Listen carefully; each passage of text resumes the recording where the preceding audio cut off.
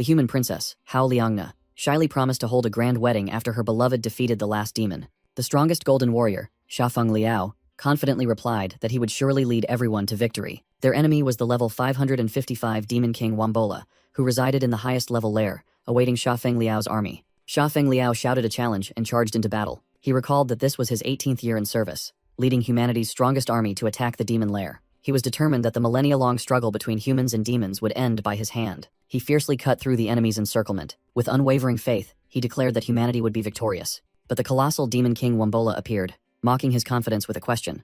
Really? Shafeng Liao's system suddenly emitted a highest-level danger warning. Wambola roared, deciding to self-destruct to take Shafeng Liao with him. In the desperate situation, Shafeng Liao could only stare in shock and curse. A terrifying explosion engulfed everything, and in his final moment, he realized he had died. A system screen appeared amidst the chaos, announcing he had only 2 minutes of life left. The system congratulated him for his immense contributions to humanity by leading the 511 army. Thanks to those contributions, he was granted an opportunity to be reborn. Without hesitation, Shafeng Liao accepted the offer. He woke up, realizing he had truly been reborn. Laughing arrogantly in his new body, he mocked the Demon King for failing to kill him. But then he froze, confused to find himself surrounded by a group of demon children. Shafeng Liao thought to himself, why was he in the middle of such ugly demons? Suddenly, an old demon named Yan Tie cried out in alarm that the Blue Guild was approaching, and they had to escape. Shafeng Liao asked back blankly, not understanding what the old man was saying to him. Yan Tie then pointed towards a nearby mirror. Looking at his reflection, Shafeng Liao saw that he had become a giant demon warrior named Gan Liwo. He screamed in horror as he realized he had transformed into a demon. In his rage, he roared, calling out the system for an explanation. Lamenting that his fiancée was still waiting for him at home, a system screen appeared, apologetically explaining that an error had occurred during the rebirth process. Shafeng Liao grabbed the system, demanding it fix the error, but it replied that it had prepared another rebirth opportunity. The system displayed a hint. If killed again, he would be reborn as a human, but suicide would not work. After the system disappeared, Shafeng Liao muttered that he needed to be killed again to return to being human. Meanwhile, other demons gossiped about Xiaogan's crazy behavior, while he was lost in worry about whether his fiancée would remarry. Suddenly, a demon sorceress named Lamer alerted that 12 members of the Blue Guild were within a kilometer. A scene showed other demon warriors being overwhelmed in battle against humans. Lamer frantically urged everyone to quickly escape through the emergency exit if they didn't want to be skinned alive. Shafeng Liao suddenly realized the ironic situation. Humans were nearby, and now he was a demon.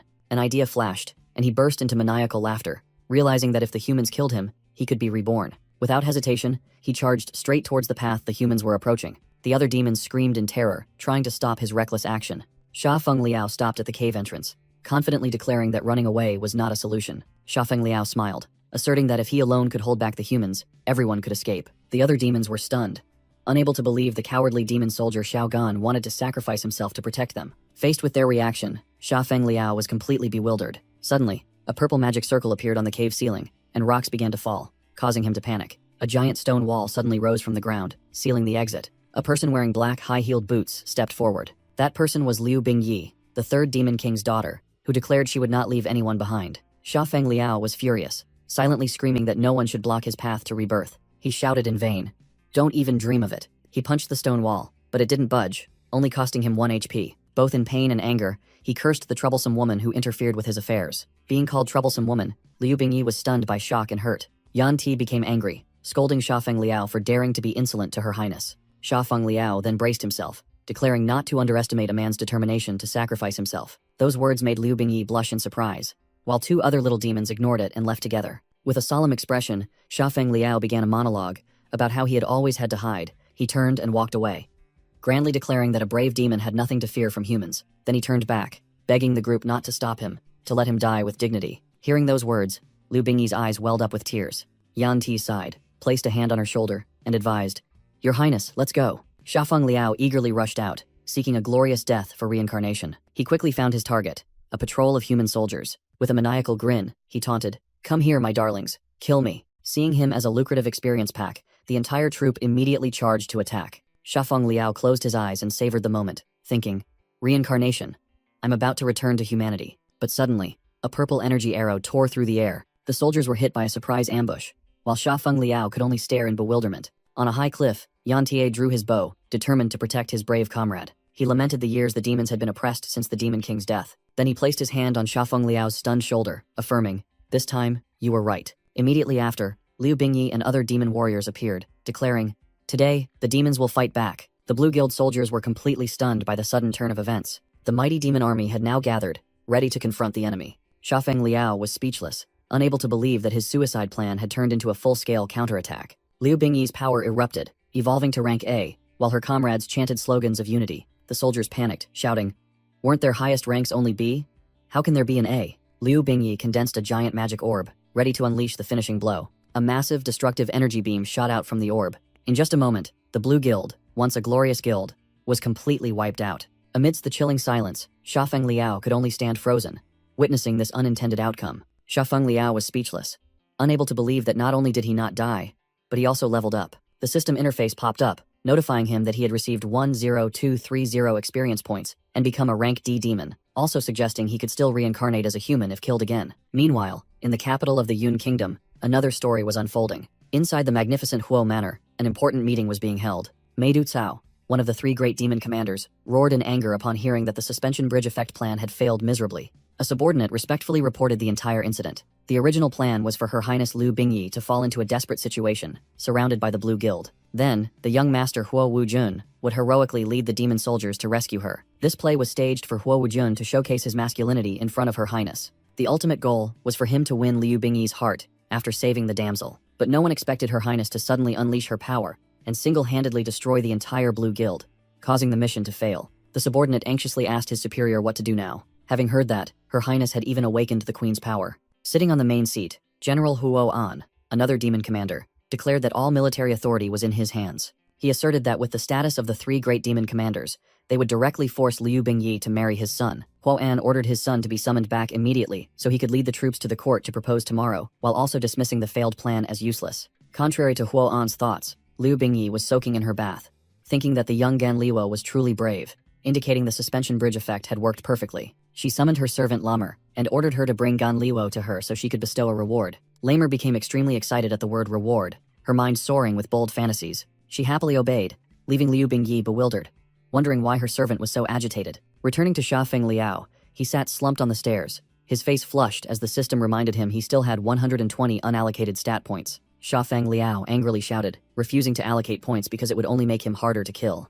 Looking at his status screen, he desperately wondered who could possibly kill him in such a remote and desolate place. Just then, Lamer appeared and called out loudly, announcing that Her Highness was summoning him. Xiafeng Liao joyfully rushed over, calling Lamer's sister, which surprised her. He pushed Lamer aside, causing her to cry out in alarm, thinking he was drunk. Xiafeng Liao pleaded with Lamer to kill him. Lamer turned back with an amused expression, completely misunderstanding his intentions. She thought to herself that Xiao Gan, usually quiet, had become so bold, it must be due to drinking. Immediately after, a giant hammer swung down with terrifying speed. Lamer smashed Xiafeng Liao flat onto the floor with her 100-ton hammer. She shyly said that today wasn't the time, as he belonged to Her Highness. In the main hall, Liu Bingyi bestowed upon Gan Luo the first-class Medal of Bravery and the privilege of free entry and exit to the palace. She also granted a special reward, the King of Slaughter equipment, set to help him become a true hero. Lamer was utterly astonished, as that was the holy war armor of the previous Demon King, which even Her Highness hesitated to use. For Xiafeng Liao, this precious gift was completely useless. He calmly asked permission to withdraw, making Liu Bingyi secretly admire his composure. Liu Bingyi blushed, thinking he had truly changed, becoming much more steadfast. Xiafeng Liao, carrying the equipment box, quietly left the palace in the night. From the shadows, an old demon named Wei Ming sneered, deeming such clandestine rewards unworthy of a king. Feeling his life's work ignored, Wei Ming angrily decided to side with General Huo An. Xiafeng Liao approached Wei Ming and addressed him casually. Wei Ming became enraged, believing the young man was boasting after receiving a favor. However, Xiafeng Liao handed him a box, stating it was a gift for him. Wei Ming shouted in utter disbelief. Unable to believe this gift was for him, Xiafeng Liao thought to himself, "I just want to die. This useless thing is no good. It's just an excuse to get rid of it." He fabricated a story that this was a special reward from Her Highness for Wei Ming's tireless service. With that, Xiafeng Liao tossed the box to Wei Ming and casually walked away. Wei Ming and his 2 guards were stunned into silence, utterly astonished. Overcome with emotion, Wei Ming burst into tears and vowed to be loyal to the kingdom until death. Xiafeng Liao sat alone on the steps, disappointed that the demons were too united, and decided he would find another place to die tomorrow. Meanwhile, Huo Wujun was greeted by a subordinate who asked the reason for his father's urgent summons. From the shadows, Xiafeng Liao overheard that the Grand General had decided to act tomorrow. The subordinate revealed the plan to lead an army to the court to propose to Her Highness, ready to kill anyone who stood in their way. Xiafeng Liao muttered to himself, "Lead an army? Kill without mercy?" A sinister smile appeared, and he decided to stay in this miserable place for one more day. On the second day in the Yungguo conference hall, the demon clans had gathered in full force. On the high platform, General Huo An, Meidu Cao, Wei Ming, Huo Wujun, and other demon generals stood before Liu Bingyi's throne. Amidst the crowd, Sha Feng Liao in his cloak felt bored by the overly long meeting. A demon noble spoke, stating that the princess's return after 3 years of mourning was a joyous occasion. General Huo An then reported that, thanks to his protection, the human army had not yet captured any cities. Liu Bingyi praised Grand General Huo An for protecting the kingdom for generations, and proposed a generous reward for him. Seizing the opportunity, Huo An replied that if Her Highness was so inclined, he did indeed have one wish. Huo An then called his son, Huo Wujun, to step forward. To the astonishment of the entire hall, he requested Liu Bingyi to grant a marriage for his son. Huo An also emphasized that they had grown up together anyway. Liu Bingyi appeared surprised, saying she hadn't seen him in 3 years, and innocently asked if Huo Wujun had found a lover. Huo An then knelt and stated his request directly. He asked Her Highness to marry his son, Huo Wujun. Completely stunned, Liu Bingyi stammered in protest, telling the general not to joke and that she and Huo Wujun were not close. Huo An then grabbed her hand, growling that her feelings didn't matter, and used the excuse that the kingdom was losing faith because a woman held power. He continued to pressure her, stating that after she ascended the throne, there would surely be unrest, and only a marriage with Huo Wujun could quell public opinion. Other demon nobles in the hall began to murmur in agreement, calling it a good idea, and praising Huo Wujun as an excellent choice. Standing from afar, Wei Ming angrily muttered, calling Huo An a scoundrel for using baseless reasons to force Her Highness. Cornered, Liu Bingyi could only stammer speechlessly. Seeing this, Sha Feng Liao smirked inwardly, thinking this was his chance. He suddenly lunged forward, causing Wei Ming to exclaim in surprise, calling out Xiao Gan. Sha Feng Liao quickly grabbed Liu Bingyi's other arm. He pulled her towards him and declared not to let that old man manipulate her, as everyone had the right to pursue happiness. Liu Bingyi looked up at Sha Feng Liao, her cheeks blushing and her heart fluttering at his actions. Sha Feng Liao turned to face Huo An, loudly questioning who gave him the audacity to order a leader like that. Witnessing this scene, Wei Ming recalled the moment Sha Feng Liao gave him a gift and became even more trusting of the young man. Liu Bingyi desperately spoke, stammering apologies to the general. Huo An ignored her, recounting his merits as a declaration of absolute authority. He threatened, advising Liu Bingyi to think carefully before answering. Angered by the scene, Yan Ti drew his bow and aimed directly at Huo An, demanding he leave. Wei Ming also couldn't stand by, loudly shouting at Huo An to mind his attitude. Huo An growled in response, declaring that military power was in his hands. With his loyal army behind him, he challenged anyone who dared to touch him. Faced with the tense situation, Liu Bingyi had no choice but to concede, agreeing to Huo An's request. At that moment, Sha Feng Liao burst into laughter, calling her a fool for giving up so easily. A demon general present thought to himself, wondering what was so scary about this brat. Huo An spun around, glaring and asking Sha Feng Liao what right he had to speak. The two faced each other at close range, the atmosphere becoming extremely tense. Huo An was so angry he gritted his teeth, unable to control his rage. Sha Feng Liao was not afraid, exposing Huo An as merely someone who bullies others by relying on his power. He stood in front of Liu Bingyi and declared that Huo An's son was in no way worthy of her. Huo An roared, asserting that besides his son, no one else was worthy. Sha Feng Liao then confidently pointed at himself and boldly declared that it was him. He even fabricated a story that the two had sworn eternal love a few days prior. Sha Feng Liao continued to provoke, challenging that Huo An wouldn't dare kill him over this. Yan Ti was stunned by such audacity, while Lamer appeared extremely excited. The crowd murmured about the stranger. Some recognized him as the one who protected the princess from the Blue Guild.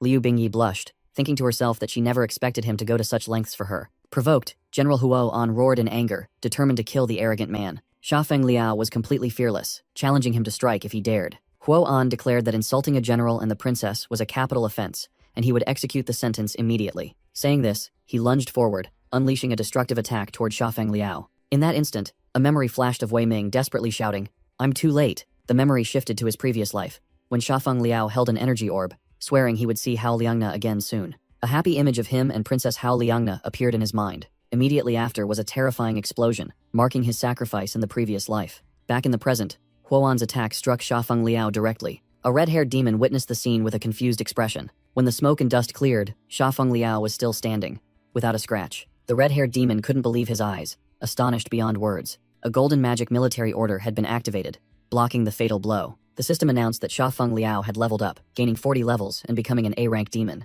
A subordinate of Liu Bingyi fearfully explained that the magic military order was a treasure that could only be used once in a lifetime. Liu Bingyi, radiating authority, declared that she was officially handing over the military order to the person named Gan Liwo. She appointed Gan Liwo as the right general, commanding the entire army alongside the left general Huo An. Hua, and angrily thought to himself, realizing that Liu Bingyi was using a mere brat to curb his military power. Huo An loudly challenged, wanting to see who dared to acknowledge the new general. Despite the threat, Wei Ming was the first to speak up, congratulating Right General Gan Liwo. Yan Ti immediately followed suit, also bowing to the new general. Immediately after, all the soldiers bowed in unison, shouting congratulations to General Gan. Sha Feng Liao secretly felt disgusted, comparing the feeling to having swallowed something awful. Huo An reluctantly acknowledged the magic military order, but immediately questioned how someone who had never commanded troops could convince the battle-hardened demons. He set a condition.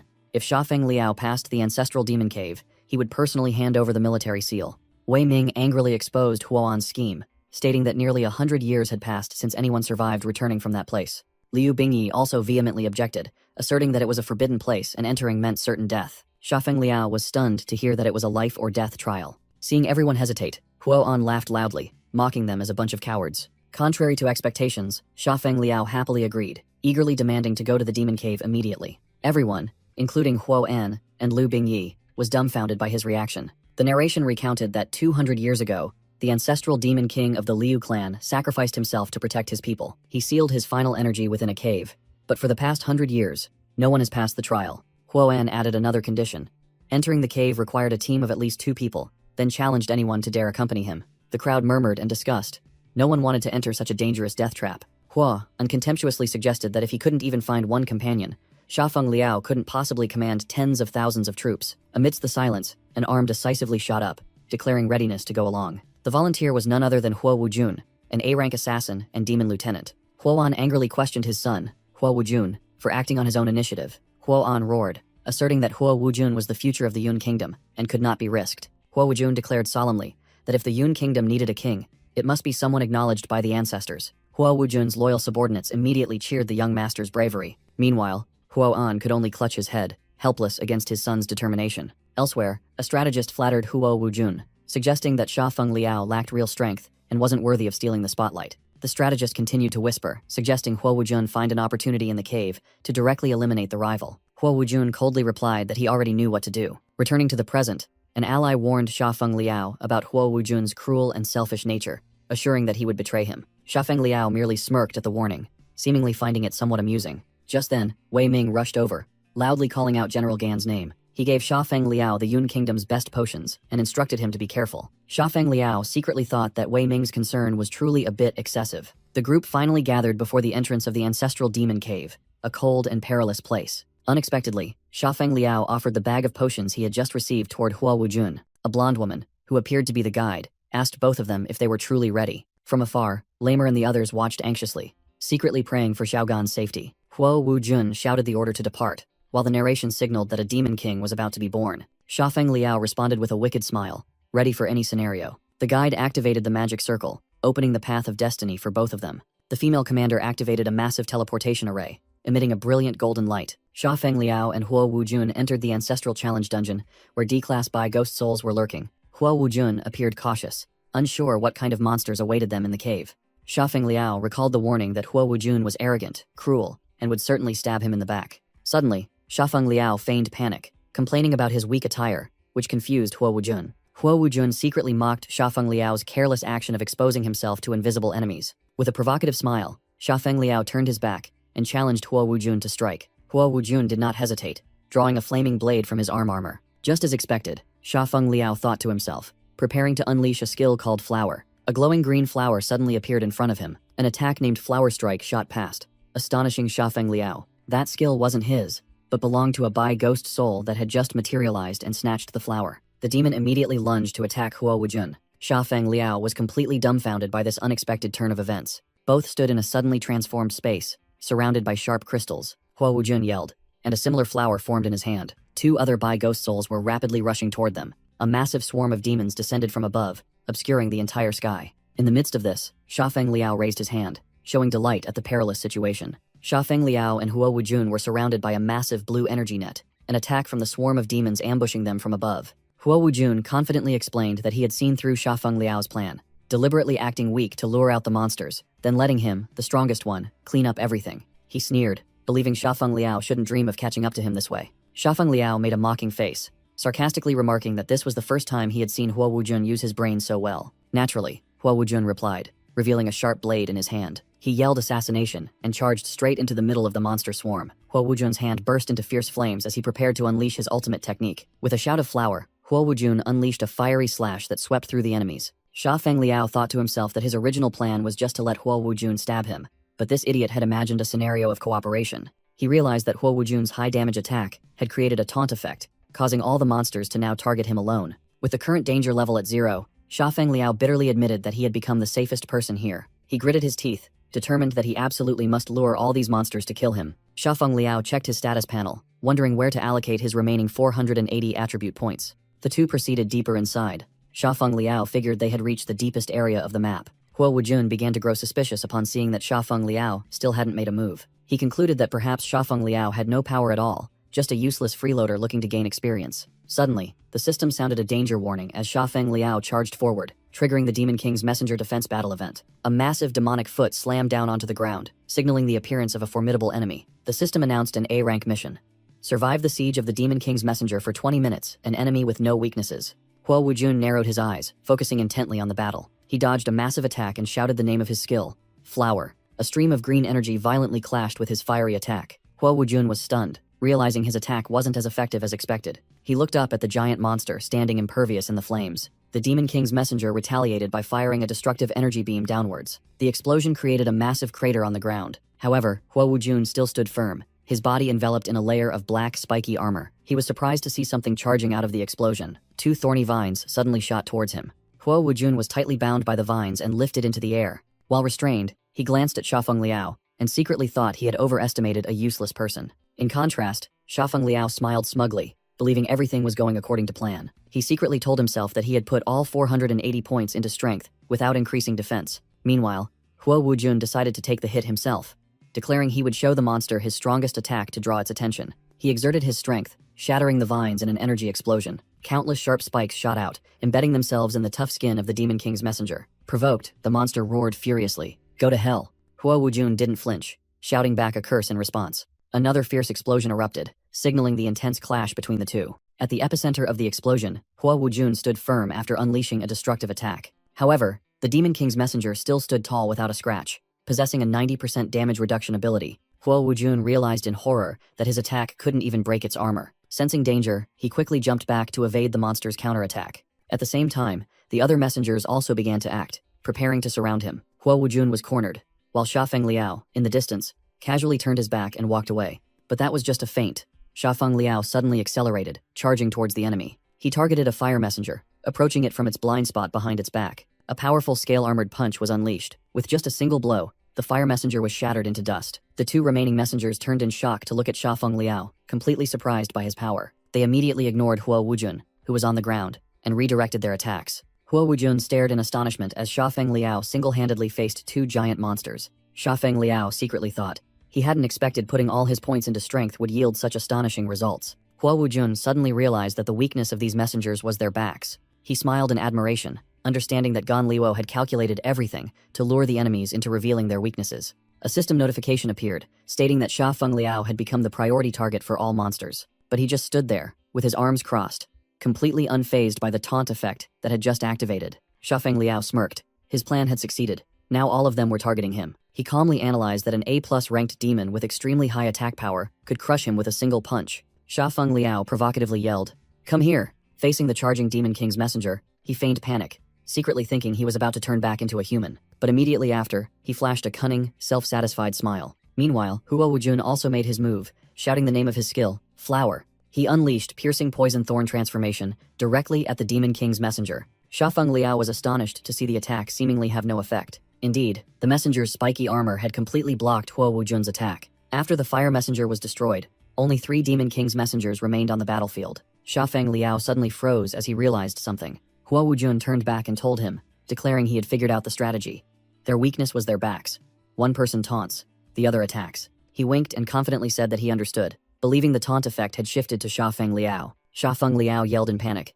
Understood what? Contrary to expectations, the messengers shifted their targets to Huo Wujun, causing Sha Feng Liao to furiously yell at them. He shouted loudly, demanding they turn back and attack him. Without hesitation, Sha Feng Liao charged forward, piercing through the dark shadows to block the messenger's path. He successfully stood between the monsters and Huo Wujun. The system announced that the taunt effect had once again shifted. Sha Feng Liao smirked, challenging the messengers, "Come and kill me." He confidently stood alone, facing 2 giant monsters poised to attack. While they were distracted, Huo Wujun delivered a precise kick to the head of the Demon King's messenger. Sha Feng Liao roared, taunting the Demon King's messenger. Even as Huo Wujun frantically yelled at him not to run, he immediately struck down the monster and complained to himself that he had accidentally used too much force again. Facing the last Demon King's messenger, enveloped in lightning, Sha Feng Liao realized this was his final chance. With a crazed smile, he rushed forward, challenging the Demon King's messenger to punch him. The monster responded with a swing of its arm, full of electrical energy, aimed directly at Sha Feng Liao. He maintained his excited expression as he braced for the impending attack. After a single slash, Sha Feng Liao stood before the disintegrating enemy and declared that the last one had been defeated. As the last messenger's body vanished, a notification appeared, confirming that all had been annihilated. Huo Wujun praised their unbeatable tactics in astonishment, and Sha Feng Liao agreed about their perfect coordination. Immediately after, Sha Feng Liao screamed again with a horrified expression, denying that they had coordinated at all. While Sha Feng Liao was still panicking, Huo Wujun smiled and acknowledged him as a worthy opponent for the future. Suddenly, the ground shook violently as a mysterious voice echoed from deep within the cave. Blue energy erupted from the cracks, while the voice continued to comment that no one dared to challenge the status of a king. A colossal pillar of energy erupted from the ground, creating a blinding explosion of light. As the light faded, a gigantic figure gradually emerged. The demon dragon Liu Yun appeared, congratulating them both on passing the test. It immediately announced the final challenge. Within 10 minutes, only one of them was allowed to survive.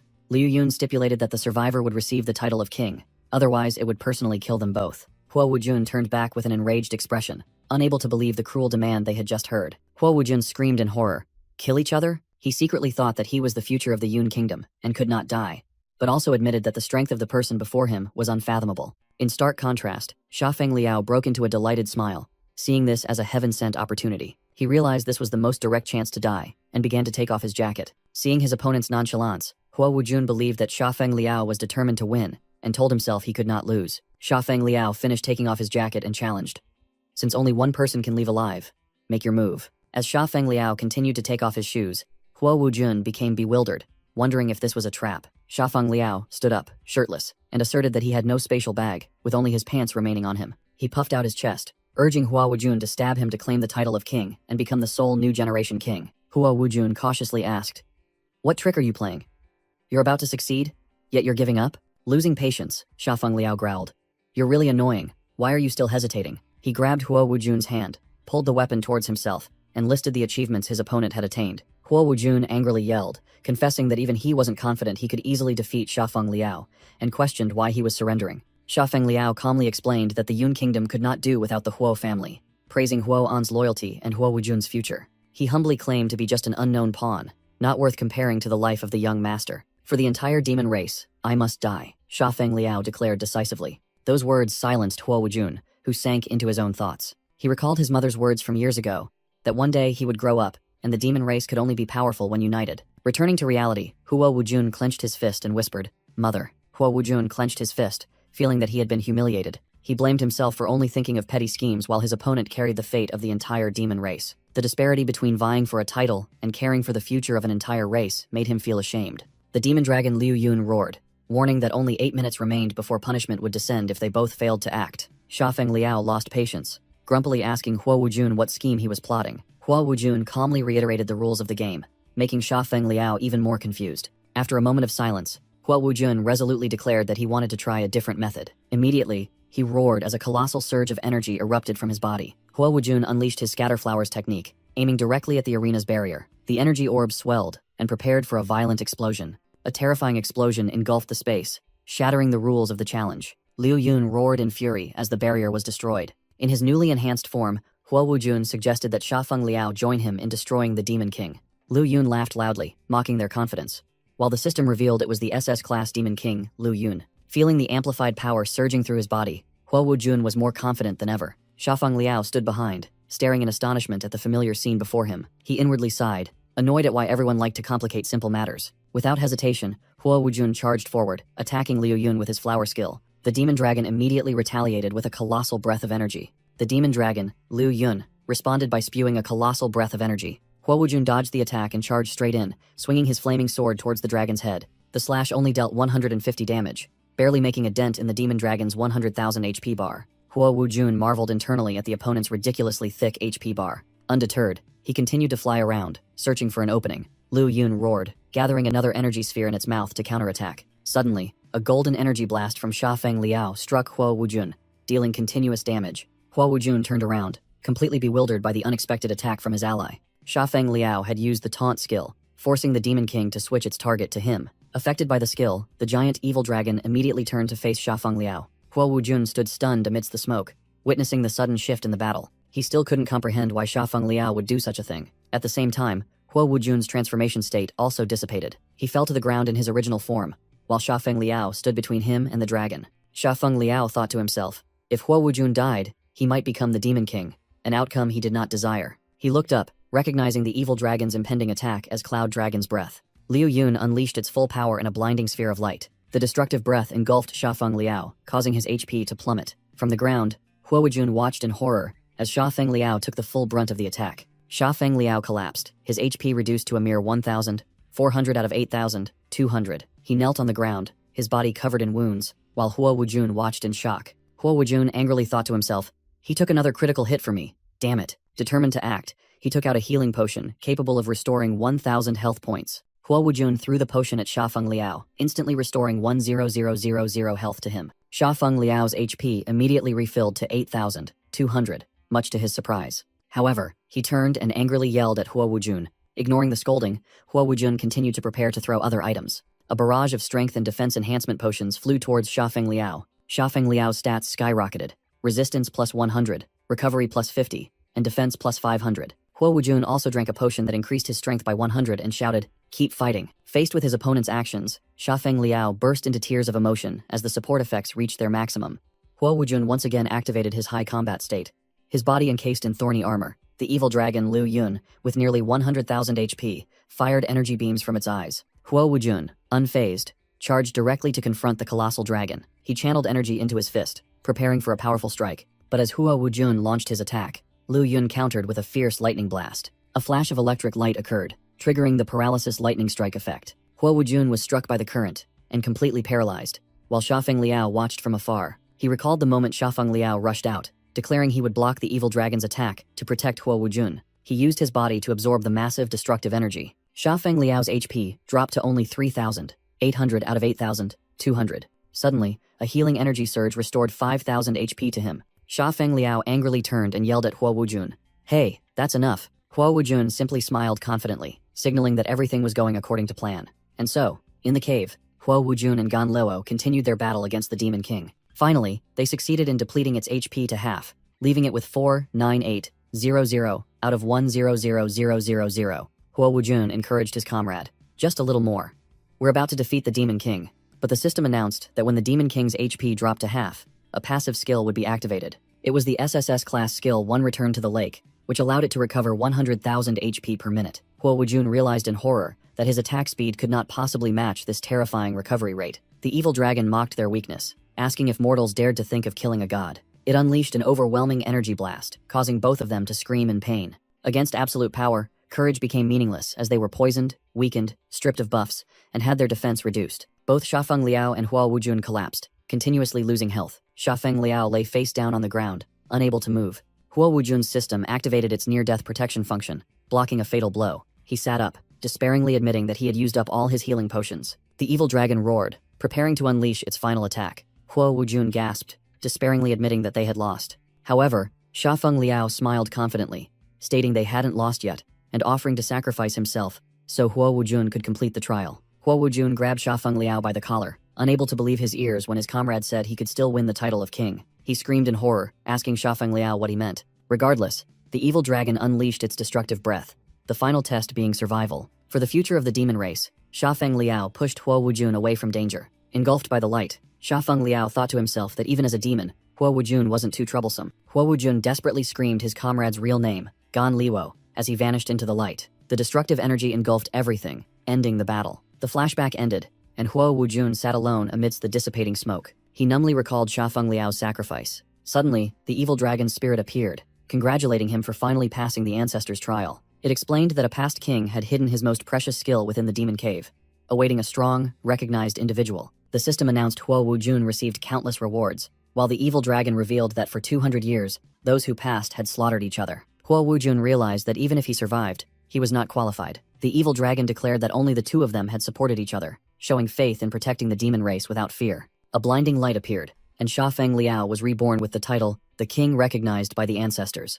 A series of system notifications appeared, granting Gan Liwo an SSS grade passive skill, and the hidden title King of the Demon Race. Huo An, Meidu Cao, and Liu Bingyi were stunned to hear that someone had cleared the ancestral demon cave in just one afternoon. Meido Cao believed the prophecy of a demon king unifying the demon race was about to come true, while Liu Bingyi recalled that the last king was her ancestor, Liu Yun. According to legend, a true king only appears once every few hundred years, one who will overcome all trials to become a revered existence. Huo An laughed smugly, certain that his son had won the title of Demon King. However, an official arrived with the news that the person who became king was not young master Huo Wujun. That person was General Gan. Huo An and the others were dumbfounded upon learning that Gan Liwo was the new demon king. Meanwhile, the new king, Shafeng Liao, was troubled, sitting alone and drinking in a bar. He staggered drunkenly down the street, despairing because the passive skill that recovered 100,000 HP every minute made it impossible for him to die. The system announced that there were new, unequipped skills, but Shafeng Liao only thought miserably about his fiancée, Hao Liangna. He stumbled through the dark alley, unaware that a small figure was watching from above. Shafeng Liao suddenly stopped, sensing something, while the stalker peeked out from behind a corner. He turned his head to look toward the source of the noise, but the alley was empty. As Shafeng Liao continued walking, the mysterious child resumed following from behind. The child cautiously poked their head out of hiding to observe the target. Suddenly, Shafeng Liao appeared right in front of them and roared, asking why they were following him, terrifying the child completely. He stood watching the child fall and sit flat on the ground in panic. Though tears welled up, the child tried to act tough, claiming they weren't scared. A system panel appeared, identifying them as D-class nuclear demon Tianxiao. Shafeng Liao sternly demanded an explanation, but Tianxiao could only stammer incoherently. Tianxiao knelt down, begging Shafeng Liao to escort them to the Bailing Demon Cave and promising to do anything. Shafeng Liao took the letter, while an old, raggedly dressed man stealthily approached from behind. He read the letter promising 3 wishes at the Bailing Demon Cave and wondered about the place. Tianxiao explained that they had been rejected for being underage and believed Shafeng Liao could help them get inside. The strange man yelled, claiming this was clearly a scam message and that no one should believe it.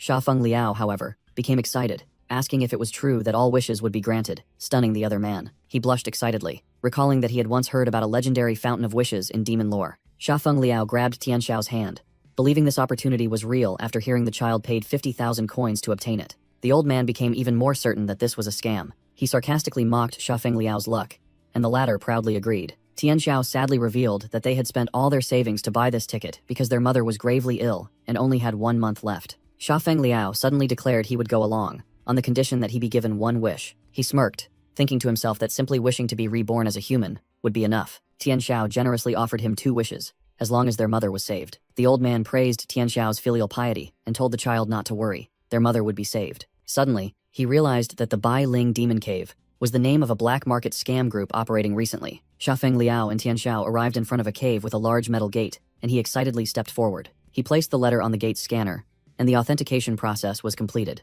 The door slowly opened, and Tianxiao joyfully exclaimed that the door was open. From a surveillance screen, a mysterious voice echoed, "Another fish has taken the bait." From above, a ringleader ordered the door to be closed, and the newcomers trapped. He instructed his subordinates not to hit too hard, because if they died, they wouldn't be able to work. Immediately, a massive iron door slammed shut, blocking the retreat of Shafeng Liao and Tianxiao. Suddenly, a muscular demon with orange hair rushed forward, delivering an energy-charged punch. Seeing Shafeng Liao in danger, Tianxiao frantically screamed, "Watch out, big brother." However, Shafeng Liao merely glanced sideways, seemingly unconcerned about the attack. The powerful punch landed directly on his face, dealing 5 points of damage. But the passive skill, Rewind, immediately recovered the lost HP, and Shafeng Liao smiled, asking if this was the Bailing Demon Cave. The orange-haired demon, a D-class demon, was stunned to see his opponent completely unharmed after his full-power strike. Facing a group of 4 demons, Shafeng Liao calmly stated that they were there to make a wish. He started to feel confused, wondering if he had come to the wrong place. The orange-haired demon burst out laughing, mocking Shafeng Liao's naivety and revealing that it was just a trap.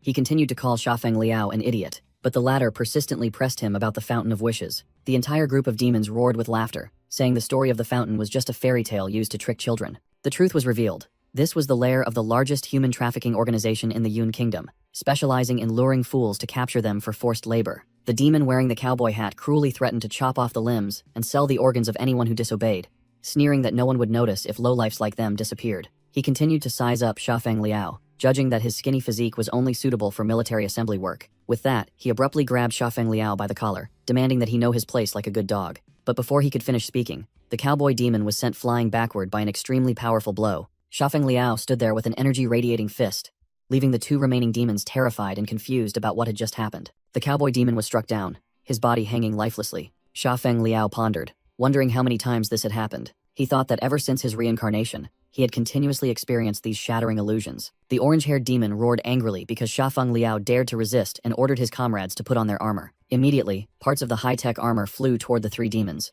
The pink-haired female demon was quickly encased in the battle armor. All three shouted, activating their ultimate combat mode. The system confirmed they were equipped with B++ military-grade armor. The leader was confident that this was the perfect opportunity to test the new armor and teach Xiafeng Liao a lesson. Following the command, all three charged toward Xiafeng, Liao, and Tianxiao. Due to the alcohol, Xiafeng Liao's emotions surged, and he decided to fight with everything he had. His rage erupted, and he activated drunken mode, rage skill. Roaring in anger, Xiafeng Liao unleashed a powerful armor-breaking kick. The attack generated a massive surge of energy that swept across the battlefield. In just a moment, 2 sets of B++ armor were completely destroyed. Xiafeng Liao gritted his teeth, his face revealing extreme fury. The two defeated demons quickly knelt, begging for their lives, while Tianxiao was astonished by his big brother's power. The remaining demon tearfully explained that they were only forced into this and could not escape the powerful force behind them. Hearing that, Xiafeng Liao immediately sobered up and placed his foot on the orange-haired demon to interrogate him. He screamed that the one behind them held the highest position in the Yun Kingdom,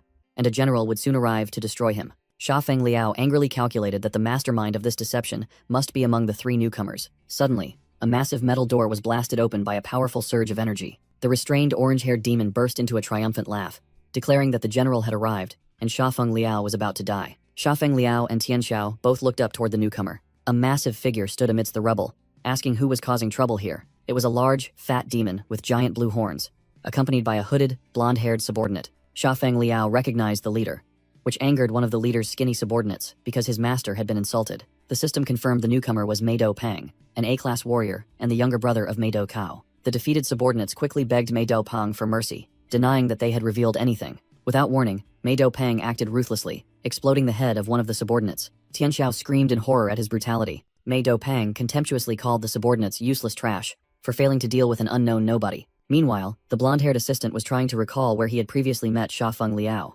Meido Pang turned and threatened Xiafeng Liao, saying he must die for knowing too much. Xiafeng Liao calmly replied, calling him fatty and admitting he had a bit of strength. He smirked provocatively, challenging Meido Pang to try and attack him. Xiafeng Liao set a condition. He had 10 minutes to kill him. With glowing eyes, he warned that if Meido Pang failed, he shouldn't blame Xiafeng Liao for being cruel. Everyone present, from the assistant and Tianxiao to Meido Pang himself, was stunned into silence. Meido Pang looked down at Xiafeng Liao's small figure, unable to comprehend the 10-minute challenge. Meido Pang scoffed, threatening to take Xiafeng Liao's head in 1 second. While the hooded assistant was excited by the general's attack, Tianxiao screamed in terror. Meido Pang charged forward at terrifying speed, unleashing a devastating punch. The punch landed, reducing Xiafeng Liao's HP bar by 500 points. Although knocked away, Xiafeng Liao immediately recovered 800 HP. Meido Pang landed, looking back in confusion, because his opponent had not fallen. Xiafeng Liao stood up, his HP bar full again, and commented that his opponent seemed stronger than the others. With a provocative smile, he challenged Meido Pang to unleash his strongest ultimate move. Meido Pang frowned, not expecting a weak nobody to have such guts. Xiafeng Liao shouted, reminding him that 10 minutes would pass very quickly. Enraged, Meido Pang roared for daring to look down on him and began channeling his power. He rushed forward like a whirlwind, his eyes burning with hatred. A critical strike consisting of 5 consecutive whips rained down on Xiafeng Liao. Xiafeng Liao was knocked away, tumbling across the ruined ground. Meido Pang continued to unleash a fierce 8-hit combo. Witnessing the scene, the hooded assistant exclaimed in shock as he suddenly remembered who that person was. After the barrage of attacks, Meido Pang panted from exhaustion, standing over Xiafeng Liao's motionless body. But Xiafeng Liao's HP bar recovered at a rate of 1,666 points per second, and he demanded that his opponent not stop. Meido Pang broke out in a cold sweat, horrified by the unbelievable sight. He gathered all his remaining strength, bracing himself for the strongest whip, a final explosive blow. The system announced the activation of the passive skill, counterattack after 15 hits. Meido Pang spat blood, taking 2,000 damage from the counterattack. Meanwhile, Xiafeng Liao remained still in the deep crater, completely unharmed. Meido Pang roared furiously, unable to understand what was happening to his opponent. His subordinate suddenly realized that Xiafeng Liao was the one who had caused trouble at the royal palace. Xiafeng Liao smiled, realizing he had heard of Meido Pang before. Meido Pang mocked Xiafeng Liao, calling him a low-level demon who relied on women. He proudly declared himself an A-class demon with 2 demon hearts, the future ruler of the demon race. Meido Pang began channeling his power, summoning his hidden strength. An A-class cloud ice battle armor enveloped his massive body. Seeing this, Xiafeng Liao merely spread his arms, challenging the transformed enemy. Mei Dopang roared in anger, his eyes glowing brightly inside the armor. He poured all his energy into preparing for an ultimate combo attack. With terrifying speed, Mei Dopang charged forward, unleashing his final assault. Shafeng Liao endured a flurry of blows, with countless small damage numbers appearing. The continuous combo attack generated a massive energy explosion. Mei Dopang put all his strength into the final punch, determined to finish off his opponent. But unfortunately, Shafeng Liao's passive counterattack skill was activated again. A massive surge of backlash energy struck Mei Dopang directly, causing a series of critical hits. He took 1,000 damage. His armor shattered completely, and he was sent flying. A colossal critical counter damage blow landed directly on Mei Dopang, activating his near-death protection mode. His subordinates screamed in horror as they witnessed the general being defeated. Shafeng Liao lay in the middle of a huge crater, the result of the earth-shattering impact. Gasping in pain, Mei Dopang couldn't comprehend what had just happened. As his near-death protection activated, he stared in shock, blood still streaming down his face. The shock quickly turned into utter terror as he realized the truth. Amidst the rubble, Shafeng Liao slowly stood up, seemingly unscathed. He muttered that 10 minutes had passed since the battle began. He wondered why, after taking such a powerful attack, he was still covered in blood, yet his HP bar remained at maximum. Completely without a scratch, Shafeng Liao cracked his knuckles and provoked. "Is that all you've got?" Utterly defeated, Mei Dopang admitted he had used all his strength and apologized for disappointing him. He began desperately begging for his life, promising to give Shafeng Liao anything he wanted. Shafeng Liao replied with a cold and baffling request. "I want you to let me die." Overwhelmed by fear, Mei Dopang clung to his leg, wailing, "Big brother, stop joking. Who exactly are you?" Just then, a powerful figure appeared, referred to as the right-wing general. Mei Dopang's subordinate quickly begged the newcomer to save his younger brother, but Mei Ducao coldly refused and addressed Shafeng Liao as General Gan. Mei Ducao respectfully informed General Gan that this was the former Demon King's weapons factory, while Tian Xiao looked on in awe. Mei Ducao bowed and apologized for the misunderstanding, but Shafeng Liao indifferently stated he didn't care about Mei Dopang's life. As Shafeng Liao turned to leave, he secretly felt disappointed by the strongest weapon the demons boasted about. Shafeng Liao suddenly stopped, remembering something he still needed to do. He turned back with a sinister smile, asking Mei Dopang if he was still willing to give him anything he wanted. Shafeng Liao repeated Mei Dopang's boast about having 2 demon hearts, causing the fat demon extreme terror. In despair, Mei Dopang screamed for his brother to save him. As the operating room door slammed shut, tied tightly to the operating table, he pleaded for mercy while the demon doctors prepared their instruments. A doctor reassured him that he wouldn't die from losing one heart, then prepared to administer the anesthetic. While Mei Dopang's screams echoed, Tian Xiao outside bowed, thanking Shafeng Liao for saving his mother. Shafeng Liao mused, wondering when his own wish would come true. He quietly wondered how his fiancée, Hao Liangna, was doing now. Elsewhere, Mei Ducao anxiously asked his subordinate if Shafeng Liao had discovered the energy storage device. Both affirmed that they must protect the demon essence, the strongest energy weapon of the Yun Kingdom, at all costs. Suddenly, Mei Ducao sensed something and announced that the human army was approaching. A fleet of human combat airships aggressively tore through the night sky. A blonde commander stood before the ranks of soldiers, ordering the entire army to prepare for battle. The airships began to land, preparing for a large-scale assault. In a luxurious room, Hao Liangna whispered that this battle should have been commanded by Xiao Feng. She sat beside Shafeng Liao's preserved body, saying she missed him dearly. Hao Liangna gently stroked his face and promised that they would meet again soon. Shafeng Liao's body from his human life lay there, peaceful, as if asleep. In a chaotic dream, a voice echoed, ordering the assassins to kill Shafeng Liao. 2 blades pressed against his neck, causing negligible damage. Shafeng Liao screamed a frantic challenge. His HP instantly recovered. The attackers were stunned by the target's unbelievable reaction. He tore at his hair, desperately yelling that they were all trash and wondering if anyone was strong enough to kill him. Shafeng Liao woke up from the nightmare, drenched in sweat. He sat up in bed, realizing it was yet another dream. An attendant entered, announcing that Her Highness had summoned an emergency military meeting and invited General Gan to attend. Shafeng Liao was secretly surprised by the sudden summons. He arrived at the meeting room door, where 2 masked guards were strictly standing watch. In the meeting room, Liu Bingyi informed the generals that the human army had undergone a leadership change and seemed to be preparing to attack sooner than expected. She revealed a worrying piece of information. This time, the humans had mobilized an army of over 10,000 warriors. Therefore, she had summoned the most important generals of the Yun Kingdom to discuss strategy together. Huo An recalled the large-scale battle 10 years ago, when they had to use all their strength, even resorting to assassination plots, just to hold on to the kingdom. He stressed that back then, the humans only sent 5,000 troops, but now the enemy was twice as strong while their own forces had not improved. Huo An proposed a strategy of defensive resistance and ordered his son, Huo Wujun, to lead a vanguard to request aid from the alliance. Huo Wujun immediately obeyed his father's command. However, Liu Bingyi turned and asked Shafeng Liao, "General Gan, what are your thoughts?" Ignoring the tactical concerns, Shafeng Liao was only preoccupied with calculating how much HP he could recover per minute with 10,000 warriors attacking him. Shafeng Liao calculated silently, realizing that the total damage from the enemy army would far exceed his recovery rate, meaning he could die if he let them attack. Instead of fear, he flashed a sinister smile. Viewing this as a magnificent opportunity, he slammed his hand onto the table and loudly declared that they must fight. Shafeng Liao jumped up, asserting that they must leave the city and confront the enemy head-on. Huo Wujun and his father, Huo An, were both stunned by the audacious declaration. Huo An angrily slammed his hand onto the table, cracking the wooden surface. The old general pointed directly at Shafeng Liao, shouting that this was a life-or-death moment for the kingdom and he could not speak so recklessly. Shafeng Liao calmly retorted, reminding Huo An that 10 years ago they nearly died fighting only 5,000 human troops, and now he wanted to rely on reinforcements when facing 10,000. He posed a sharp question.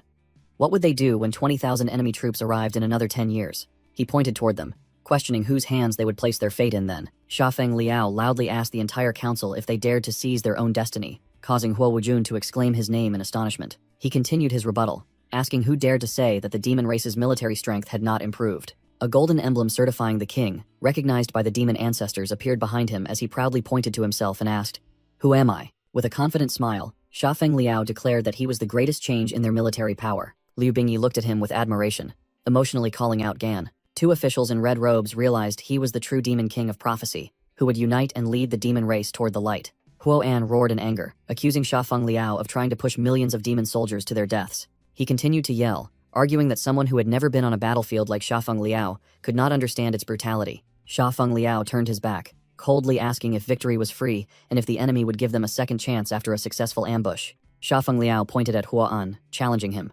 Do you think you can win with that defeatist attitude? Have you been a soldier all these years without knowing the most important thing on the battlefield? He stated in a low, firm voice that it was the spirit to win. Shafeng Liao solemnly made a military pledge, swearing that if this battle failed, he would submit to execution in front of everyone. His powerful oath stunned the high-ranking demon commanders, including Meidu Sao, Hua An, and Wei Ming. Huo Wujun smiled admiringly, thinking to himself that Shafeng Liao always knew how to inspire others. Completely convinced, Liu Bingyi jumped up and declared resolutely, "I understand." With shining eyes, she officially promoted General Gan to Marshal and ordered the entire army to follow his command. She decisively ordered the city gates opened, preparing to welcome the enemy. The military meeting concluded with determination, and outside, the entire city began to mobilize for the upcoming battle. Meanwhile, at another barracks, a female demon commander was reporting on the enemy situation. Noting that the human army this time was not just numerous, Huo An listened as his subordinate reported that every enemy soldier was many times stronger than before, and they had no chance of victory. He looked at the soldiers who had followed him for decades and declared that he could not let them waste their lives like this. Huo An roared, demanding that all officers listen to his command. Contrary to Her Highness's order, he commanded his troops not to leave the city and not to follow Marshal Gan's orders. Huo An clenched his fist, asserting that if there was any blame, he alone would bear the entire responsibility. A few days later, the human army arrived at the border city of the Yun Kingdom. The entirety of the Holy Nation's 21st Legion deployed its formidable forces. From a distance, a human commander with a scar across his face was observing the situation through binoculars. That person smirked, confidently declaring that the end of Yundu was near. The human commander with the scar across his face ordered, "Begin the siege." Another soldier joyfully relayed General Shin's order, shouting that no demon should be spared. Immediately, the humans' heavy artillery opened fire, launching massive shells toward Yundu. On the city wall, a demon guard frantically shouted, "Missiles incoming," while mages hastily erected defensive magic circles. The artillery shells split into countless smaller warheads, raining destruction down upon the ground. A massive shell pierced the ground right in front of a demoness in utter terror. A fierce explosion erupted, engulfing everything within its radius. From above, Shafeng Liao and Huo An's faction silently observed the scene of devastation. Shafeng Liao stood firm amidst the raging flames, his gaze unwavering. He smirked and calmly said, "They finally arrived." Through the smoke and dust, the human mechanized army began its advance. Rows of colossal four-legged war machines aggressively charged forward. Following them was an army of combat drones deployed from the air. A white-haired human commander leaped onto a war machine, leading the charge. Shafeng Liao, Huo An, and his soldiers stood on the city wall, facing the formidable approaching army. Huo An turned to his men and ordered, "Remember what we discussed." His soldiers whispered among themselves, unsure whether to obey General Huo or follow military orders. Shafeng Liao glanced over, noticing the hesitation and intent to disobey among the group behind him. He loudly shouted to assert his command.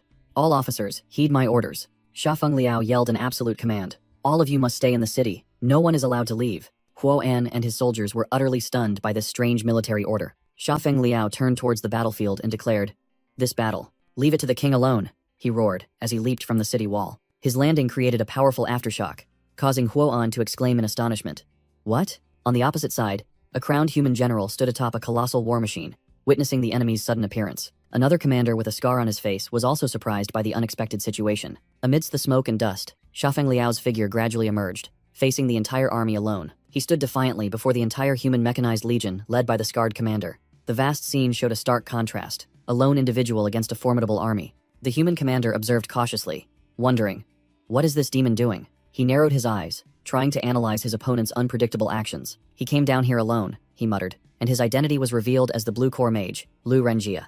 Lu Renjia looked up at the city wall, suspiciously noting the demons merely watching. Could this be a trap?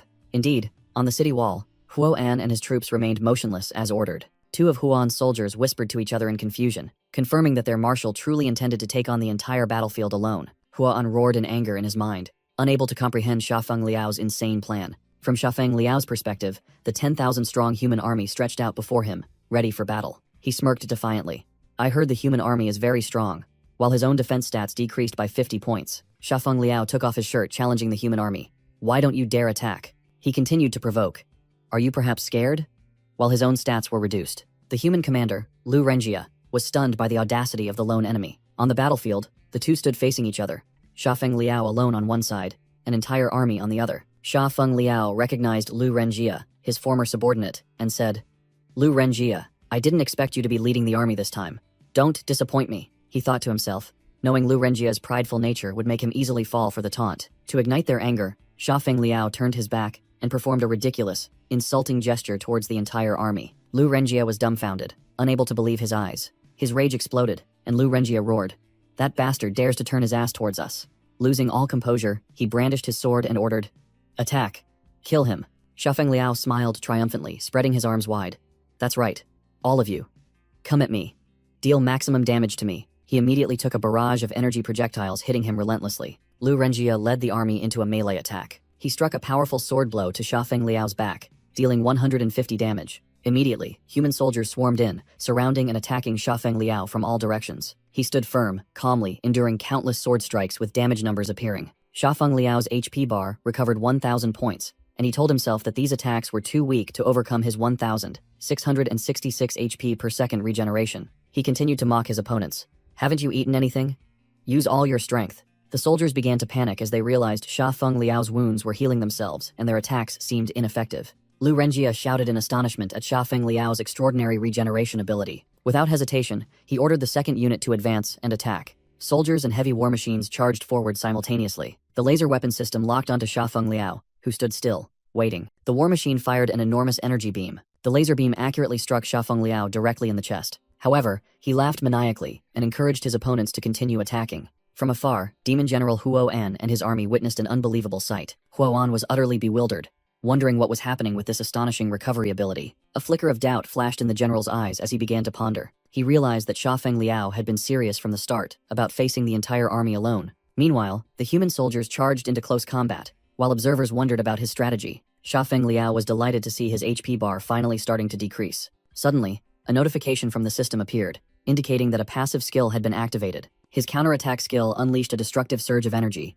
sweeping away the surrounding soldiers. The surviving soldiers were stunned, not understanding what had just hit them. A severely wounded soldier realized that Xiafeng Liao's counterattack was utterly devastating. The soldier named Ah Bing collapsed, dead, causing his comrades to scream in horror. Lu Renjia stared with a serious expression, realizing that there was definitely something very wrong with this demon. Lu Renjia frantically shouted, ordering the entire army to temporarily cease their attack. He suddenly recalled General Shin's words about a legendary SSS-class Demon King with extraordinary regenerative abilities. That Demon King once single-handedly destroyed many human nations, restoring power to the demon race. Lu Renjia was shocked, wondering, because historically, that king was believed to have died a long time ago. He stared at his opponent, trying to ascertain the true identity of this mysterious demon. Meanwhile, Xiafeng Liao, with his wounds healing, loudly mocked the 10,000-strong army for being unable to kill him. The human soldier screamed in terror upon seeing all his wounds fully recovered. Realizing the situation was not simple, Lu Renjia ordered his soldiers to remain calm and not attack. He drew his sword, telling himself that their mission was merely to lure out the strongest demon army.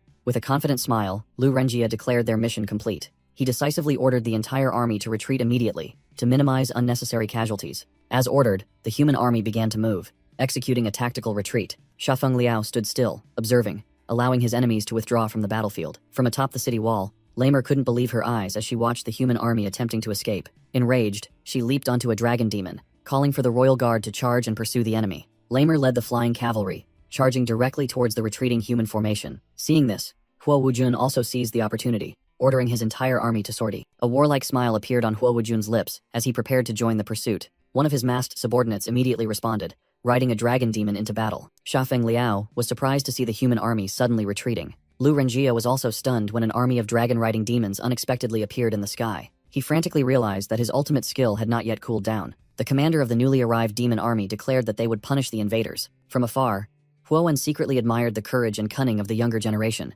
Admitting that he had grown old, he let out a breath, accepting reality. Immediately, Huo An activated his A+ class demon state, ordering his entire army to henceforth obey Xiafeng Liao's commands. He swore that this time, he would not allow those human insects a path to return. His soldiers unanimously echoed the command. Huo An stood firm, ready for the upcoming battle. But suddenly, a frantic scream rang out, signaling that something was amiss. Huo An turned around, not understanding what was happening. A messenger soldier rushed over, reporting that the human army had set a trap and another powerful army was attacking the west gate of the Yun Kingdom. The soldier desperately reported that all the generals at the west gate had been massacred. At the same time, inside the kingdom, the populace was enduring a brutal massacre. Even Tianxiao was being stomped on the head by a human soldier. Another soldier laughed savagely, enjoying the scene of death. Huo An was stunned, speechless upon hearing that the enemy's main force had advanced directly to the capital, targeting the Demon King. In the capital, a human general in white armor stood amidst piles of demon corpses and uttered words of contempt. In the demon capital, a female demon lord and her advisor had been defeated.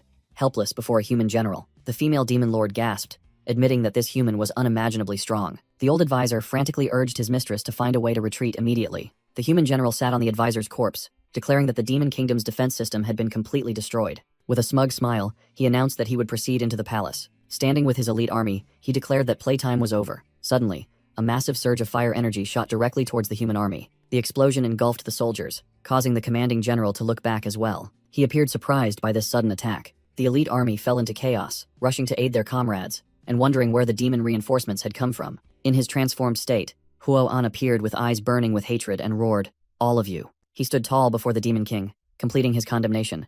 "Are truly despicable." The human general smirked, amused that a seemingly capable demon had finally appeared. He stood up, drew his sword, and declared he would warm up a bit to face the demon general. From Huo An's perspective, he sensed an immeasurable purple power emanating from his opponent. Realizing the danger, Huo An concentrated all his power. He decided he had to end this battle quickly and charged straight towards the enemy. Huo An unleashed a destructive energy attack from his body. The system announced that Huo An had entered berserk mode, transforming into a gigantic demon dragon to confront the human general. Minutes ago, at the south gate of the Yun Kingdom, the clanging of metal rang out piercingly. A chaotic battle erupted between the human army and the demon warriors riding flying beasts. Standing in the shadows, Xiafeng Liao whispered, "Very good." He challenged, "Come play with me. Keep challenging me like this." Suddenly, he collapsed, bitterly thinking that ever since his reincarnation, he felt like he was cheating because he couldn't die no matter how hard he tried. Xiafeng Liao began to laugh maniacally. He threw his head back and laughed loudly at the sky, a single tear rolling down his cheek. In despair, he screamed, "What exactly do you want from me? Do you want me to become the Demon King?" He wailed through his tears. A massive pillar of energy shot up into the sky, tearing through the night. Xiafeng Liao stood amidst the ruins, astonished by the destructive power that had just been unleashed. He stared blankly at the scene before him. Amidst the devastated city, human soldiers lay scattered dead, making him wonder why they weren't fighting the demons outside. Xiafeng Liao realized in horror. Since when did they infiltrate the city? Amidst the chaos, a desperate voice cried out, begging for his daughter's life. He witnessed a human soldier mocking the demon father beneath his feet, while another dragged away the daughter, who was crying out for her father. The wicked soldier grinned maliciously, declaring that he would enjoy himself first. The demon father lay on the ground, desperately screaming, demanding his daughter be released. The cruel soldier stomped on the father's outstretched hand. With a smug smile, he declared, "The winner takes all, and the loser gets." Instantly, a devastating punch landed on the wicked soldier's face. The tremendous impact sent him flying backward. Xiafeng Liao landed firmly on the ground, his gaze icy. He felt that something was fundamentally wrong with this entire situation. The remaining soldier wearing the fedora sneered, "Ha, another demon coming to throw its life away." But before they could act, Xiafeng Liao swiftly cut the ropes binding the child. "Get him," the fedora-wearing soldier ordered, and both charged forward to attack. Xiafeng Liao recalled, "No matter how brutal the war is, no matter if the victor takes everything, the human army strictly forbids actions like this." He struck, and in just a moment, both soldiers were severely wounded, their HP bars dropping to critical levels. The first soldier collapsed to the ground, spitting blood from the overwhelming blow. Xiafeng Liao grabbed the neck of the fedora-wearing soldier. The power disparity was obvious. The soldier thought in terror, "Damn it. Just a normal attack drained both our health bars?" He trembled, looking at Xiafeng Liao's figure. "What kind of glitch is this naked demon?" Xiafeng Liao demanded in a low voice. Speak. Which legion and squad do you belong to? Held by the neck, the soldier stammered. We both belong to the 21st Legion, Squad 511. Sha Feng Liao froze upon hearing those familiar numbers. 21. 511? He wondered in shock. Isn't that my legion? What is going on? Seeing his opponent stunned, the two soldiers quickly fled, shouting, "Retreat immediately! This demon is strange." Sha Feng Liao stood motionless, a feeling of unease and confusion overwhelming his mind. Sha Feng Liao's eyes sharpened as fragmented memories began to flood back. A scene of massacre appeared, where an attacker swung a blood-soaked sword downward. He recognized the city scene engulfed in flames, whispering that he had been here before. The memory continued with the image of a wounded demon collapsing amidst the desolate ruins. Human battleships appeared in the sky, confirming who caused this destruction. He uttered the name of the place in shock, realizing this was the Yun Kingdom. Amidst the chaos, a child's cry echoed in his mind, screaming that its mother had been tortured to death. Immediately after was the image of a female demon lying motionless on the ground with countless wounds. A demon father was desperately trying to comfort his sobbing child. The rain began to pour down, and a bolt of lightning tore across the pitch-black sky. Sha Feng Liao stood silently in the rain, letting the memories wash over his mind. He was alone amidst the desolate scene, surrounded by the corpses of war victims. Looking up at the sky, he recalled the image of a massive demon dragon soaring through the storm. He clutched his head, finally remembering everything about the Yun Kingdom. The most terrifying memory rushed back. 6 years ago, when he was human, he himself had led the army that attacked this place. He remembered confronting the giant demon dragon in that battle. That was the last enemy he defeated during the war in the Yun Kingdom. Standing on the monster's corpse, he recalled that the victory had been so easy, he had almost forgotten it. A past system notification appeared, congratulating him for his immense contributions to humanity. Returning to reality, Sha Feng Liao realized in horror that he had been reincarnated 6 years in the past, and wondered why he wasn't the one commanding this battle. Sha Feng Liao was stunned, wondering what had happened, and where his body was now. In a distant memory, Hao Liangna weakly called out Xiao Feng while holding him close. She said that the hatred between the races was deepening, but he was different from the others. Hao Liangna gently stroked his hair, asserting that his war was for protection, while others only displayed rage, plunder, and brutality. Returning to the chaos in his mind, Sha Feng Liao stood amidst a battlefield full of corpses, and bitterly admitted that war was truly horrific. He recalled his former 511 unit, an army with unwavering conviction and strict discipline. However, the memory surfaced of his soldiers starting an uncontrolled massacre after defeating the demon dragon. A demon child named Tian Xiao trembled, holding a knife, desperately crying out for his mother while being threatened by a human soldier. Tian Xiao's mother lay slumped on the ground, telling her child not to worry about her. She screamed, urging her son to run fast as another soldier cruelly pressed her head into the ground. That mother screamed in ultimate agony as she was finished off. Another memory rushed in, showing a wounded red-haired female demon, her hands bound, being captured by a soldier. That soldier was Bao Li, the deputy commander of the 511 unit, whom Sha Feng Liao himself had once imprisoned, now mocking the captured female demon. That cruel image reflected in Sha Feng Liao's eyes as he realized something unforgivable had truly happened in his name. The memory abruptly shifted to another time, when a servant joyfully announced the birth of a healthy baby boy. General Huo excitedly burst in, hastily asking where his son was. The surrounding demon officials were surprised, one remarking that this was the first time they had seen General Huo so overjoyed. Huo unaffectionately held his tiny child in his arms. He gently looked at the newborn, wishing his child would grow up safe and sound. In a distant memory, Huo gently held his newborn son, swearing to use his life to protect the child and the Yun Kingdom. The happy scene took place in the bedroom, where his wife was resting on the sickbed along with the maids. The memory suddenly shifted to a blinding flash of light, signaling a fierce battle. A gigantic demon dragon roared fiercely, appearing in the darkness. Facing it was Sha Feng Liao in his human life, as the monster declared it would not let people like him destroy the kingdom. Sha Feng Liao merely commented coldly that it was just an ordinary, A+ class dragon. He declared the time had come, and drew his massive sword. With terrifying speed, he charged straight toward the demon dragon. Sha Feng Liao leaped into the air, the sword in his hand accumulating lightning energy. The brightly glowing blade plunged straight down onto the gigantic monster's head. The destructive blow was reflected in the dragon's horrified eye. The sword sliced deep into the monster's head, severely wounding it. The force of the strike caused the demon dragon's massive body to completely disintegrate. The heroic memory vanished, and Sha Feng Liao returned to reality, slumped on the ground and groaning in pain. He realized in horror how strong his current enemy was, and that the enemy had only been toying with him the entire time. Powerless, he conceded his opponent's unmatched strength, to which the enemy responded with a contemptuous scoff. The human general looked down, appearing disappointed that the battle was too easy. He raised his sword, growling an order for Sha Feng Liao to die. But just before the blade struck, a mysterious force suddenly appeared and blocked the attack. The general was stunned, not understanding what had just happened. Wei Ming was astonished, wondering what was happening as a hand lunged forward. He blocked Huo Wujun's blade, shouting, "What are you doing here? Are you insane?"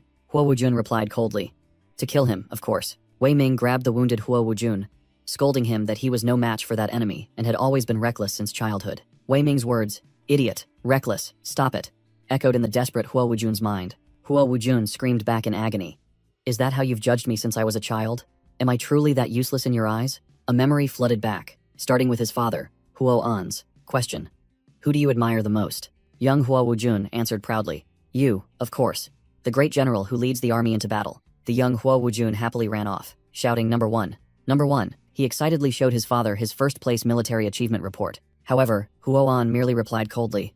I see. Huo Wujun's smile faded as he looked at his S++ score sheet with a total of 1,134,220 points. The boy stood there, alone in the vast room. Years later, the teenage Huo Wujun once again confidently reported, Father, I ranked first in the military assessment again. Huo and only said indifferently, I was the same when I was young. Huo Wujun was once again speechless at his father's apathy. When he was grown, he announced his promotion to lieutenant general, causing a nearby subordinate to exclaim in astonishment. Huo An read the decree, and still only replied with the familiar two words, I see. Returning to reality, Huo Wujun screamed in despair. No matter what I do, I'll never receive your approval, will I? Facing them, the human general merely smirked, thinking, how interesting. Despite the warnings, Huo Wujun roared, demanding the human army withdraw immediately. He declared that regardless of who the enemy was, demon, god, or Buddha, anyone who dared set foot in the Yun kingdom would be executed. Wei Ming rushed to restrain Huo Wujun, yelling that this crazy kid had no idea what he was up against. He warned about humanity's true power as Huo Wujun stared intently at the blonde general and his elite troops, but in Huo Wujun's blazing eyes, there was only unyielding determination. He charged into battle, cutting down two of the enemy's elite soldiers with a single sword stroke. The human general was stunned when a crack appeared on his armor. Wei Ming, and another comrade, exclaimed in astonishment that Huo Wujun had defeated two of the enemy's subordinates in a single strike. Huo Wujun, in his demon form, confronted the human general head-on. The general realized this demon seemed different from the rest. Suddenly, Huo Wujun unfurled his fiery wings and shot up into the air. An excited smile spread across the general's face as he prepared for a true battle. Huo Wujun gathered energy, preparing to unleash a demon king's skill. A massive energy vortex was unleashed, engulfing everything. Memories flooded back, beginning with the image of a colossal dragon eye. In the past, a group of demons once wondered in astonishment when this power first manifested. That was when Huo Wujun first unleashed the demon king's dragon breath, and a voice admitted that he had surpassed even them. The memory shifted back to a small Huo Wujun with a sorrowful expression. He stood alone watching his father, Huo An, who was engrossed in his work and paid no mind to his son. Huo An thought to himself, he is truly my son. There isn't a single inferior gene in him. In the past, a small Huo Wujun timidly called out to his father from the doorway. Huo An replied coldly from his desk. What is it? The boy lowered his head and presented his test results. Huo An secretly agonized. I named him Wujun, hoping for an ordinary life. Why is he so obsessed with the military? An aide joyfully reported that the young master had topped the military examination. Huo An couldn't hide his pride, exclaiming that he knew his son was destined for success. But then, he grew pensive, admitting that all of this had strayed too far from his original plan. The aide quietly observed his superior's internal conflict. He thought to himself, whenever Wujun's military career is mentioned, the general's emotions become elusive. The memory shifted, showing Huo An sitting alone by his wife's grave. He wondered why Wujun also chose to pursue the most dangerous military path. Nevertheless, he had to admit his son was a genius who always came out on top, just as he had expected. He whispered to his deceased wife, recalling how she had trusted him to handle the battlefield while she managed everything at home. But why did you leave so soon? He asked painfully, confessing he didn't know how to face Wujun, who deserved a safe and happy life. The image of a small, radiantly smiling Huo Wujun flashed through his mind. The flashback ended, and the present Huo Wujun roared, It seems I was wrong, before unleashing the dragon's breath. The human general faced the attack, his expression tense yet resolute. The green energy stream of the dragon's breath violently collided with a massive purple energy stream. A blinding explosion swallowed the entire battlefield, a white light engulfing everything. From the epicenter of the blast, a dazzling stream of light radiated outward. When the smoke and dust cleared, Huo Wujun emerged with blazing wings, completely transformed. He calmly observed his opponent, a red mark clearly visible on his face. Facing him, the human general stood tall, the great sword in his hand flashing with golden lightning. He curled his lips into a delighted smirk. Now this is worthwhile, he roared. Finally, a proper demon. He hoisted the colossal sword onto his shoulder and declared, It's time to give you a show. Let's have some fun, he yelled, then charged forward, dragging the sparking weapon across the ground. Huo Wujun's eyes widened in astonishment at that surge of power. He suddenly realized, this weapon, I've seen it in the schematics. Despite the disparity, Huo Wujun still roared a challenge. Come at me. Both warriors faced each other, ready for a death match. This sword! Huo Wujun yelled in fury as he sensed its power. The human general lightly swung the sword, unleashing a halo of golden energy. Huo Wujun was stunned, sweat dripping down his temple as he witnessed the attack. The energy stream flew past him, heading straight for a tower, making him realize it could slice through anything. The tower was sliced in half and exploded in a fierce fireball. Huo Wujun was speechless before the unimaginable destructive power. From afar, Wei Ming and the pink-haired female commander screamed the young master's name in terror. That attack just now. Hurry, go see what happened. Wei Ming urged hastily. Huo Wujun gasped, exhausted after the battle, with a glowing red wound on his chest. Facing his father, Huo Wujun was stunned when Huo An admitted, "Wujun, I was wrong." In a fit of emotion, Huo Wujun stammered father and heard his dying words, which he had never spoken before. Huo An, despite being severely wounded, looked at his son with resolute eyes and declared, "You are my greatest pride." His father's words made Huo Wujun burst into sobs amidst his shock and pain. One of Huan's hands began to disintegrate, signaling his impending sacrifice. Huo Wujun screamed in horror as he saw his father's arm had completely vanished. With a proud smile and a fiery face, Huo An affirmed that his son was the most outstanding warrior. He declared that Huo Wujun must survive, then pushed his son away as his body burst into flames. The human general showed annoyance, remarking that his weapon came from the abyss of sin. The power of the two opponents was too disparate.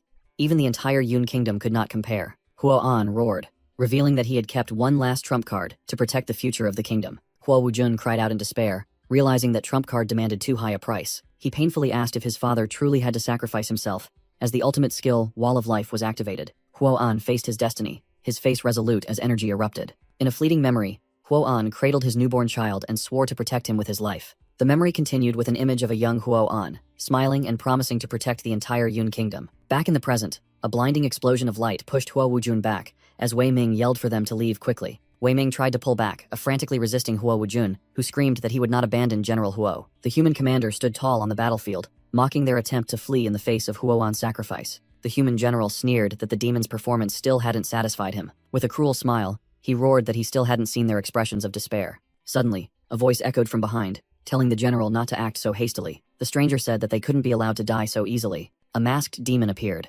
revealing that the others were merely risking their lives to protect this demon core. Meido Peng removed his mask, offered the demon core, and begged to join the human army. The human general looked skeptical, asking again if this was truly the demon core. He questioned Meido Peng, demanding a reason to trust a traitor. Meido Peng began to explain that his Qiang clan had protected the demon core for generations in the Yun kingdom. He recounted that ever since the first demon king Li Yun unified the continent, his ancestor Qiang Long had been the most trusted founding marshal. Each demon king had 3 generals, one skilled in magic and governance, and one proficient in combat and military affairs. Meido Peng asserted that his Qiang clan did not rely on magic or combat strength to attain the position of general. He revealed that what he relied on was the demon core, for it contained the blood of his ancestor Qiang Long, and only the Qiang clan possessed the ability to unlock or bestow the power of the demon core upon others. The human general mused about the terrifying power of the demon core, an artifact that took generations to form. He suspiciously asked why Meido Peng would so easily hand over such a precious item. His anger erupted, and he roared, asking if Meido Peng thought he was a fool. The human general stood tall, the sword in his hand still glowing menacingly. Meido Peng froze, sweat pouring down as he realized the general's rage. A piercing sound echoed, signaling an imminent decisive action. Meido Peng, his face contorted, offered the demon core, and uttered an apology. He stammered, speechless as the artifact glowed on the ground. He desperately explained that he only wanted to live, admitting he was too weak to wield the core's power. Meido Peng continued to lament that his clan's status was declining, forcing him to live like a sycophant. Lu Bingyi screamed in horror. "Uncle Qiang, are you insane? He killed all our people." She pointed, choking back tears, reminding him that the very man had personally beheaded his only brother. Before the arrogant human general, Meido Peng knelt, beside the corpse of his subordinate. The general merely smirked coldly. He indifferently asked if the fat man he had killed was Meido Peng's brother. Then, without warning, he stomped on the head of the fallen subordinate. The demon soldier's skull shattered beneath the general's heel. Meido Peng gave a sick smile, saying that the man deserved to die for daring to provoke a stronger opponent. He continued to blame, suggesting that the demons shouldn't have started this war, knowing they were no match for humans. With a crazed expression, he sought approval from his enemy. The general burst into hearty laughter at the despicable display. He sarcastically remarked that entrusting such an important item to someone like Meido Peng was truly a wise decision. "Then I shall gladly accept it," the general said, picking up the demon core. In that instant, Meido Peng's eyes were streaked with blood, full of resentment. He gritted his teeth and ordered, "Get ready, protect the demon king." Wei Ming cast absolute defense to counter Huo An's ultimate skill, Break Life Core. Witnessing the scene, Huo Wujun and the pink-haired female commander were bewildered, not understanding what was happening. From afar, Wei Ming's green barrier enveloped the remaining individuals, shielding them from the clash of the two generals. Meanwhile, Meido Peng thought to himself about the demon core within his body. With a determined expression, he shouted, "Activate," unleashing the energy from the core. The human general was stunned, as fragments of red energy embedded themselves directly into the device containing the core in his hand. The device immediately overloaded, emitting a blinding red light. signaling an imminent explosion. The general could only utter a cry of horror before being consumed by the energy. A catastrophic explosion erupted from the demon core. Standing amidst the inferno, Mei Dopang revealed that his Qiang clan had long awaited this moment. He declared this was a mission only he could fulfill. This was how he repaid the favor the demon race had bestowed upon his clan for generations. The massive explosion from the demon core collided with the human general's energy. Shockwaves from the blast spread outwards with unstoppable force. Wei Ming's defensive barrier struggled to withstand the destructive energy. The entire city was engulfed in flames and the devastation of the explosion. Below, human soldiers looked up in horror at the disaster descending upon them. They were completely annihilated by the deadly wave of energy. Elsewhere, Lamer and Yan Tie watched the explosion in terror, wondering what was happening inside.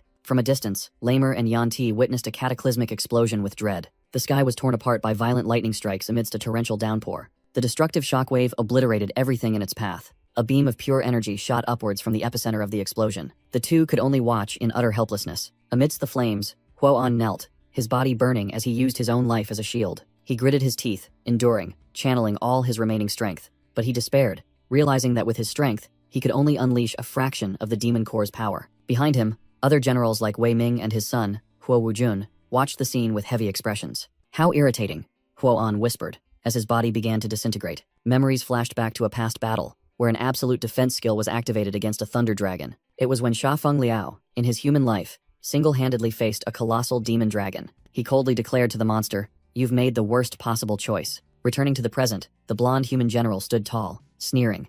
Using all your trump cards without knowing your opponent's strength is a foolish tactic. He easily unleashed a thunder dragon-like attack, shattering Huoan's last resistance. Huoan collapsed, and the demon core, now sealed in a cube, fell before him. The general did not hesitate to reach out and claim the artifact. Huoan lay motionless on the ground, utterly defeated. Holding the demon core, the human general asked menacingly, "Are you ready to face the consequences?" The human general stood over Huoan's inert body, sneering that he hadn't expected to find the demon core in such a remote place. He stood on the back of a colossal demon dragon and remarked that this place was indeed worthy of being the birthplace of a demon king. The general inserted the demon core into a device on his belt. With a smug grin, he declared it was time for the main event. He threw Huo Wujun towards the dragon and ordered it to attack. The dragon hesitated, unwilling to obey. The general taunted, asking if it couldn't kill its own kind. A mechanical device attached to the dragon's neck began to activate. It emitted a blinding light, forcing the dragon to comply. Subdued, the dragon let out a pained roar. It turned its head, aiming at Huo Wujun and the others standing below. As the dragon attacked, Wei Ming immediately created a green defensive barrier.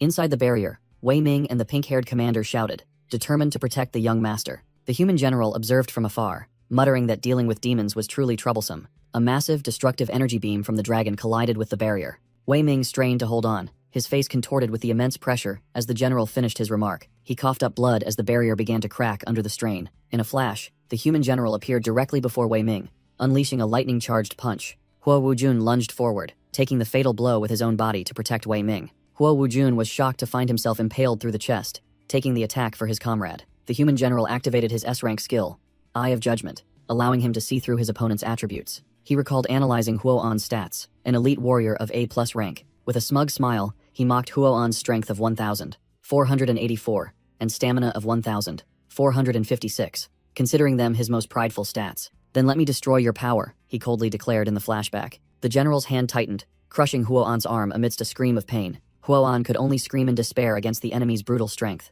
Back in the present, the general looked down at Huo Wujun with cold, triumphant eyes. Suddenly, he sensed something unusual as green energy flowers began to appear. As Huo Wujun's body slowly collapsed, the general looked up.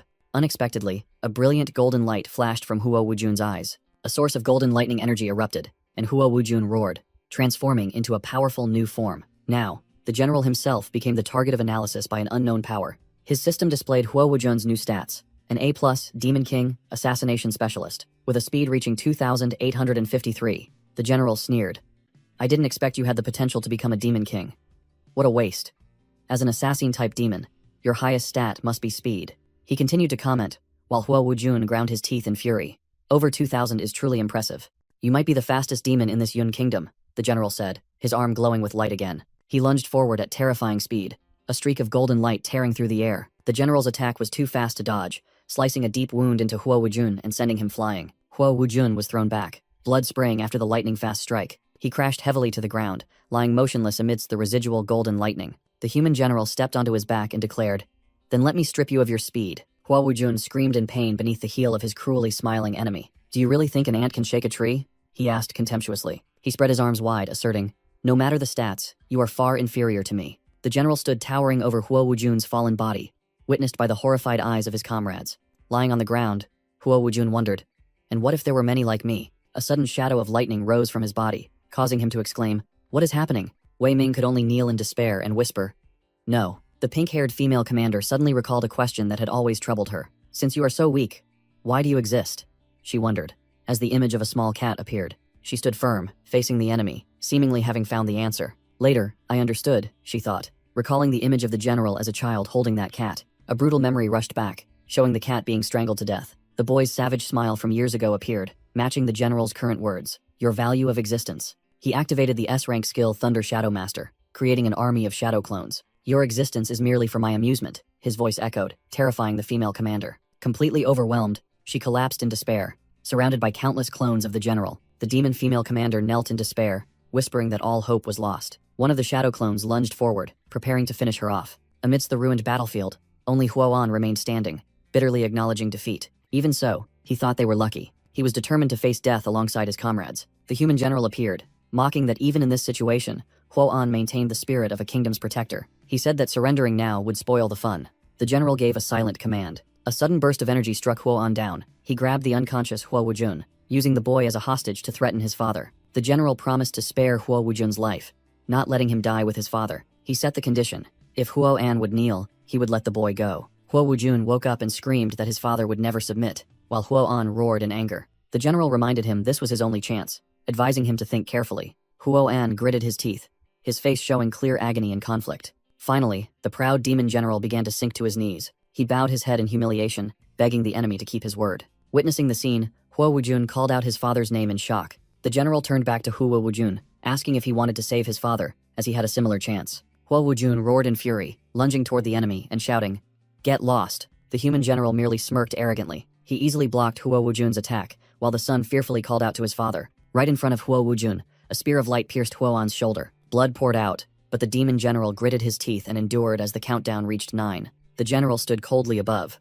looking down at the kneeling Huoan. With tears welling up, Huo Wujun could only watch helplessly as his father was tortured. The torture continued as time relentlessly passed. Unable to bear it any longer, Huo Wujun collapsed, his knees hitting the ground. He sobbed and pleaded, "Please, stop hitting him." Amidst the desolate battlefield, both proud demon generals were now kneeling. Lu Bingyi and the other survivors could only watch the scene in despair. The general sneered, "Oh, both father and son are kneeling now.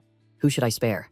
Huoan's eyes flared with a final burst of hatred and resolve. A vortex of dark energy began to form in his chest. With all his remaining strength, Huoan lunged to attack the general. Huo Wujun screamed in horror as he realized his father's intention. "Father!" Huoan grabbed hold of his enemy, growling, "Let Wujun go." Held captive, the human general roared in fury. "Who gave you permission to charge forward on your own?" The human general stabbed through Huoan, coldly declaring, "You broke the rules." He stood over Huoan's collapsing body and said he had decided to retract his promise. With a cruel expression, he began his pronouncement of judgment. Huo Wujun roared in anger and charged, but was blocked by an invisible energy barrier. The general easily deflected the attack and announced, "The next game begins." The female demon commander watched the scene in terror, helplessly calling Huo Wujun's name. On the battlefield, Wei Ming and Lu Bingyi could only weep in despair. Huo An's transformed body began to disintegrate under the pouring rain. A gruesome illusion appeared, showing countless demons in chains and being tortured.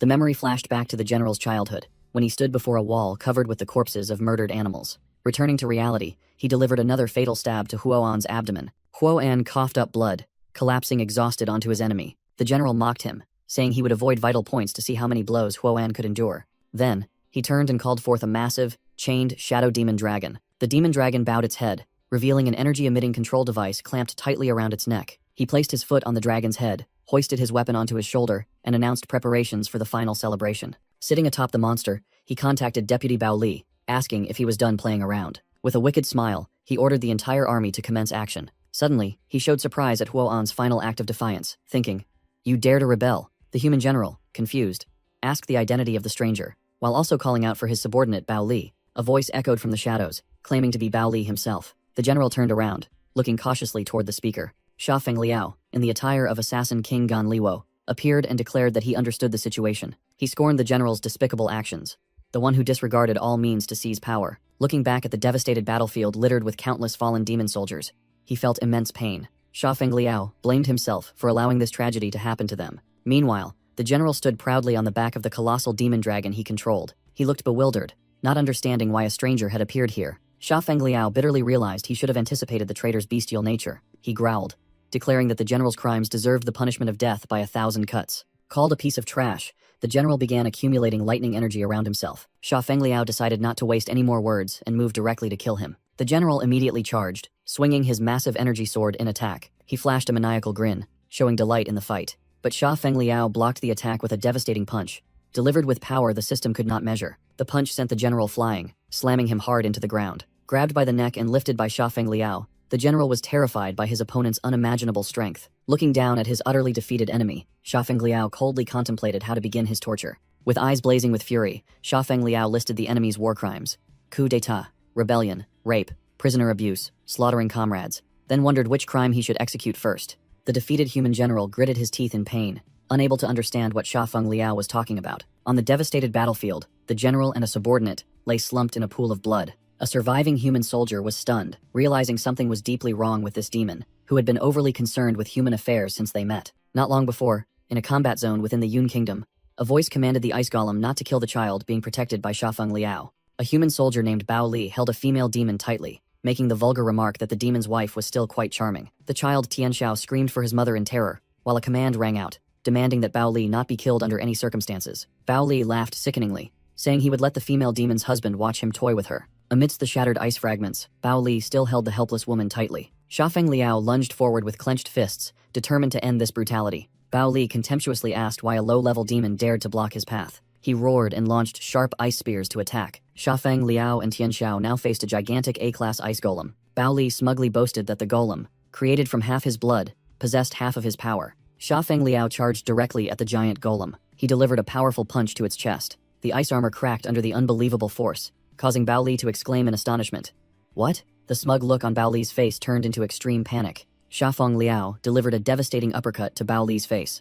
The system announced that Sha Fengliao had overwhelmed and defeated an A+ class human warrior, receiving 500,000 experience points. The system announced that Sha Fengliao had leveled up, unlocking a new skill called Copy. After Bao Li died, his soul left his body. Sha Fengliao looked down at his fallen enemy, deciding it was time to reveal the truth. A fat soldier began to recount what had truly happened to their army. The flashback began at the engagement party of Deputy Captain Manhwa, an A-class warrior. The soldier recounted that on that day, they acted because Captain Sha Fengliao was absent. While everyone was drunk, they snuck into the tent, capturing and tying up Wenhua and his fiancée. The blonde mastermind offered Wenhua rank and glory in exchange for framing the captain. Wenhua angrily refused, calling their actions a crazy coup. An accomplice approached and threatened the fiancée, who was tied up on the bed. The mastermind grabbed the girl's hair, forcing Wenhua to choose right there on his engagement night. Cornered, Wenhua roared in desperation that he would kill all of them, but he quickly collapsed, as they had previously drugged his wine. One of the group mocked Wenhua's futile resistance. The blonde mastermind held a blade to Wenhua's neck,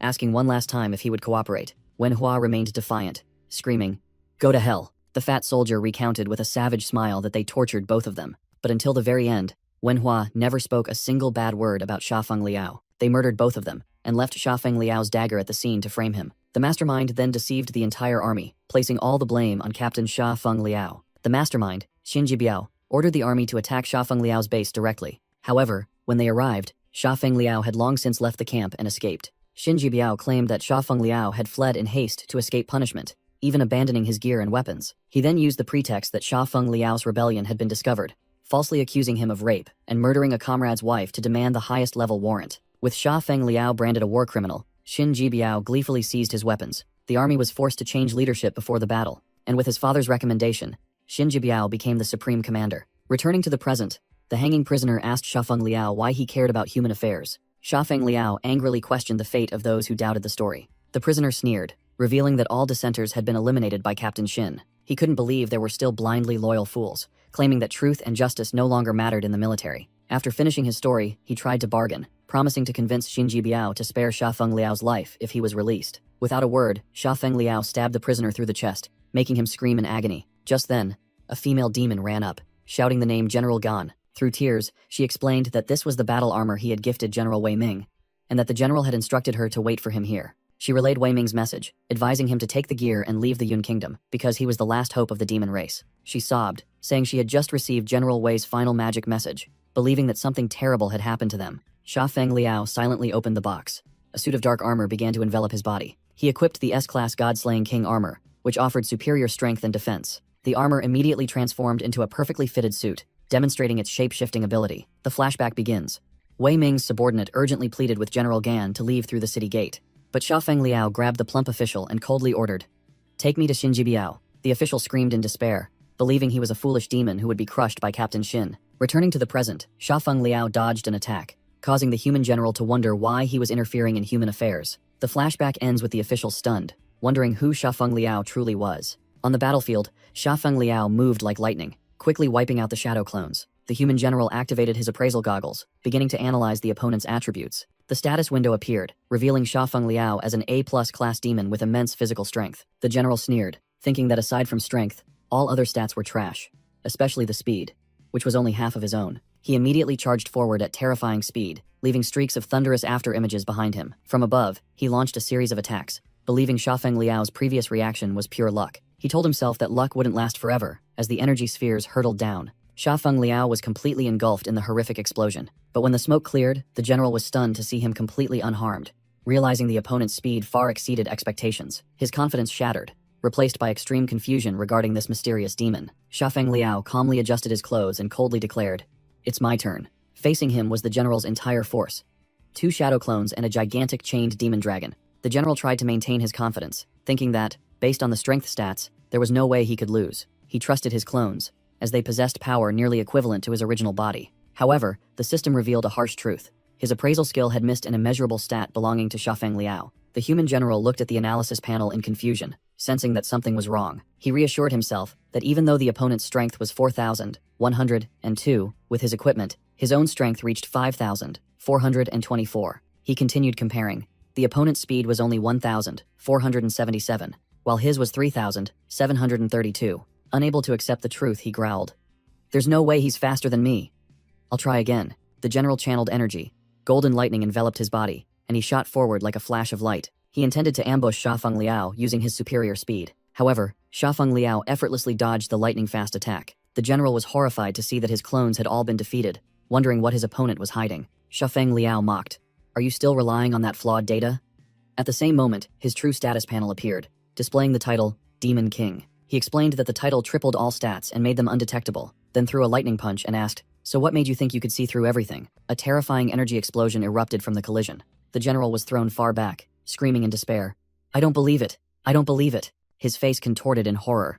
Unable to accept the brutal truth, Xiaofeng Liao moved at unimaginable speed, easily gliding past every attack. He delivered a powerful kick, shattering the incoming energy stream. Amidst the smoke and chaotic energy, Xiaofeng Liao advanced alone. His face was expressionless, radiating coldness and determination. The general frantically swung his light sword, launching another attack. He roared in helplessness, "You can't keep being this fast forever." The contrast was clear between the general's desperate rage and Xiaofeng Liao's sharp focus. Xiaofeng Liao easily dodged the blow, sending the general flying backward. Realizing he couldn't confront him directly, the general stood between his 2 shadow clones and strategized. He scoffed, "Humph.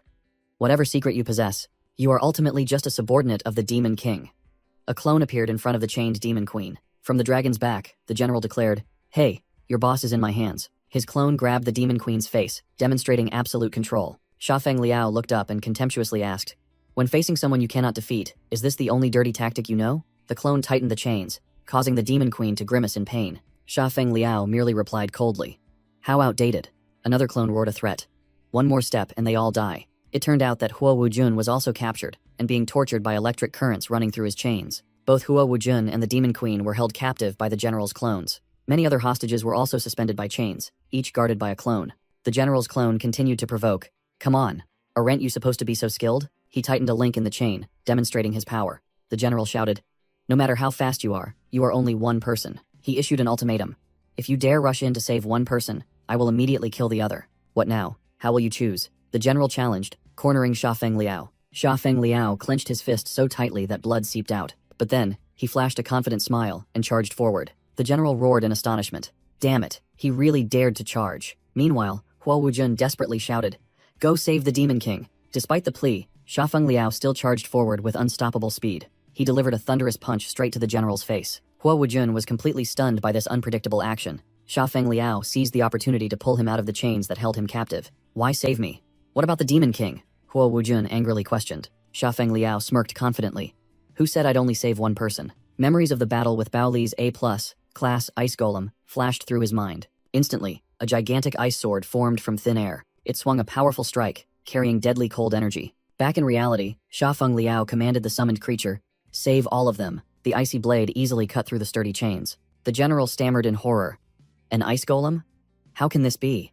When did you learn this skill?" He recalled Baoli's words, who had once claimed this was his unique skill. Enraged that his plan was ruined, the general lunged to attack the icy creature. The two clashed in a fierce confrontation of ice and lightning. Shafeng Liao calmly observed and remarked, "This giant, it's as strong as I am." The system announced that the new S+ class skill copy had been unlocked, allowing him to acquire abilities from defeated opponents. He surveyed the battlefield and confidently stated, "It seems I copied the right skill." The general lay on the ground, aghast as he realized Shafeng Liao had copied his skill. He recalled information about the ice golem, a powerful skill with two weaknesses. The first weakness was that it required the water element to activate. The second weakness was that summoning it consumed a significant amount of the user's blood. The general deduced that Shafeng Liao must be exhausted after using almost all his blood to create the puppet. Meanwhile, Shafeng Liao stood calmly with his arms crossed, seemingly having anticipated everything. A soldier shouted, urging the general to ignore the ice golem and attack Shafeng Liao directly. Believing his opponent was at his weakest, the general charged to attack. Shafeng Liao looked at the ice puppet, secretly thinking that it was all just a trick. The general confidently roared that he would finish off his opponent with a single blow. Shafeng Liao faced him with a cold, fearless expression. The general unleashed a dazzling golden lightning attack towards Shafeng Liao. Shafeng Liao gracefully dodged to the side, avoiding the attack. The general's punch missed, creating a massive energy explosion on the ground. Thinking he had won, the general triumphantly cheered. However, the ice golem still stood firm, receiving the command, "Continue," from its master. The general was stunned, unable to understand why Shafeng Liao was still alive after that attack. He frantically unleashed a series of energy attacks towards Shafeng Liao. One attack struck Shafeng Liao, dealing 300 damage. Another punch landed, dealing an additional 100 damage. Standing amidst the encirclement of lightning clones, Shafeng Liao calmly asked, "Is that all?" The general activated his Eye of Judgment skill and realized something was wrong. He was horrified to see Shafeng Liao's HP bar still completely full. The system revealed that the SSS class skill Rewind allowed Shafeng Liao to recover 100,000 HP per minute, while he realized his opponent's aura was strangely peculiar. Shafeng Liao summoned a dark greatsword, calling out his enemy's name directly, "Xin Jibiao. Have you run out of moves?" Xin Jibiao panicked, secretly thinking that he was about to be torn to shreds. A bolt of lightning struck the ground, signaling the approaching storm. Amidst the lightning-filled sky, Xin Jibiao was confident that his moment had arrived. He planned to use the storm to create countless clones, hiding among them to attack. Shafeng Liao gripped the greatsword, drawing blood from his hand, activating the Blood Ice Golem skill and his passive recovery. He summoned a colossal ice golem and tasked it with dealing with the clones. The ice golem stood towering on the battlefield, obscuring even the imprisoned hostages. One of Xin Jibiao's soldiers began to deduce, realizing their opponent seemed very concerned with human affairs. He continued to ponder, astonished by Shafeng Liao's profound understanding of Captain Xin's skills. The soldier concluded that the enemy's comprehension surpassed even their own. Finally, the soldier came to a shocking realization. He's not a demon at all. The ice golem tore apart the lightning clones, while Shafeng Liao explained that the storm also brought an endless supply of water. He asserted that all the clones' stats were inferior to his own. Shafeng Liao flashed a confident smile, asking, "But what if?" A formidable army of ice golems appeared behind him, ready to sweep the battlefield. An ice golem appeared, its glowing eyes signaling battle. Immediately, the icy army plunged into the melee with Xin Jibiao's countless thunder clones. One of the clones roared furiously at the motionless Shafeng Liao.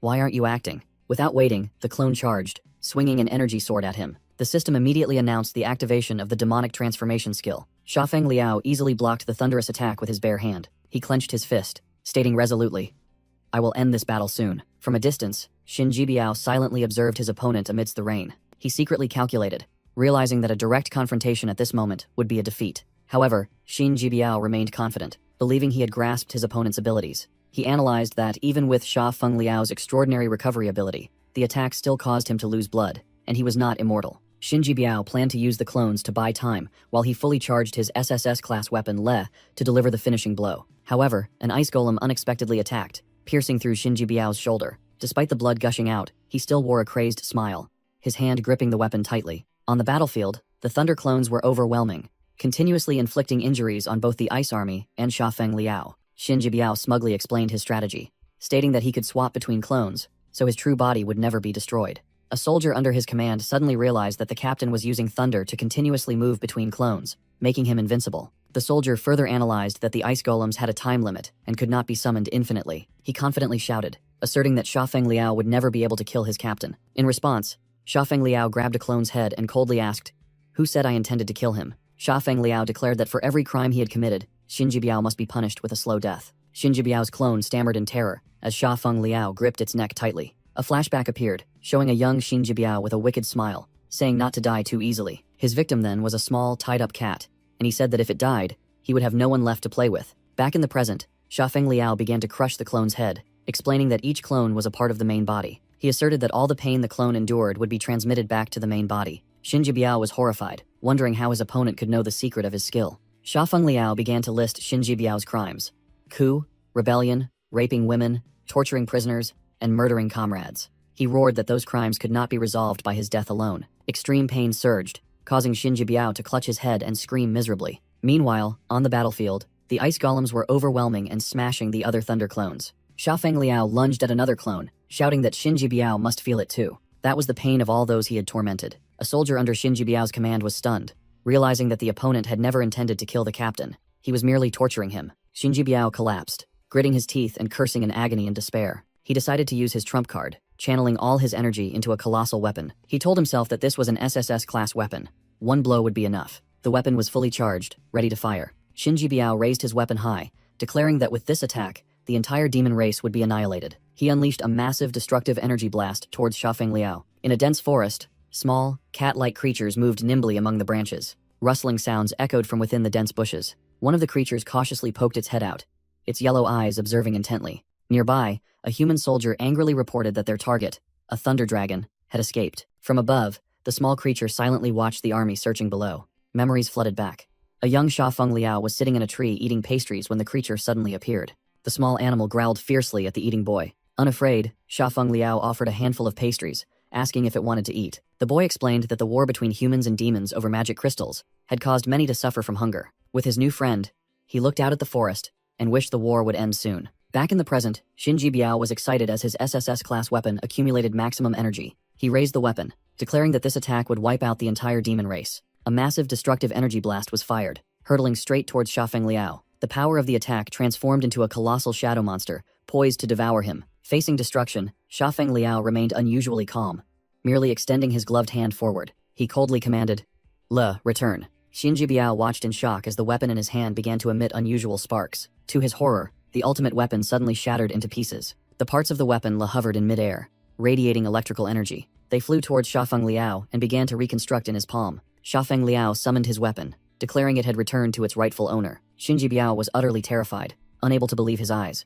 Sha Feng Liao coldly thanked his opponent for helping him fully charge Le. He single-handedly faced the remaining dark clone army of Xinji Biao. The Supreme Sword Le was completely reconstructed, emitting a fierce energy. A single slash created a massive vortex of energy, sweeping across the battlefield. The dark clones were caught and torn apart by the irresistible force. The energy explosion illuminated the sky and shook the earth. As the vortex dissipated, the dark clouds that had covered the sky were also swept away. From atop the dragon, Xinji Biao finally recognized the true identity of his enemy. The giant demon dragon bowed its head in submission, the spirit of its old companion appearing and welcoming Sha Feng Liao back. The silhouette of the former human marshal appeared behind Sha Feng Liao, reaffirming his true self. A dark clone burned to ashes. The entire clone army dissolved into brilliant golden particles of light. A soldier observed from afar, reporting in astonishment that both the clones and the lightning had vanished. In his mind, Xinji Biao was horrified, recalling that even the blood ice golem skill had been copied by his opponent. His confidence completely shattered, leaving only utter fear. With his sword in hand, Sha Feng Liao declared, "This battle should end now." The flashback returned to 2 years prior in the Holy Kingdom, where a boy asked about the location where a demon had fallen. 16-year-old Sha Feng Liao ordered his dragon to retrieve the demon. In a flashback, a young Sha Feng Liao teased his dragon companion. He quickly soothed it, telling it that it wasn't a dog. Sha Feng Liao affectionately petted the dragon and affirmed it was his best friend. Currently, that memory contrasted with the scene of the dragon, Gita, roaring in pain. Sha Feng Liao tried to stop Gita as it writhed under the enemy's control. Standing before the blood ice golem, Sha Feng Liao declared that the dragon's lightning energy had been depleted. He slung his weapon over his shoulder and asserted that Xinji Biao had nowhere left to run. Meanwhile, Xinji Biao was attempting to flee, confident that the dragon's speed of nearly 10,000 would allow him to escape. He activated a remote control device, ordering the dragon to quickly take him away. Xinji Biao threatened to detonate Gita if it didn't comply. The dragon writhed in extreme pain under the device's influence. It let out a mournful cry, tears streaming from its eyes. Sha Feng Liao shouted in horror and rage as he realized the enemy had implanted an explosive device inside Gita. Xinji Biao frantically urged the dragon to take off immediately, But Gita suddenly threw Shinji Biao off its back. He screamed in despair as he was left behind. Gita flew towards Shafeng Liao and the imprisoned demon commanders. Left alone, Shinji Biao still smugly taunted, believing he had obtained a magic core. The imprisoned demon lord commented that with General Gan's speed, he was merely in pursuit. Shafeng Liao and Huo Wujun looked up at the sky as a strong wind blew past. Huo Wujun observed thoughtfully, thinking that Shafeng Liao must have a plan. Meanwhile, Shafeng Liao gritted his teeth, his expression filled with anger and suppressed rage. He watched the dragon carrying Shinji Biao fly away, despairingly thinking he had no choice but to let him escape. Amidst the ruins, Shafeng Liao bowed his head, seemingly accepting defeat. Suddenly, a voice echoed in his mind. "I believe in you." Shafeng Liao startled, recognizing it as Gita's voice and knowing he no longer needed to hesitate. In the air, Gita suddenly began to circle violently. It threw Shinji Biao off its back while asking Shafeng Liao if he remembered the game they used to play. Shinji Biao screamed in shock as he was thrown off. "Are you trying to die?" Gita turned its head, its horns began to glow, preparing for its next move. It charged directly towards Shafeng Liao, saying, "It's your turn." Shafeng Liao looked directly at his charging companion with a determined gaze. He swung his massive sword, entering a ready stance to attack. From afar, Shinji Biao said venomously, "Then don't blame me." He roared, "I'll blow you up," and activated the self-destruct device on Gita. The dragon's body was immediately engulfed in destructive energy, its self-destruction progress skyrocketing. Shafeng Liao's gaze remained unwavering, reflecting the image of the impending explosion. He swung his sword and charged, facing Gita head-on as the self-destruction process reached 97%. The blade of Le collided with Gita's head in a blinding flash. His sword had struck the self-destruct device, shattering it into pieces. A crack sound echoed as the self-destruct device on Gita's head shattered into pieces. From afar, Huo Wujun's group was stunned by the sudden turn of events. The human soldier muttered in horror, recognizing this terrifyingly familiar surge of power. Gita, now safe, stood imposingly over the fallen Shinji Biao. The human general spat out blood, completely helpless. Shafeng Liao walked over coldly, while the enemy weakly begged for mercy. Lying in a pool of blood, Shinji Biao desperately pleaded for his life, not understanding how he ended up like this. Without a word, Shafeng Liao pressed down hard on his chest with his hand, causing the ground to crack. Shinji Biao screamed in pain. "Why must you destroy me?" Shafeng Liao's face remained expressionless at the plea. He coldly declared, "The moment you betrayed me, you should have foreseen this outcome." Shinji Biao was stunned, stammering back, "Betrayed? Who did I betray?" A past image flashed. Shafeng Liao, in his human form, standing with Gita. He recalled the final message for his enemy. "When you meet Manhwa, make sure you kneel and apologize." Finally, Shinji Biao realized, his eyes widening in horror. "It's you, Shafeng Liao." The sword Le was pressed against the traitor's head. Shafeng Liao accused, rebellion and treason. A flash of the sword, decisive and ruthless. In his mind, another crime surfaced. Insulting women. Abuse of prisoners. Memories of past atrocities continued to surface. Shinji Biao was utterly terrified as he was attacked by invisible slashes. Framing a comrade. The image of Wenhua's corpse appeared as an accusation. The traitor's face crumbled in extreme fear. Shafeng Liao coldly raised his hand, preparing to deliver justice. He roared the final crimes. "Stealing my equipment, betraying my Gita, cruel and ungrateful." Utterly unrestrained, Shinji Biao let out a final scream as he was torn apart by the fury. Execution. Shafeng Liao coldly pronounced the sentence. Before his eyes, the enemy was completely annihilated. A soldier exclaimed in shock. "As expected, this demon is truly one of us." He realized the hero of yesteryear, along with his dragon, had never been a deserter. In a distant laboratory, a mysterious voice spoke as Hao Liangna was being regenerated in a tank. The voice continued. "Your weapon, your equipment, and your dragon, all have returned, haven't they?" A mysterious queen appeared, promising, "Now, there is only one thing left. Your woman." At a lakeside residence, news from the front lines had arrived. A soldier reported to the man fishing. The 21st Legion, Unit 511, suffered a devastating defeat.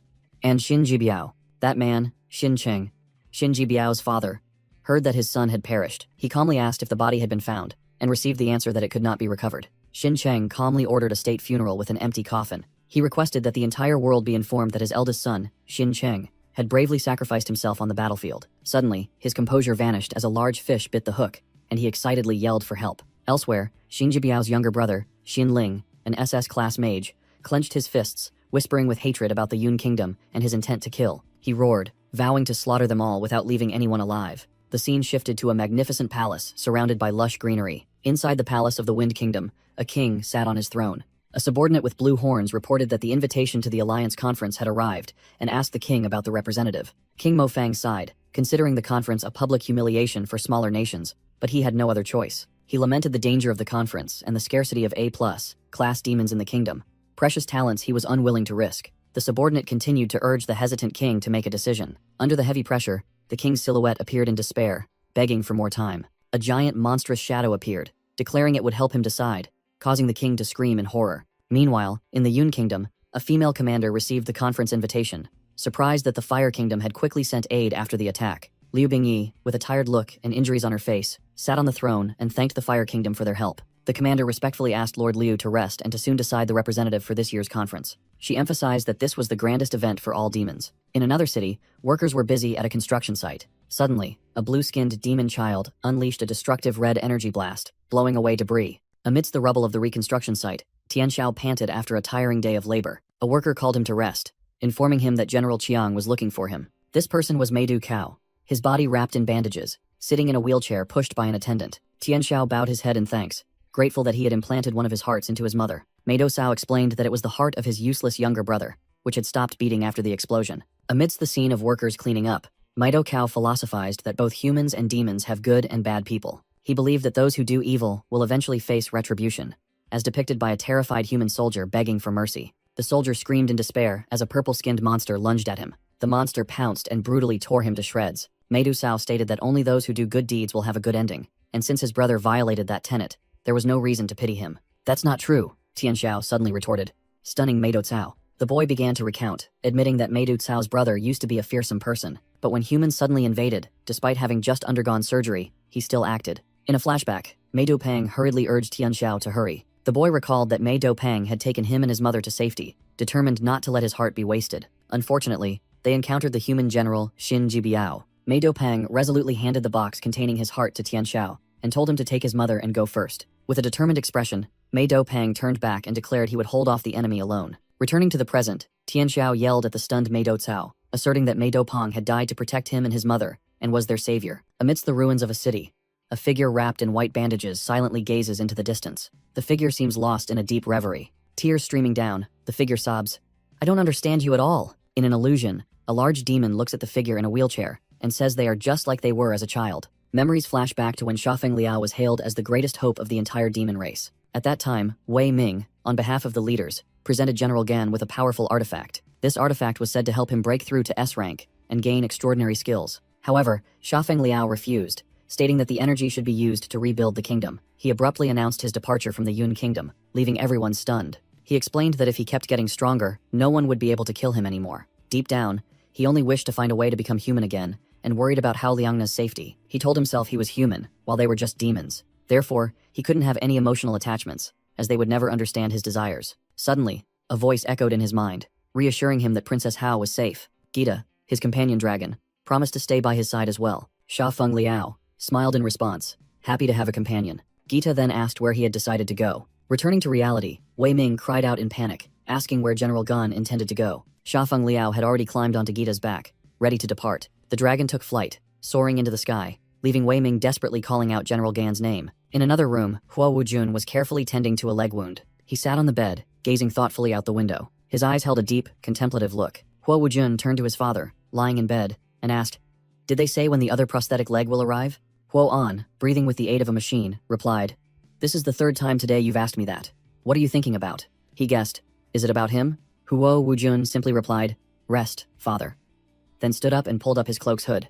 As he walked, he recalled, "Ever since the first time I saw him in court, and what he did in the demon cave." Looking back at the images of Xiafeng Liao's battles, Huo Wujun thought to himself, "I should have realized sooner. He's not truly a demon." He gritted his teeth, coming to a firm conclusion. He is a detestable human who constantly seeks death. Meanwhile, in the sky of a distant land, a gentle breeze blew. A notification from the system appeared, stating, "The only way for you to return to being human is to be killed. Suicide will not work." Xiafeng Liao said to Gita, "See? No matter how many times we consider it, that's still the only answer." He sighed. "And with my current regeneration ability, even suicide would be difficult to achieve." Xiafeng Liao continued to ponder.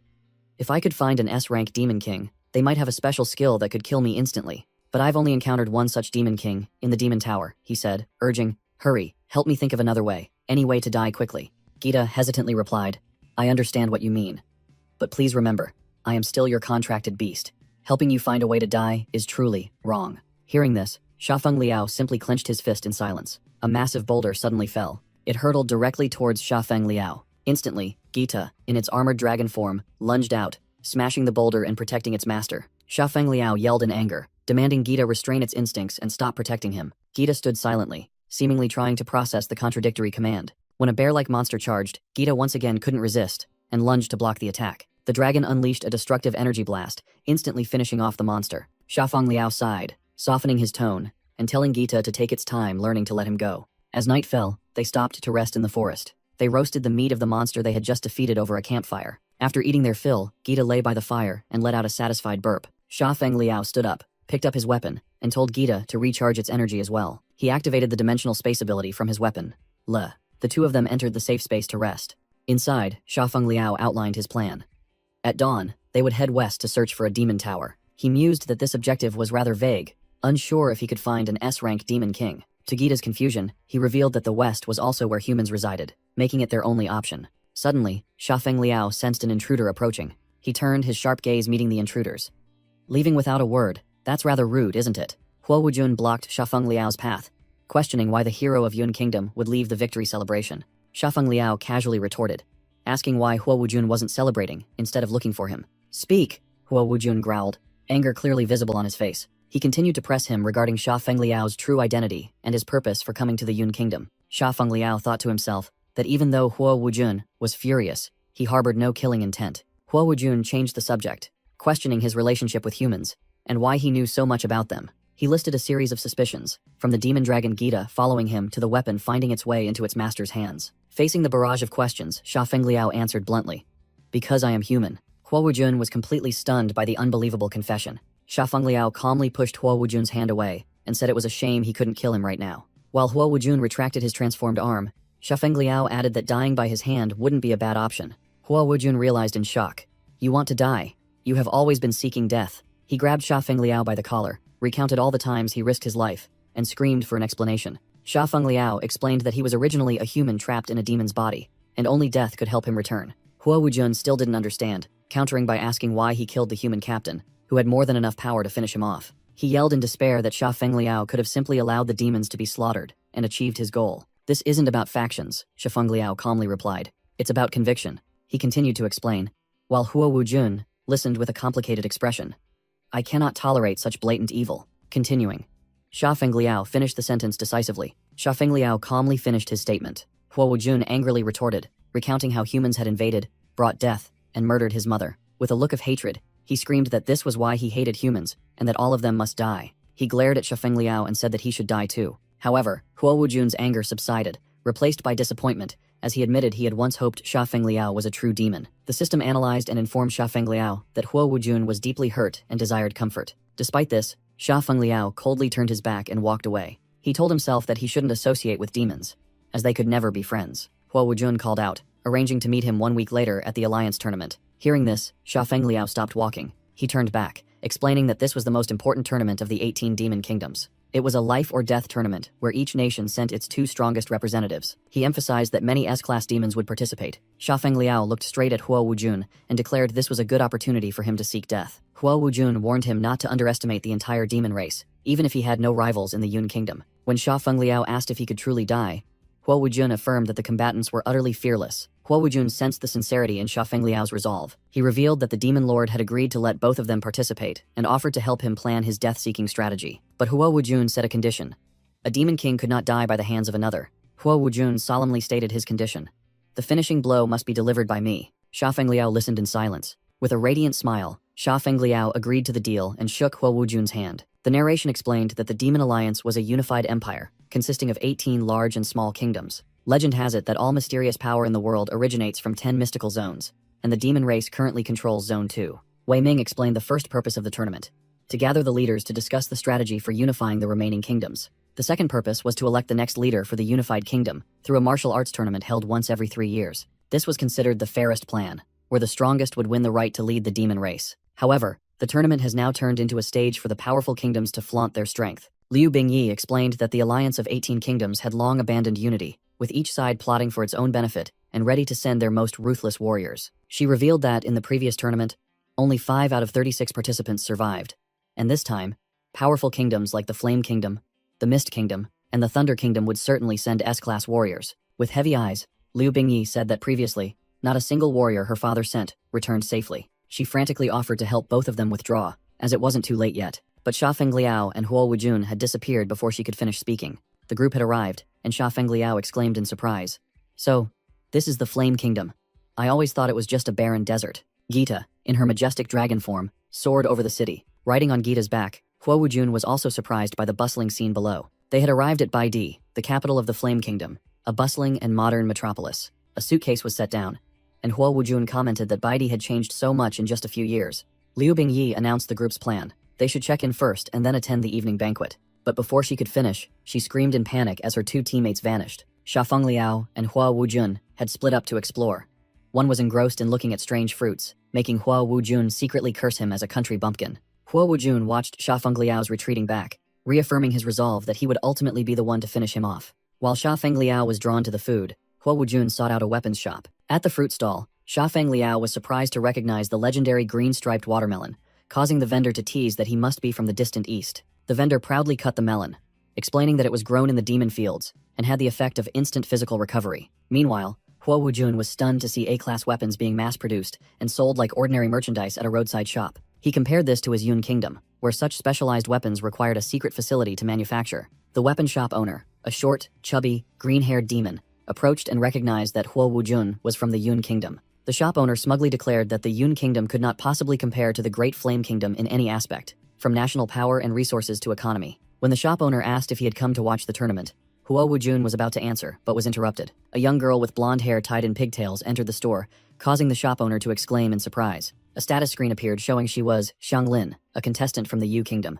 but the shop owner mistakenly thought she was from Yun and mocked that the kingdom had no talent left. Huo Wujun narrowed his eyes at the newcomer, seemingly recognizing her slightly. Xiang Lin didn't pay attention. She asked the shop owner to wrap up the S-class items and deliver them to the Shambhala Hotel. While paying, she sneered and said that the Yun Kingdom was always so weak, perhaps they would become an opponent for them. Suddenly, Xiang Lin emitted a powerful pink energy, contemptuously declaring that her only opponents were those from the Yu Kingdom itself. Her eyes glowed brightly, showing absolute determination and focus on the internal struggle within the Yu Kingdom. Huo Wujun felt the extremely powerful magical energy emanating from Xiang Lin, secretly wondering if it was S-class power. Sha Fengliao's group arrived in the capital, standing on an overpass, gazing at the modern city beneath the starry sky. Liu Bingyi commented that everyone here seemed quite arrogant, while Huo Wujun suggested that it was understandable with the tournament about to begin. She explained that the alliance of 18 kingdoms was now dominated alternately by only 3 kingdoms: Flame, Lei, and Yu. The winner of the tournament will receive the Atonement Stone, the fastest path to evolving into an S-class demon. Simultaneously, the winning kingdom will have the right to command the 18 legions of the alliance and receive the key to the apocalypse. They will also gain command over the military and even the right to exploit a special territory. A member of the group surprisingly asked about that territory. Finally, the group arrived in front of a magnificent skyscraper, considered the highest honor for the entire demon race.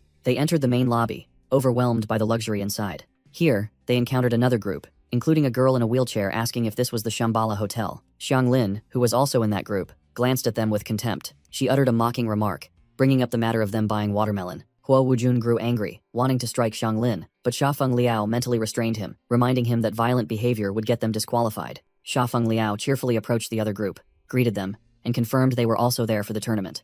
The girl in the wheelchair replied that they were from the Mist Kingdom. He excitedly said that if they met in the tournament, he hoped their opponents wouldn't hold back, which made the girl's companion slightly worried. Liu Bingyi then urged the group to go check in. Suddenly, she felt something was wrong. Liu Bingyi's bag was snatched from her hand and flew away at breakneck speed.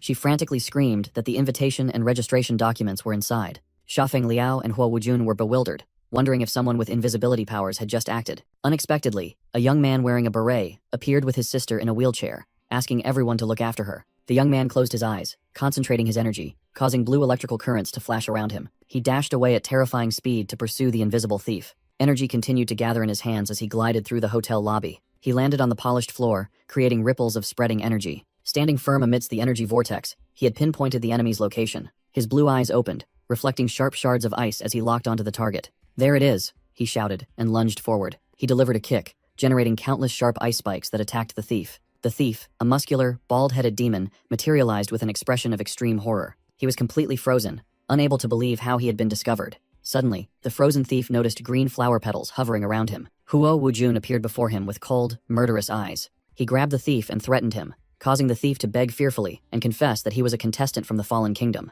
Sha Fengliao happily complimented the stranger's skill to his sister, and the girl proudly confirmed it. The group gathered, and Sha Fengliao curiously asked if the young man was an S-class demon. The young man humbly replied that he had not reached that class and introduced himself as Lacey, from the Mist Kingdom. As the group walked through the grand hall, a mysterious figure with spiky blonde hair silently observed them from behind. A security staff member announced that contestants from all kingdoms had almost fully gathered. Meanwhile, the mysterious blonde man sipped a cup of tea and smirked, thinking that the prelude was about to begin. Sha Feng Liao's group walked down the corridor, and Liu Bingyi commented on how crowded the hotel was today. She nervously looked at her watch, afraid that if they delayed too long, they might miss the party. Sha Feng Liao suddenly glanced back, seemingly sensing something. He secretly thought about how the people around them failed to prioritize those with disabilities when he saw Lacey's group. Finally, after a wait, it was Sha Feng Liao's group's turn to check in. However, Liu Bingyi kindly let Lacey and his sister in the wheelchair go ahead of them. The stern female receptionist requested that they prepare their documents in advance so as not to waste time. Lacey awkwardly presented his kingdom's documents, forcing the receptionist to remind him that he needed an invitation letter. Suddenly, the crowd became agitated as an important figure arrived in the main lobby. The mysterious blonde man sarcastically remarked that every time that person appeared, it was a grand spectacle. The most famous and powerful super idol in the 18 kingdoms, Lin Li of the Lei Kingdom, had arrived. Accompanying him was an elderly woman with a stern expression, completely unaffected by the commotion. Flashes of light erupted incessantly, surrounding Lin Li and his entourage. A large bodyguard began aggressively clearing the way, demanding that everyone move aside. Lacey turned back with annoyance when he was shoved by the crowd from behind. The bodyguard unhesitatingly raised his hand and shoved directly toward Lacey. He cruelly pushed Lacey down, causing him to stumble and nearly crash into his sister's wheelchair. The girl in the wheelchair screamed, "Brother," in panic upon seeing Lacey shoved. Immediately, a hand was placed on her shoulder, stopping her. Sha Feng Liao stood shielding the girl, his resolute gaze confronting the troublemaker. Meanwhile, Lin Li and his mother were prioritized by the staff and allowed to pass, citing the mother's poor health. Lin Li instructed someone else to take his mother ahead while he handled the registration. Suddenly, Sha Feng Liao rushed forward, forcefully pushed Lin Li aside, and yelled, "Hey!" The girl in the wheelchair secretly thought that public figures should also know how to queue. Sha Feng Liao sternly demanded that the receptionist process their documents first. The female employee could only utter a confused sound amidst the tense situation. From afar, a blonde man watched the incident, thinking to himself that there was about to be a good show. That person knew that besides his star status, Lin Li had another identity. Lin Li turned around, growlingly asking Sha Feng Liao if he had pushed him, while the observer noted that he was the demon race's top product. He leaned close to Sha Feng Liao's face, challenging him. "You've got some nerve? Daring to push me?" Sha Feng Liao turned to question the receptionist about the documents, and she stammered, admitting there was a problem. Just then, Lin Li provocatively grabbed Sha Feng Liao's shoulder from behind. "Didn't you hear me?" he snarled, while Huo Wujun stood right behind them. Lin Li tightened his grip on Sha Feng Liao's shoulder, his eyes filled with malice. Huo Wujun immediately spoke up in a cold voice, demanding that he remove his hand. Hearing this, Lin Li turned around and flashed a sinister smile. A tense atmosphere enveloped them as Sha Feng Liao, Huo Wujun, and Lin Li prepared to clash. Huo Wujun narrowed his eyes, thinking, "Such strong energy." Lin Li laughed gleefully, provoking them. "You've got guts. I like it. Your strength is quite interesting too. Come test your skills against me." Suddenly, a voice rang out, intervening. "Mr. Lin, if you start a fight before the match, you will be disqualified." A short man, seemingly the hotel manager, appeared and invited Lin Li's group. "You are super VIPs. No need to wait. Please use this express lane." The manager continued to flatter them, pointing toward the luxurious area. "You should have been in the luxury suite. There's no need to crowd with these people." He pointed out the window, toward the distant buildings, and said, "The smaller kingdoms are all staying in those houses over there." Lin Li looked annoyed but still scoffed and agreed. "Fine." Before leaving with his entourage, Lin Li turned back and issued a challenge. "Then I'll see you at the competition. I'll be waiting for you." Once Lin Li's group had left, Huo Wujun impatiently asked the manager and the confused receptionist, "How much longer do we have to wait?" The manager signaled to the female employee, "Let me handle this." Then, he turned to Lacey and his sister, saying arrogantly, "You are a contestant, correct? Then this girl is not allowed to check in." Lacey frantically protested. "What? Didn't the invitation say we could bring guests?" But the manager dismissed him. The documents from the Mist Kingdom might not be valid here. He continued to make things difficult. "Rooms are full. Priority is for contestants. You two from the Yun Kingdom, at most, only get one double room." Sha Feng Liao silently observed, realizing, "So, you are intentionally making things difficult for us." Huo Wujun couldn't hold back anymore and grabbed the manager's collar. "Hey, we were invited here, at least show some respect." Threatened, the manager still responded haughtily, "I am not a contestant. The entire demon race is held back by bumpkins like you." Huo Wujun angrily shoved the manager away. He coldly declared, "Kingdoms like Yun and Mist should have been kicked out of the alliance long ago." Lacey worried about his eligibility to compete, while his sister had to listen to the manager's insults. Huo Wujun challenged the manager, asking if he was afraid of being disqualified for daring to cause trouble. The manager yelled, calling them country thugs who only came here to freeload. As the man continued to mock Lacey and his sister, Huo Wujun immediately grabbed his face. Huo Wujun's hand tightened, crushing the manager's glasses. A stream of purple energy enveloped the manager, lifting him off the ground. Hua Wujun held the manager's face, contorted with fear, tightly in midair. Suddenly, a red-haired woman intervened. Using her power to pull the manager out of Hua Wujun's grasp, she stared, sarcastically remarking that being allowed to come here was the greatest blessing for those from weak kingdoms. The manager was violently thrown backward by an invisible force. As he sprawled on the floor, the woman stood tall and declared herself the current demon lord of the Yun Kingdom. She continued to assert her position as the first leader of the 18-nation alliance and the successor of Liu Yun. With an angry glare, she warned the manager that his words were enough for her to kill him on the spot. She reminded the trembling man of the Oath of Unity that the 18 kingdoms made when the demon race first gathered. Accordingly, anyone who attempts to divide the demon race shall be executed by the descendants of the Liu clan. She explained that the Alliance Conference was meant to be a symbol of unity and shared prosperity. But now, she trailed off, looking at the manager who was breaking out in a cold sweat. Overwhelmed by the terrifying surge of energy, the manager prostrated himself on the ground, begging for his life. From a distance, a refined man named Si Ming, chairman of the Shambhala group, smiled and remarked that it was quite a spectacular opening act. The hotel manager cried, pleading with Si Ming to save his life. Si Ming turned around and politely offered his deepest apologies to the contestants for the hotel's lack of consideration. The demon lord of the Yun Kingdom questioned Si Ming, sarcastically noting that the hotel's chaotic management reflected the owner himself. Si Ming calmly explained that the luxury rooms had been reserved in advance to avoid trouble from powerful guests. To show his sincerity, he offered to transfer the only remaining presidential suite to their group. He then turned to the two siblings from the Mist Kingdom and courteously invited them to stay in his private penthouse. The Lacey siblings were astonished to hear that it was the highest point in the Flame Kingdom, offering a view of the entire demon realm. Si Ming bowed once more, taking the blame upon himself and hoping the contestants would accept his apology. He announced the evening banquet and advised Shafeng Liao to rest and cool his temper. Shafeng Liao coldly pointed at the manager and asked Si Ming how he intended to deal with the man. While the manager continued to beg, Shafeng Liao questioned whether they intended to let him off so easily. Si Ming smiled and replied that the matter was quite simple, then pulled out a revolver. He loaded 5 bullets into the cylinder, leaving one chamber empty, and said that the manager's future would be left to fate. Si Ming pressed the gun against the trembling manager's temple, explaining that he only had a 1 in 6 chance of survival. Shafeng Liao, Hua Wujun, and the demon lord of the Yun Kingdom silently observed the tense situation. Si Ming slowly cocked the hammer, preparing to decide the manager's fate. A dry click sounded as the hammer struck an empty chamber. The manager rejoiced at escaping death, quickly bowing his head to thank Si Ming for sparing his life. Si Ming ordered the manager's expulsion, and the man hastily bowed in gratitude for being spared. The elevator doors opened with a ding. After the other contestant groups had left, Shafeng Liao's group remained standing in the lobby. The female receptionist sighed in relief, while Si Ming maintained a calm, meaningful expression. Si Ming thought to himself about the only person who hadn't flinched at the provocative spectacle he had staged. The image focused on Shafeng Liao from behind, implying he was the one Si Ming was watching. Shafeng Liao also recognized the absurdity of the manager's actions, and Gita confirmed that it was merely an act. He analyzed Si Ming's motives, dismissing the possibility of it being a simple trap because it was too contradictory. Shafeng Liao deduced Si Ming's true purpose, a test to assess the strength of the contestants. Elsewhere, Si Ming smirked, seemingly confirming that Shafeng Liao's suspicions were correct. A silent challenge was issued, signaling the inevitable confrontation between the two during the tournament. In a cafe, an attendant asked a white-haired woman with pink horns if she would like another drink. The woman declined and silently wished Xiaofeng good fortune, revealing her relationship with Shafeng Liao. Meanwhile, the tournament format was announced across the vast arena. The rules continued to be explained through images of the participating contestants. The preliminary rounds would be chaotic life and death battles,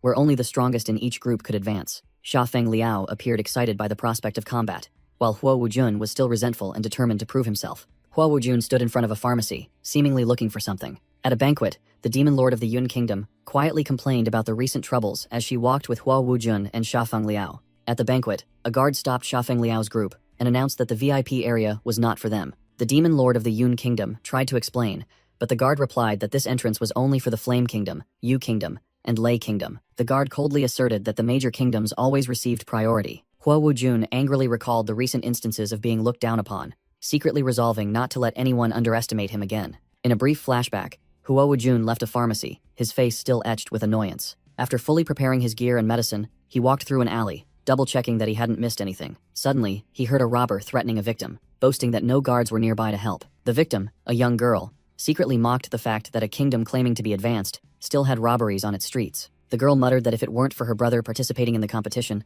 she wouldn't have come to this backward kingdom, causing the robber to yell at her to shut up. The robber, a member of the Black Gold Gang, threatened to do more than just take her money if she didn't hurry up. The girl secretly analyzed her opponent, realizing he was an assassin and deciding to kill him to draw out his accomplices. But then, she suddenly recognized an acquaintance approaching. Huo Wujun also recognized the girl and silently called her name. Shuer?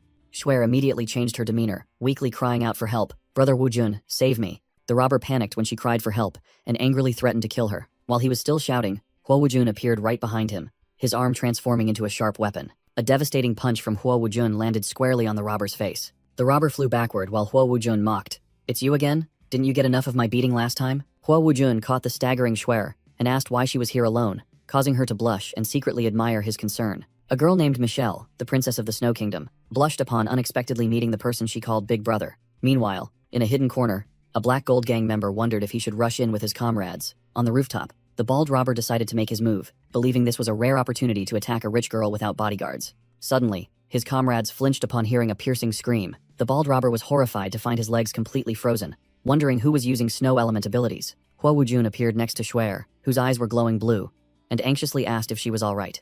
Shuer immediately acted scared, clinging tightly to Huo Wujun's arm and saying that it was lucky he arrived in time. Huo Wujun recognized the familiar robber and wondered how he managed to escape the guards. Shuer cheerfully suggested ignoring the robber and invited Huo Wujun to take a walk with her. She pulled Huo Wujun away, leaving the robber lying helplessly on the ground with his arm frozen. Elsewhere, Lacey was pushing his sister in a wheelchair toward a pharmacy. He sadly apologized to his sister for his uselessness, but she comforted him, saying it was because the medicine was too expensive. Lacey clenched his fist, determined to win the tournament championship to get the prize money for his sister's surgery. His sister looked worried, suggesting they should use the little money they had to buy defensive gear. She told her brother to prioritize safety, but Lacey instead came up with the idea of buying weapons and attack-boosting potions. At the same time, Xiafeng Liao was holding a weapon and was asked about the opponents capable of defeating him. Gita, in its small form, replied that the previous champion had not yet appeared. In its thoughts, images of two powerful female warriors from the Yu Kingdom appeared, one of whom was Xiang Lin. Gita continued its analysis, suggesting that Hotel Chairman Si Ming and young master Lin Li of the Lei Kingdom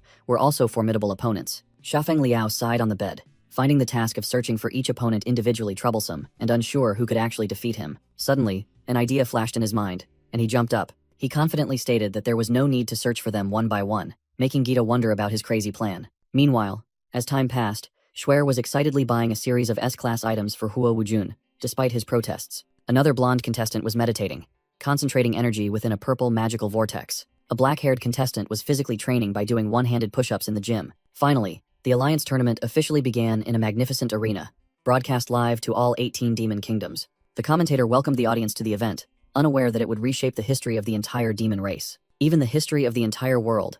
As the leader of the Flame Kingdom, Si Ming, sat on his throne observing. As fireworks and confetti flew, the commentator invited the contestants of the first group onto the stage. He shouted excitedly, urging them to enter the ring. The silhouettes of 4 warriors appeared under the stage lights. The first 3 introduced were Aji of the Hui Kingdom, Tuo Tuo of the Huang Kingdom, and Wen Kun of the Shuang Kingdom. Next was the most anticipated seeded contestant, Xuan Wu, representative of the Flame Kingdom.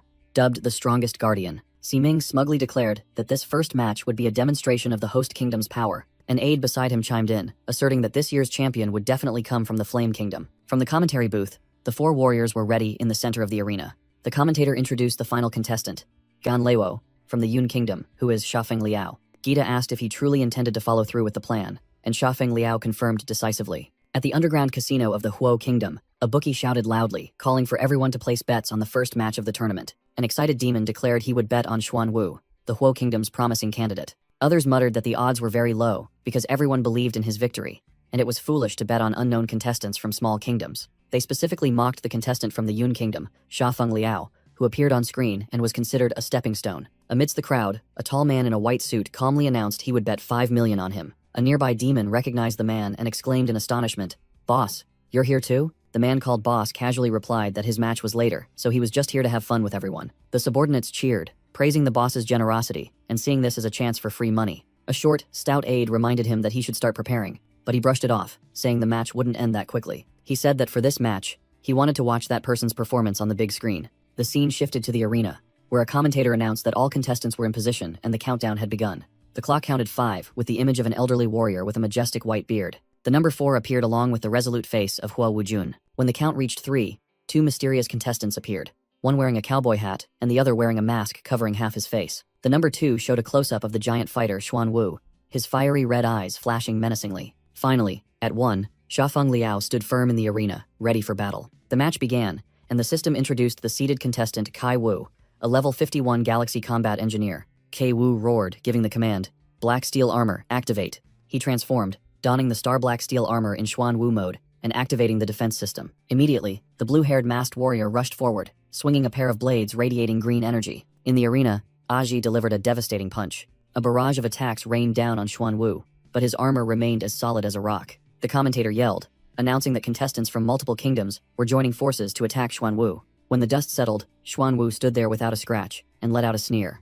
The attackers, including 2020, Aji, and the masked warrior, exclaimed in horror that he was unharmed and urged each other to continue. From elsewhere, Lin Li calmly remarked that this was a typical qualifying round tactic, the weak combining forces to eliminate the strongest. He added that without armor-piercing techniques, they were just wasting their strength in vain. Lin Li's gaze suddenly shifted, wondering what someone else was plotting. Meanwhile, Xiafeng Liao had finished warming up and asked Gita if it was ready. Gita, in its compact form on his shoulder, confirmed that its energy had been full for a long time. In the observation room, Huo Wujun anxiously asked if Xiafeng Liao was planning another crazy stunt. Xiafeng Liao smiled meaningfully, declaring he would give everyone a show. He shouted loudly, demanding that everyone, including the cameras, watch closely. Instantly, Gita transformed into a giant dragon, soaring past a camera. The other contestants, including Xuan Wu, stared dumbfounded at the creature that had just appeared. From above, Xiafeng Liao pointed directly at Xuan Wu, ordering him to activate his strongest defense layer. Xuan Wu roared furiously, asserting that someone like Xiafeng Liao had no right to order him around.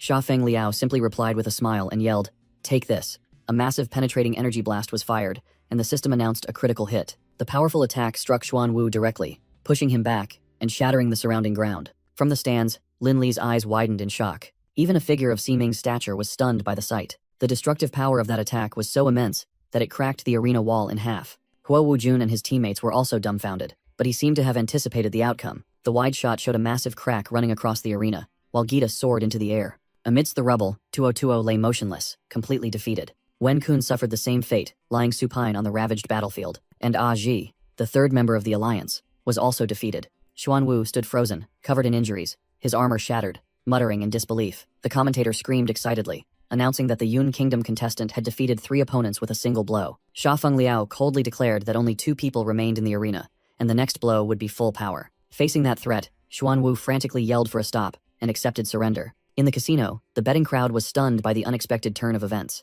An elderly spectator angrily roared, deeming Xuan Wu's actions a disgrace. Others started murmuring, astonished that the attack had split the entire arena in 2. Xuan Wu realized that his opponent's weapon could penetrate any defense, and that blow wasn't even full power. He thought in horror that if it had been an all-out attack, the entire arena might have been pulverized into dust. As Xiafeng Liao raised his fist, the commentator declared that the first qualifying match was over. The referee raised his hand, announcing the first winner was Gan Luo of the Yun Kingdom. Defeated, Xuan Wu questioned Gan Luo, unable to believe that an A-class warrior possessed such overwhelming power. Having just been declared the winner, Xiafeng Liao snatched the microphone from the bewildered announcer. He stared at the terrified announcer and sarcastically asked if his performance was over. Standing in the center of the stage, Xiafeng Liao cleared his throat and shouted to capture the attention of the entire arena. With a menacing gaze obscured, he looked down at the crowd from the stage. He roared into the microphone, declaring that all the mighty kingdoms and S-class demons were weaklings. Other contestants and powerful leaders like Ximing and Lin Li were visibly annoyed by the arrogant declaration. While Huo Wujun covered his face in exasperation, his companion was utterly shocked.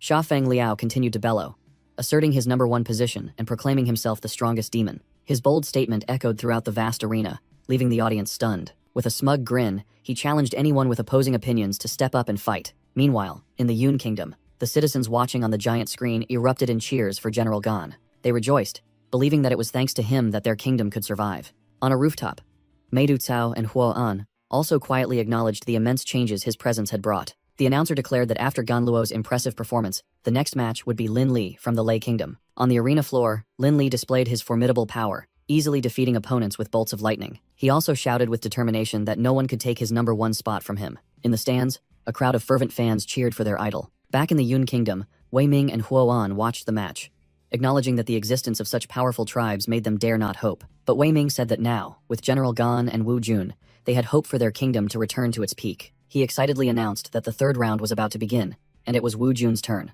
On the arena floor, the commentator excitedly announced the start of the 3rd round. He introduced the first contestant from the Feng Kingdom, Xing Tian. Next were Dao Lang from the Zai Kingdom, Na Yin from the Snow Kingdom, and Wang Hua Feng from the Hua Kingdom. Finally, the winner of the first round and representative of the Yun Kingdom, Huo Wujun, was introduced separately. From the stands, Liu Bingyi commented that Xiafeng Liao's performance had drawn special attention to the Yun Kingdom, and she worried that Huo Wujun would become a common target. Xia Feng Liao reassured her that as long as they kept an eye on Dao Lang, who had the highest rank, there would be no problem. Liu Bingyi analyzed that there were no S-class demon tribe members in this round, and at A+ class, no one was Huo Wujun's opponent except herself. Meanwhile, a girl named Xuer was enthusiastically cheering for Huo Wujun, hoping he would win first place. Another spectator recognized her as possibly the princess of the Snow Kingdom and wondered why she would support an opposing kingdom. The match officially began, with Huo Wujun lunging into a ready stance. Immediately, the other contestants shouted to eliminate the one from the Yun Kingdom first, and then all charged towards him. Huo Wujun merely smirked, thinking to himself that the hatred everyone felt for Gan Luo had worked exactly as planned. In a flash, Huo Wujun quickly took down two opponents simultaneously, astonishing the audience. In another development, Dao Lang was also brutally attacking Xing Tian. The commentator screamed in horror as Dao Lang decapitated Xing Tian with a single sword strike. Now, only two people remained on the field, Dao Lang standing over Xing Tian's corpse. Huo Wujun observed his final opponent, assessing Dao Lang as merely an A-class demon with high attack power. Dao Lang licked his lips, staring forward with a bloodthirsty expression. Huo Wujun charged forward, confident in his enhanced strength after the demon cave battle and the confrontation with humans. Huo Wujun, confident in his strength, appeared directly in front of Xing Tian. Surprised by his opponent's speed, Xing Tian unleashed a poison strike, but it was too late, a fatal blow piercing his chest. Huo Wujun completed his slash, blood splattering across the arena. With a single blow, Huo Wujun cleaved his opponent in two, prompting the commentator to hastily declare the match over. He believed everything was finished, even thinking he could now handle an S-class demon. However, an unexpected development on the arena floor made Huo Wujun look back. The commentator shrieked in panic, correcting that the match was still ongoing. It turned out that Xing Tian, who had just been nearly decapitated, was still alive. To Huo Wujun's astonishment, Xing Tian's headless body stood up and continued to fight. From the stands, Liu Bingyi couldn't believe her eyes, wondering how someone could fight when their head was almost gone. Xia Feng Liao also narrowed his eyes, realizing something was very wrong with Xing Tian. On the arena floor, Huo Wujun leaped into the air to prepare for another attack. He focused all his strength, determined to finish his opponent, once and for all. With an unyielding will, Huo Wujun unleashed a powerful surge of energy. He launched a devastating attack that engulfed Xing Tian's body. Unexpectedly, dark tendrils emerged from Xing Tian's body, initiating a bizarre transformation. Huo Wujun landed on the ground, exhausted but believing he had finally won. But then, a horrifying sight made him exclaim in shock. Xing Tian's body had completely regenerated, all wounds vanishing as if they had never existed.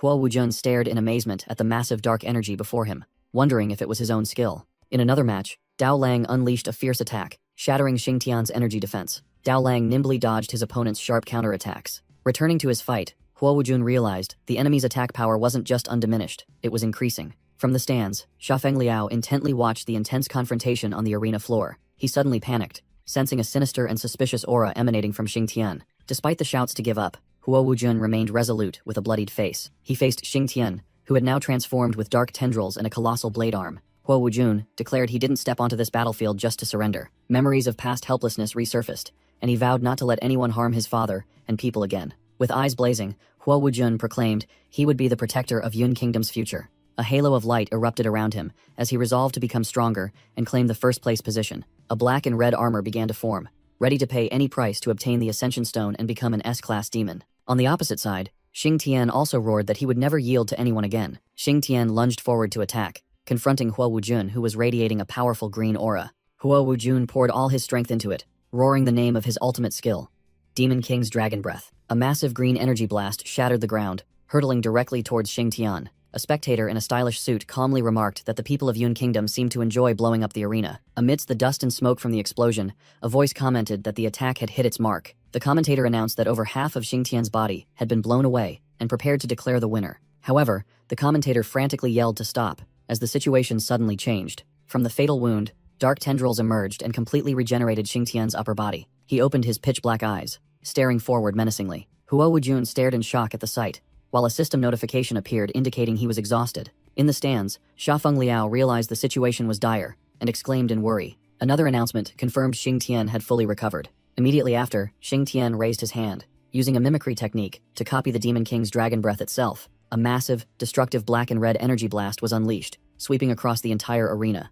Huo Wujun was unable to resist and was completely engulfed in the terrifying explosion. In an instant, memories of past failures and the desperate image of his father flooded his mind. Xuer in the stands screamed in horror. Liu Bingyi also couldn't hide her shock and fear. As Huo Wujun collapsed, his teammates rushed to his side, with Xuer frantically asking if he was going to die. Xia Feng Liao quickly checked and reassured them that thanks to instinct, Huo Wujun had avoided the fatal blow and was merely unconscious. he immediately ordered the others to take Hua Wujun to the infirmary. Standing alone, Sha Feng Liao looked at Xing Tian with suspicion, finding the contestant highly questionable. The main commentator officially declared Xing Tian of the Feng Kingdom the final victor. Elsewhere, King Medan of the Feng Kingdom smiled triumphantly, stating they had secured their advancement. In a dark corner, headless corpses lay scattered on the ground. A grotesque, giant, centipede-like creature crawled over a corpse. The monster burrowed into the severed neck of a dead body. The corpse began to convulse violently as it was taken over by the parasitic creature. From within, a new head was horrifyingly regenerated. The stitched-together face of a reborn man appeared, dark hands touching his chest. Beside him was another resurrected being, a bald demon with a bushy beard. Both knelt before a cloaked leader, who whispered about a mission. Returning to the present in the Yan Kingdom, the leader was pleased that they had successfully passed the first round. He praised his puppets for completing their task well. The leader declared that the championship would belong to their evil clan. Meanwhile, in the arena, the preliminary matches were in full swing, and the winner of the fourth match was announced. Xiang Lin from the Yu Kingdom had secured an overwhelming victory. In the fifth match, Si Ming, the seeded contestant from the Fire Kingdom, also easily defeated his opponent. The commentator screamed, announcing that a great threat was silently approaching the demon race before inviting the contestants for the sixth match onto the stage. The first to appear was another contestant from the Lei Kingdom, a woman named Jasmine. Lin Li, also from the Lei Kingdom, frowned in thought, having never heard of this name. The second contestant introduced was Sha Feng Liao, who was stunned. He was speechless, muttering the name Jasmine as if he couldn't believe his eyes. The flashback returned to the past, when Sha Feng Liao was 6 years old, frantically holding up a shard in defense and shouting loudly. A white-haired girl, escorted by guards, extended her hand, gently saying they were not bad people. Later, the boy with the bandaged head sat with the girl on a tree branch, confessing he remembered nothing. The only thing he remembered and could say was his name, Sha Feng Liao. He curiously asked for the girl's identity and why she was in such a chaotic place. The little girl, a bit flustered, stammered that she was just out for a walk. Then she cheerfully introduced herself as Jasmine. However, a bodyguard accidentally called her Princess Hao Liangna and urged her to return. Hao Liangna quickly signaled the bodyguard to be silent, reminding him that they were out incognito. Many years later, a 1-2-year-old Hao Liangna was sneaking out with Sha Feng Liao, confidently stating they would make it in time for the anniversary. The little girl held out her hand for his help, as the spot was a bit high. Sha Feng Liao, now a teenager, smiled shyly as he took her hand. Hao Liangna reminded him that they had to use aliases when they went out. The young boy blushed and awkwardly replied, calling her Jasmine. Returning to the present, Sha Feng Liao was stunned to realize that Nana always used the name Jasmine when sneaking out. Just then, the match in the main arena officially began. Jasmine, without a moment's hesitation,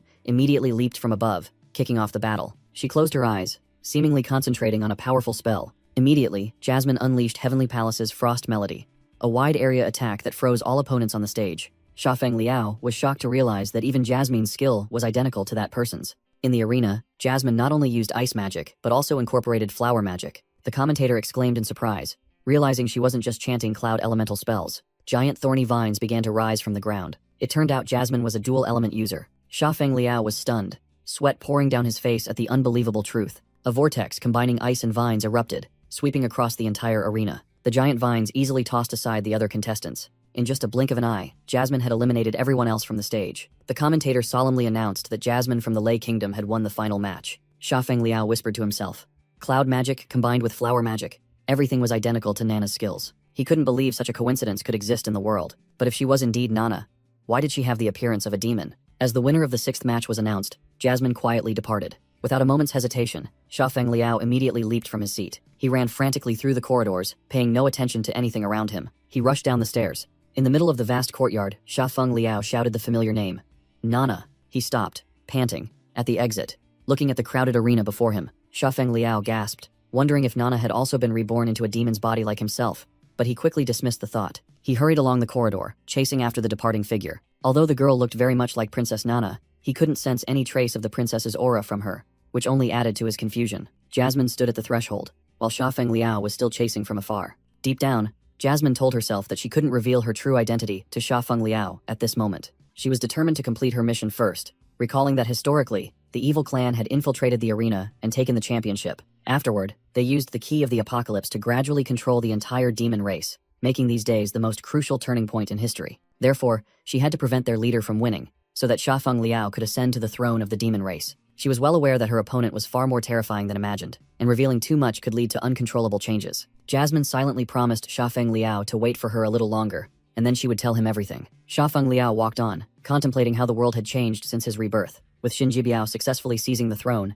and attacking the Yun Kingdom. This change had come at the cost of the Yun Kingdom's near destruction, and he worried about the butterfly effect that could spread throughout the world. He wondered about a contingency plan if the conference failed, and it seemed he had a drastic option in mind. A screen displayed the list of those who advanced to the knockout stage, including the 6 winners and 1 contestant who received a bye, named Shuo. Xiafeng Liao and the Demon Queen looked at the screen together, realizing there was only 1 spot left for the next round. An announcement echoed throughout the arena, introducing the final match to decide the last ticket. The final 2 opponents were introduced: Chao Liar, an A rank from Yuntian, and Lao Bai, the leader of the Black Gold Gang from the Fallen Kingdom. Lao Bai, the leader of the Black Gold Gang, questioned Chao Liar about attacking his subordinates. The Black Gold Gang members cheered for Lao Bai, shouting for him to kill the opponent from the Misty Kingdom. Lao Bai launched a brutal attack towards Lacey, declaring he intentionally saved Lacey for last to crush him slowly. He roared, vowing to make his opponent understand the consequences of offending the Black Gold Gang, while a voice deemed him the most promising championship contender. In the spectator area, the Demon Queen of the Yun Kingdom watched the final qualifying match with a thoughtful expression. She turned to Xiafeng Liao, asking if Lacey stood a chance of winning this match. Xiafeng Liao analyzed that Lacey was inferior in every aspect, from rank and power to bloodline, and everyone believed he would lose quickly. But there was one person who always hoped for Lacey to win: his sister, who sat in a wheelchair and silently prayed for her brother's safety. In the arena, Lacey knew he had to win the championship to save his sister. He shouted defiantly, as someone needed him to win. Xiafeng Liao looked at Lachi, understanding that for that goal, he was willing to risk his life. His thoughts took him back to the past, to a dark arena where the crowd screamed for the death of a child who dared to challenge their fighter. Xiafeng Liao, at 12 years old, a B-rank warrior, was chained in the center of the arena with the crowd baying for his flesh. The boy roared a phrase identical to Lasis. "Come on, I'm not afraid of you." His opponent was Mammoth, the most brutal fighter in the empire, who craved the taste of children's flesh. High above, Hao Liangna, at 12 years old, locked in a cage, sobbed, asking why Xiafeng Liao had returned to save her. The boy explained that he had made a bet with the arena.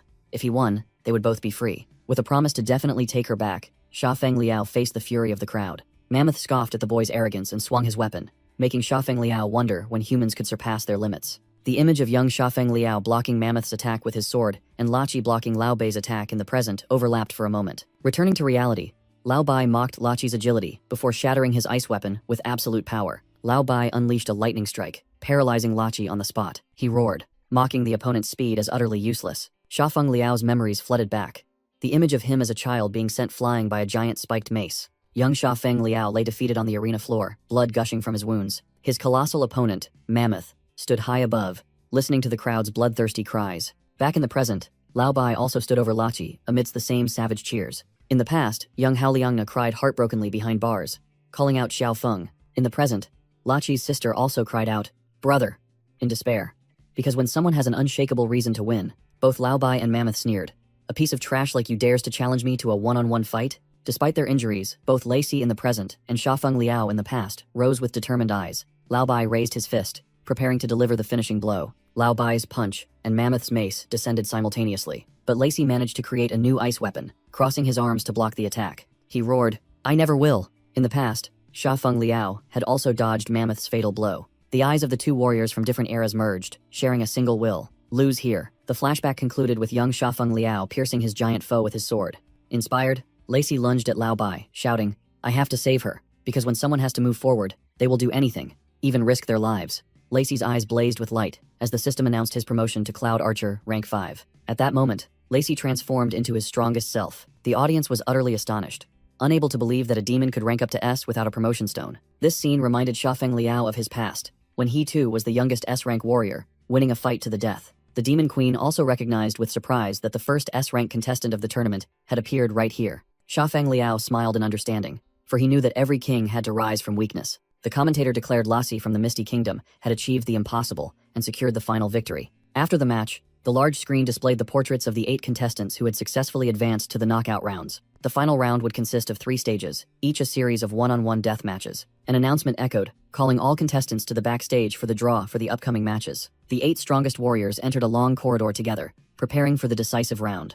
In the backstage area, contestant Molly held a black orb after completing her draw. Seeing Molly, Xiafeng Liao couldn't help but think of Nana, wondering about the situation on the human side, as he hadn't heard any news for a long time. A voice echoed in his mind, reminding him that the greatest threats were Lin Li and Si Ming, while he was determined to return to his own body soon. The mysterious voice continued its analysis, suggesting that Shuo's strength was still an unknown, but certainly not weak. After receiving the information, Xiafeng Liao stepped forward, preparing to draw for his own match. He drew orb number 1, meaning he would be the first to enter the arena, facing the holder of number 2. His opponent was none other than Lacey, who had just ranked up and would certainly not be easily defeated immediately. As Xiafeng Liao walked, another powerful contestant held orb number 5. The person smirked, showing little interest in the match pairings. Ming chuckled smugly. He activated a magical device, deciding to choose a different option. Meanwhile, Xiafeng Liao realized he had drawn orb number 1, meaning his opponent would be the one with number 2.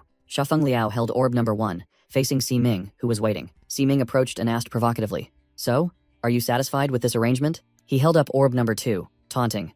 "Aren't you looking for someone who can kill you?" Xiafeng Liao simply looked at his opponent in silence. Ming confidently declared, "Soon, I will fulfill your wish." After the draw concluded, an announcement boomed throughout the arena that the preliminary round would have 2 simultaneous matches. The tournament organizer, Qing, leader of the Flame Army, appeared. From above, Qing looked down at the 4 fighters, ready for the first 2 matches. The first match is a showdown between Yun Kingdom's dark horse Ganliwo and the undefeated champion since birth, Ming of the Fire Kingdom. The second match will be a contest between the famous beauty Xianggun of the Yu Kingdom and the standout qualifier, Xing Tian of the Feng Kingdom. Qing explains that because the qualifiers are very dangerous, they will proceed in a special way. Purple magical energy began to surge from beneath his feet. Xiafeng Liao intently observed the transformation. Qing soared into the sky, announcing that the matches would take place in special locations. Immediately, Xiafeng Liao and Ming were teleported to a giant stone platform, where the first match would take place. It turned out that the location was the peak of a colossal goddess statue, situated amidst the clouds. Xiafeng Liao questioned his opponent. "You used your ability to ensure you would fight me, didn't you?" The blonde opponent admitted. "Ever since we first met, you have always been using your power." In a flashback, he recalled easily manipulating probability, from choosing the correct empty chamber in Russian roulette, to drawing the desired lot. Xiafeng Liao continued his analysis, realizing the opponent wasn't aiming for the championship, but was merely seeking an equal match. He asked directly, "If you only wanted victory, you had many other choices. Why did you choose me?" The blonde opponent burst into delighted laughter. He exclaimed in surprise, "So you're not just an ordinary demon, you can even see through my ability." He explained that his life was too boring because he always knew the outcome of the victory, always knew the future. But upon looking at Xiafeng Liao, he declared, "With you, I see uncertainty." He was extremely excited, not knowing how big L win or how L win. "That's what's interesting, isn't it?" Xiafeng Liao coldly retorted. "If you want to defeat me, there is only one way. Kill me in front of everyone." He provoked. "Otherwise, your first crushing defeat will be broadcast live to the entire world." The blonde opponent confidently declared, "Don't worry, I will never lose, because I will never choose a future where I fail." But then, his expression suddenly froze. "Wait. You," Xiafeng Liao calmly urged. "Hey, just make your move." The blonde opponent began to use his ability, sweat pouring out. "I just foresaw 4 futures. In all those scenarios, he was utterly defeated by Xiafeng Liao, forcing him to calculate 16 other possibilities. He grew increasingly desperate. What about 26 attempts? No, wait. His panic peaked as he calculated 250 scenarios, but all led to the same outcome of defeat. Completely broken, he knelt on the ground, whispering, "How can this be?" Xiafeng Liao's opponent desperately realized that in all 256 scenarios, there was not a single one where he won. He thought to himself. Xiafeng Liao defeated him every time, without fail thanks to his astonishing recovery ability. He compared Xiafeng Liao's ability to Legends of Immortality, an unresolvable system error. In another match, Xianggun gasped for breath after being defeated. She bitterly admitted that even if she gave her all, she couldn't kill her opponent because he could recover instantly. Her opponent, Xing Tian, roared as he lunged to attack. A terrifying explosion threw Xianggun backward. She fell helplessly, completely overwhelmed. Amidst the smoke and dust, Xing Tian's figure gradually emerged. He muttered that there was simply no way to win. As he approached Xianggun, his injured arm began to regenerate strangely. Muscle fibers and blood vessels intertwined, healing the wound in the blink of an eye. Xianggun recalled in horror that the person from the Yun Kingdom possessed a similar ability. Xing Tian reminisced about facing an immortal enemy in the past. Even knowing he couldn't win, he fought until the end. Returning to reality, Xing Tian stood towering over the fallen Xianggun. With her last bit of strength, Xianggun whispered 2 words. "I surrender." Xiafeng Liao said to his opponent, "It seems you also have no way to kill me, so I will defeat you and leave that task to someone stronger." His opponent mused. "Since I was 16, I have never lost." He smirked with amusement, wondering, "How interesting. Besides you, is the second person who can defeat me about to appear?" Recalling a promise, Xiafeng Liao's opponent made a resolution. "I promised I wouldn't lose to anyone again." He snapped his head up, his red eyes blazing, and roared, "Let's bet our lives." A skill was activated, converting his strength and stamina into luck points, the number increasing non-stop. With 8,000 luck points, he unleashed the ultimate skill, Death Domain, recalling the only time he had used it in the past. In his memory, Xiafeng Liao appeared, enveloped in a blazing red energy flow. The surrounding space transformed into a pool of blood-red water, where the two stood facing each other, ready for a fight to the death. A giant demon entity appeared, speaking in a familiar voice. Long time no see. Si Ming. The Grim Reaper held the SSS-class Scythe of Death, looked down at the two fighters, and asked, "Has someone forced you to this point again?" A giant golden roulette wheel slowly emerged from the water. Death asked, "Are you ready to wager your lives on this gamble?" Xiafeng Liao smiled with interest. "It's been a long time since I entered a third-party domain like this. Your ability is quite intriguing." His opponent explained the rules. In this domain, no one can activate skills, and the loser will be decapitated by the Scythe of Death. Xiafeng Liao, now in a red suit, hovered in the air and admitted, "You truly are someone who can surprise me." But the other man still confidently declared, "Your life will end here." Xiafeng Liao merely replied, "I hope so." Death then announced the rules of the roulette wheel. The wheel was shown in close-up as Death explained, "I will drop a ball. Whoever correctly guesses the color the ball lands on wins." He emphasized the price. The winner leaves safely, the loser loses their head. Xiafeng Liao's opponent decisively chose, "I choose black. That is my lucky color." Death turned to Xiafeng Liao. "Then you are red." He calmly agreed. "All right, let's begin."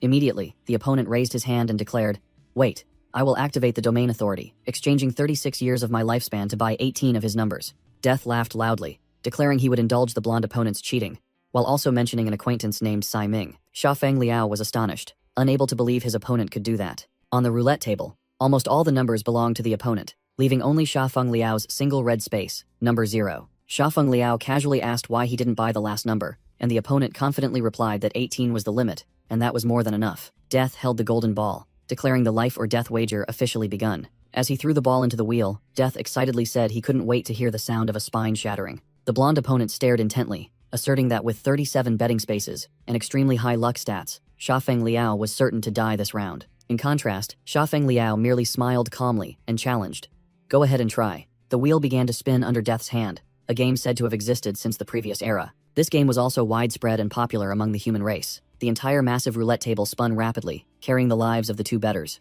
The blonde opponent concentrated intensely, tracking every movement of the ball. This was a game purely based on luck and probability, almost entirely unrelated to skill or power. Xiafeng Liao thought to himself that with such a low probability, there was no way the ball could land on his space. The golden ball gradually slowed, clicking and bouncing between the final numbers. Suddenly, it stopped right on the red space. Number 0. Death bent down to look at the result, his gigantic horn pointing directly at the fateful number. Xiafeng Liao yelled in shock, unable to comprehend how this could have happened. The blonde opponent stood silently in the shadows, accepting the unbelievable outcome. He screamed in despair, revealing that he had a 97.3% chance of winning and had even traded all his stats to boost his luck to 8,000. A system notification explained that the opponent had converted strength and physique to achieve 8,000 luck points. He stared at Xiafeng Liao in shock, unable to believe that the opponent's luck score was even higher than 8,000. Even Death had to admit that he had never encountered a situation like this. The system announced that Xiafeng Liao's luck score was too high to measure, making it undetectable even by Death. Xiafeng Liao pondered, wondering if this was the reason he couldn't die. An explanation appeared, stating that the luck score is a stat possessed by both humans and demons upon awakening. This stat affects evasion rate, defense, critical hits, and many other probabilistic factors. As this value increases, a person's fortune in life will also improve. Xiafeng Liao was stunned, asking himself if his immortality was simply due to luck. He gritted his teeth, unable to accept such an unbelievable and simple explanation. He recalled that no matter how meticulously his enemies planned, he always survived thanks to his survival gene. Death seemed amused, suggesting that Xiafeng Liao might be a bug that could affect the world, just as his master had said. A bug? Xiafeng Liao questioned the strange designation. The blonde opponent accepted defeat, calmly stating that if he lost, he would pay with his life. He bitterly admitted that even though he saw countless futures, he still couldn't walk the right path in life.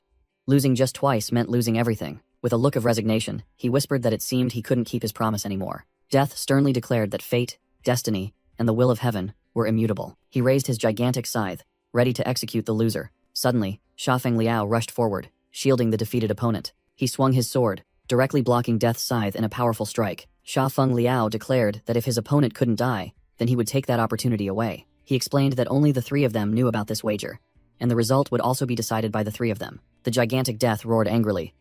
"What do you mean?" Xiafeng Liao calmly pointed at the roulette wheel, saying that his opponent had clearly won the bet. Death screamed, accusing him of willfully interfering with the wheel and changing fate. "My fate is decided by me," Xiafeng Liao retorted. "Now, either you kill me, or you fight me," he challenged with an arrogant smile. His opponent asked in horror, because anyone entering this space would lose all their power. Death scoffed, deciding to accept the challenge, seeking death. With a roar, the gigantic entity swung his scythe down, yelling, "As you wish." An invisible surge of power tore through Xiafeng Liao's body, but the system announced that all skill restrictions were ignored. Immediately, the rewind skill activated, and recovery energy began healing his wounds. His opponent couldn't believe his eyes. Wondering why Shafeng Liao could use his power here, Death suddenly realized, muttering that there was one sole exception to this rule. Seeing Shafeng Liao's energy, he wondered in astonishment if he was the inheritor of his master's power. Death bowed and explained that, having been a demon general contracted to the master, his domain could not restrict that power. His opponent stammered, realizing that the person Death mentioned was the legendary Demon King. With tears streaming down, Death confessed that he had sealed himself here since his master passed away. The ancient entity knelt on one knee, begging to continue serving his master after 100 years of waiting. Shafeng Liao stood there silently, confronting the shocking truth about his identity. In the vast arena, the two opponents stood facing each other after the life and death battle. Shafeng Liao stood with his arms crossed, watching as his opponent, Simi, turned and walked away. Simi admitted that he hadn't expected Shafeng Liao to have such a formidable background. He declared that since the Scythe of Death had been taken, he no longer had any reason to fight and decided to surrender. Immediately afterward, both were teleported out of the arena, concluding the first semi-final match. On the way out, Simi said he was starting to get curious about what Shafeng Liao would be like if he used his full power. The audience and commentators were stunned when Lord Simi suddenly surrendered after a few minutes of silent confrontation. Siming's aide cried out in panic, unable to understand why Simi, the last hope of the Flame Kingdom, would concede defeat. The aide screamed in frustration, believing it was a disgrace that both Flame Kingdom contestants had lost to an unknown like Gan Liwo. However, Siming remained calm, believing his younger brother surely had a reason, and noting that this was the first time he had seen him look so serene. The loudspeaker announced the results. Xingtian and Gan Liwo were the winners, and the second half of the semifinals was about to begin. The scene shifted to a hospital where injured contestants were recovering. Xianggun, her arm still bandaged, secretly peeked into another patient room. Inside, Molly was tending to the bedridden Huo Wujun and greeted Xianggun, the contestant from the Yu Kingdom. Xianggun angrily retorted to Huo Wujun, reminding him that he had also lost his match. Molly gently advised Xianggun, saying that she understood their proud nature, but sometimes surrendering was the wiser choice. Huo Wujun mused about Xingtian's evil aura, something that seemed not to belong to the demon race. A special news bulletin appeared, announcing the semi-final schedule between Gan Liwo and Xingtian, and urgently reporting that the Cloud Kingdom contestant and their aide were missing. A flashback revealed that 2 hours earlier, Lacey's younger sister was sitting alone in a wheelchair. A large, plump woman, with a suspicious smile, approached and offered to help the girl. 2 hours earlier, Lacey's younger sister sat alone in her wheelchair with a worried expression. A large, plump woman approached, pretending to be kind by offering to push the wheelchair and jokingly suggesting the girl call her big sister. Meanwhile, Lacey was waiting in the hallway, silently resolute. He told himself that if he won first place, he would have the money to cure his sister. Suddenly realizing something, Lacey looked up. He started to worry, wondering why his sister was taking so long in the restroom. But when he arrived, he only found an empty, abandoned wheelchair. At the same time, a blue van was speeding down the street. Inside, Lacey's younger sister lay unconscious. She had been kidnapped. The vehicle left the city, driving along a secluded mountain road. The driver was the same large, plump woman who had approached the girl at the hospital. The car stopped in front of an elderly man in a yellow robe who was waiting. He muttered that the new shipment had arrived. The woman stepped out, confidently boasting about the quality of the merchandise. She handed over the money while haggling, arguing that such a good shipment should fetch a higher price. The old man replied coldly, demanding to inspect the goods first. He walked to the back of the van and grabbed the door handle. When the door opened, he angrily demanded, "Where are the goods?" The woman was utterly terrified, screaming that it was impossible because the girl had been drugged and was also disabled. The old man turned back with murderous intent in his eyes, growling a reminder of their rules. The plump woman frantically clutched the stack of money, insisting she would find the girl because she couldn't have gotten far. The old demon in the yellow robe roared furiously, declaring that she had lost all credibility. Suddenly, a giant parasitic centipede tore off the old demon's head from behind, causing the woman to scream in horror. The shadow of the mastermind flashed past, revealing a swift and brutal attack. Elsewhere, a pair of shoes stepped onto damp ground. Lacey's younger sister gasped, leaning on a cane as she struggled through a desolate area.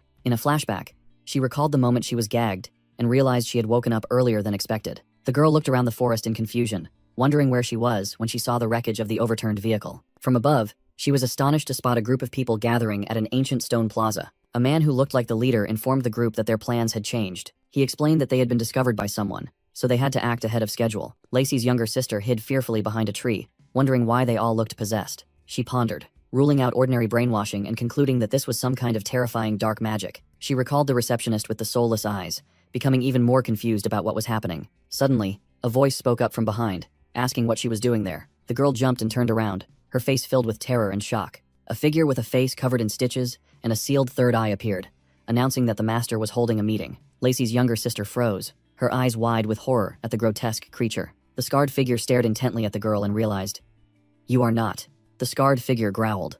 "One of them," as his face split open, revealing a hideous mouth. "Us," he yelled, hideous tentacles sprouting from his back. Lacey's sister explained in terror.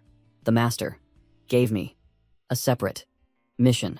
The monstrous creature bent down, silently staring at the little girl. It tilted its head, seemingly considering her words. I understand, the figure said, then turned and walked away. Breathing a sigh of relief, Lacey's sister leaned against a tree, thinking how lucky she was that they hadn't recognized her immediately. Her eyes filled with determination, realizing she had to quickly escape this place. She picked up an iron pipe, thinking that these individuals were no longer members of the demon race, but had been possessed by a strange force. Recalling that the leader was also a contestant, she worried about the safety of the tournament and resolved to inform her brother. She looked toward the distant, tall buildings, hoping to find her way back to the hotel. Using the iron pipe as a makeshift cane, the little girl began her journey through the forest. Suddenly, the large, plump female demon blocked her path with a sinister smile.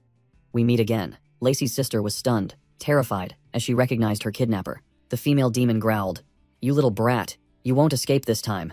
She opened her mouth wide, letting out a savage roar. Lacey's sister fell backward in fear, as two sharp, insect-like legs stabbed out from the demon's body, pinning her down. A disgusting centipede-like parasitic creature crawled out from the female demon's neck. Her headless body collapsed. The parasitic monster lunged straight toward the stunned little girl. Just as the monster attacked, a brilliant energy blade flew in at terrifying speed. The blade sliced through the parasitic centipede, splattering blood right in front of the cowering little girl. In an instant, the monster was torn to shreds, its body parts scattering everywhere. Lacey's sister looked up, her eyes wide with astonishment at the sudden intervention. Lacey appeared, sharp, icy energy radiating from his hands, causing his sister to exclaim in surprise.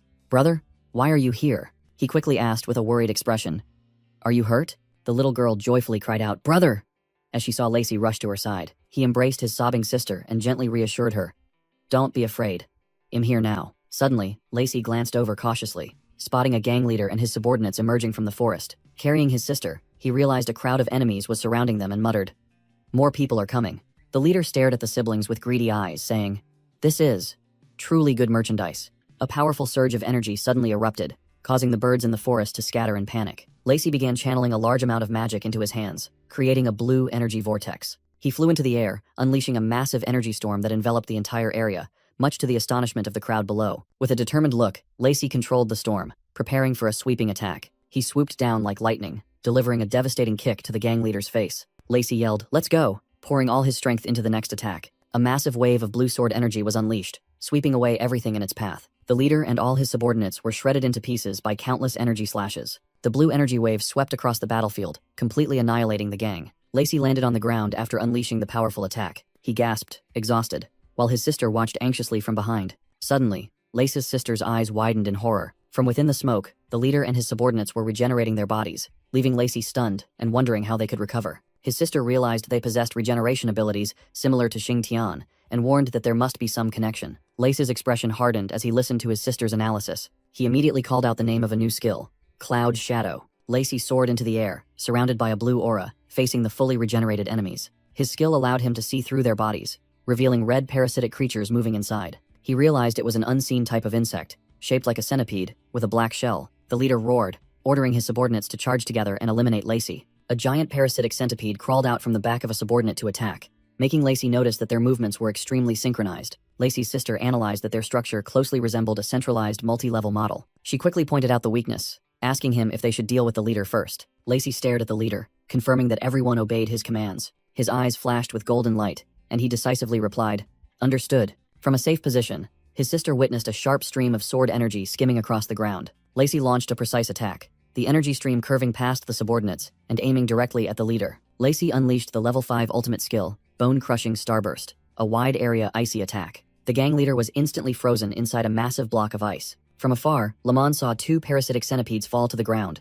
assuming they had been neutralized. She realized the mother-child connection among the insects and believed that defeating the secondary mother would guarantee victory. Meanwhile, Lacey panted from exhaustion after using his S-class skill for the first time, secretly praising his sister Lamon's intelligence. He smiled, thinking about Lamon's proud image. But suddenly, Lamon showed extreme horror. She looked down in shock, a bloody tentacle having pierced through her chest. The culprit was the fat woman, who was laughing maniacally as other tentacles emerged from her body. Lacey screamed his sister's name in terror.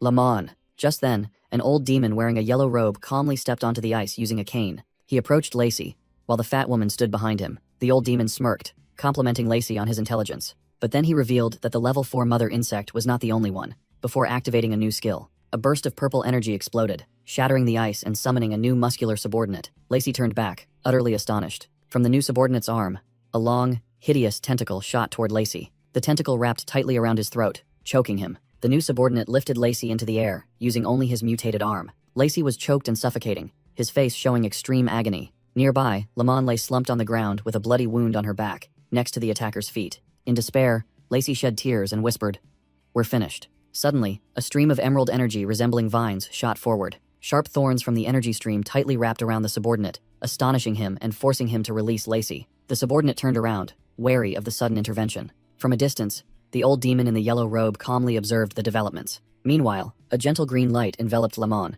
beginning to heal her wound. A foot gently landed, pressing down firmly on one of the vines constricting the enemy. Molly had arrived, her staff emitting healing light. She was the one who had intervened. She looked down gently and asked, "Are you two all right?" Simultaneously at the arena, the commentator announced that Molly and Lacey had been absent for too long and were both disqualified. The tournament bracket updated, declaring that the winner of the fourth match would advance directly to the finals. The arena for the next match appeared, a strange land with gigantic golden crystal blocks, causing Lin Li to exclaim with excitement. He realized this was a location near the second zone, a place coveted by all races. Lin Li explained to his opponent that this place was the source of magic, holding world-changing power. The woman with the blue horns coldly retorted, gathering purple energy in her hand, "You won't get a chance to go there." Lin Li drew a blue energy short sword, asserting, "That person will be me." Immediately, the two streams of blue and purple energy violently clashed, commencing the battle. In the ring, Lin Li from the Lei Kingdom immediately unleashed his signature skill to confront the star system female contestant. The female contestant charged forward at astonishing speed, leaving a purple streak of light behind her. Lin Li did not flinch. He immediately counterattacked, blocking his opponent's strike. In the observation room, Sha Feng Liao and the Demon King watched the intense battle on the large screen. The Demon King explained that Lin Li's cloud system power was clearly being countered by his opponent's star system.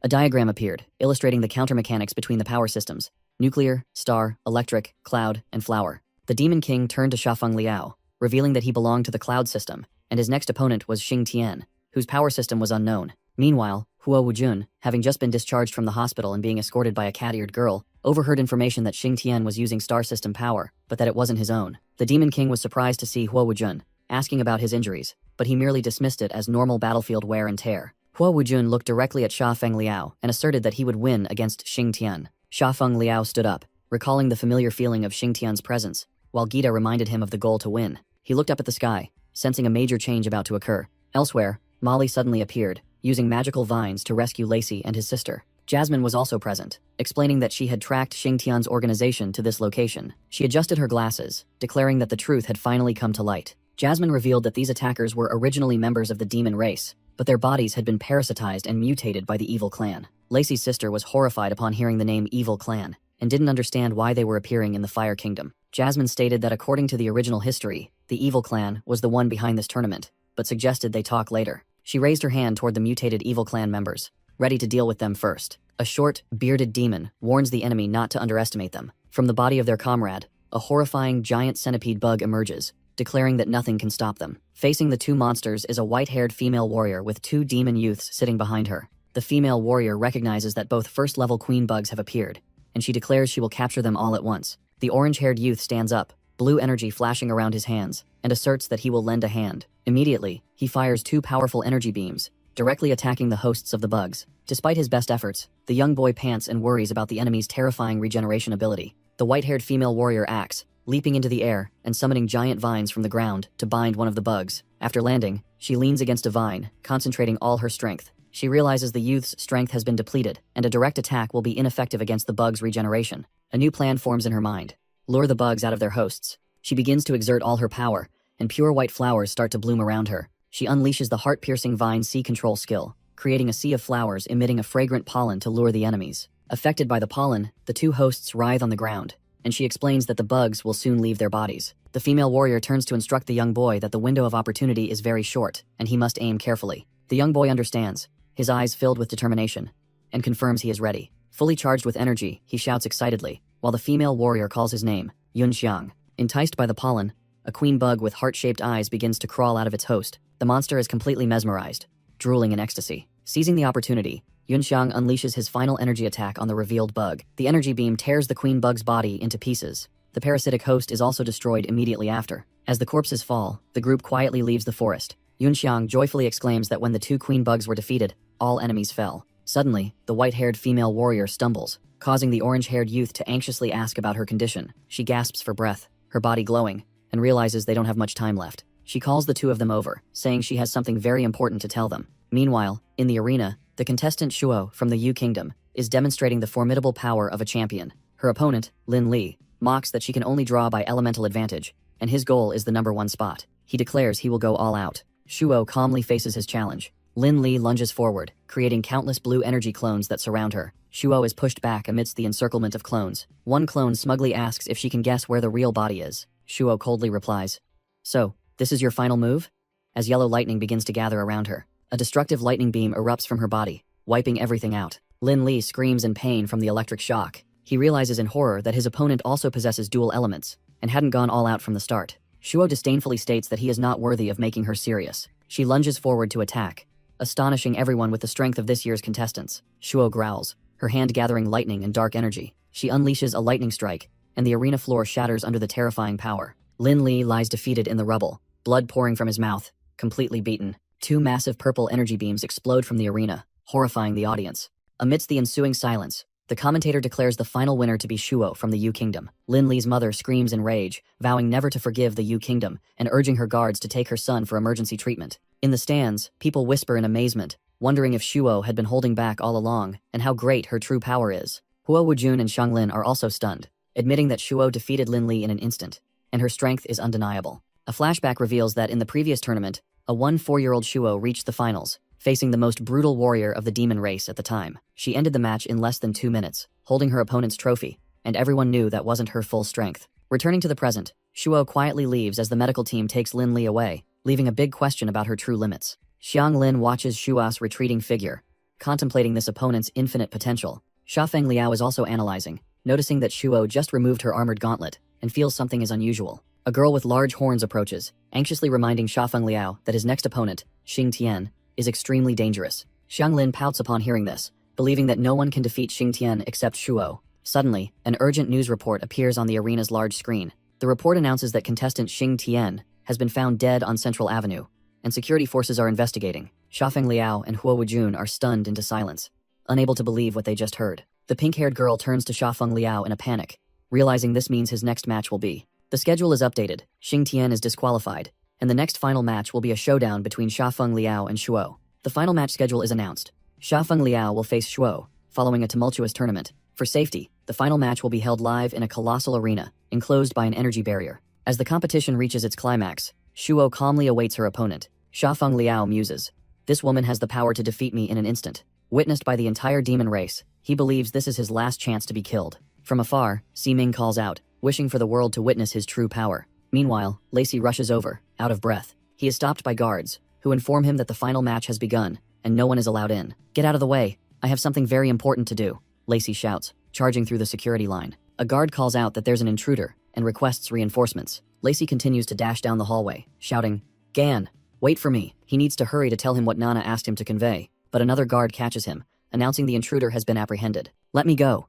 Lacey struggles desperately as he's pinned to the ground. Dragged away by 2 guards, he can only think, "Must hurry." Inside the vast arena, Shafeng Liao and Shuo stand facing each other, the final battle about to commence. Shuo reiterates her opponent's words. "You yourself said that the demons of Lei Kingdom are all weak, didn't you?" And Shafeng Liao admits it. Shafeng Liao smiles defiantly and points at her.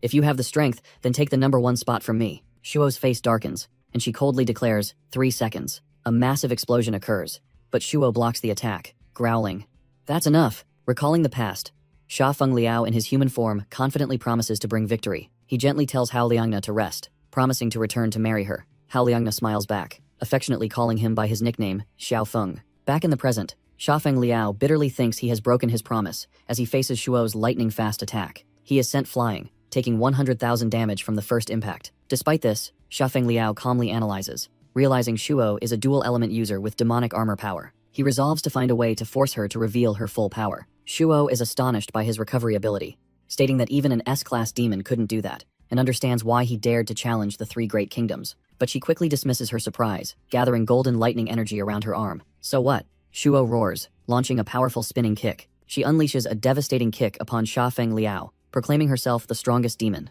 The attack creates an energy explosion, leading the commentator to believe the Yun Kingdom's contestant has completely lost the ability to fight. The crowd from the Lei Kingdom cheers for victory, screaming for Shuo to kill her opponent. Meanwhile, Lacey is dragged away by guards, desperately shouting that he has something extremely important to do. In the stands, Xianggun smugly states that Shuo will never have an opponent, while a teammate worriedly calls out Shafeng Liao's name. Huo Wujun and a cat-eared girl are also intently watching the match. In another development, Huo Wujun ponders, as he hears a voice asking why he must return to humanity. Ximing continues to persuade Huo Wujun that with his power, he can stand at the pinnacle of the demon race. Elsewhere, Shafeng Liao looks out the window, thinking he has no interest in such things. Huo Wujun falls into thought again, worrying about a certain girl who is facing fear and recalling his own near-death experiences. Shafeng Liao thinks of the woman he loves, telling himself he cannot make her wait too long. Back in reality, he lies motionless amidst the debris on the arena floor after enduring a terrible attack. Despite his injuries, he manages to breathe, proving he is still alive. Shuo stands watching coldly, asking if he has used his full strength. She appears surprised to see her opponent still alive after such a powerful blow. Shafeng Liao slowly sits up, puts on his sunglasses, and provocatively asks if she is such a useless person. Offended, Shuo growls back, asking what he just said. He smirks, revealing that he knows she has practiced the forbidden power of the demon race, demonic armor transformation. He begins to narrate her future, a future where she will not succeed in her revenge. In that vision, she completes her transformation, gaining eternal power. But the price is that she completely succumbs to darkness and loses all reason. Shafeng Liao continues his grim prophecy about the future of this land. An image appears, showing the evil clan massacring the leaders and enslaving all powerful demons. He concludes that the demon race within the demon race will cease to exist, causing Shuo to roar "shut up" as her body begins to transform. Consumed by rage, she lunges forward, delivering a kick imbued with dark energy. Shafeng Liao is sent flying by the incredibly powerful kick. As Shuo's armored hand grips his neck, he realizes he was right.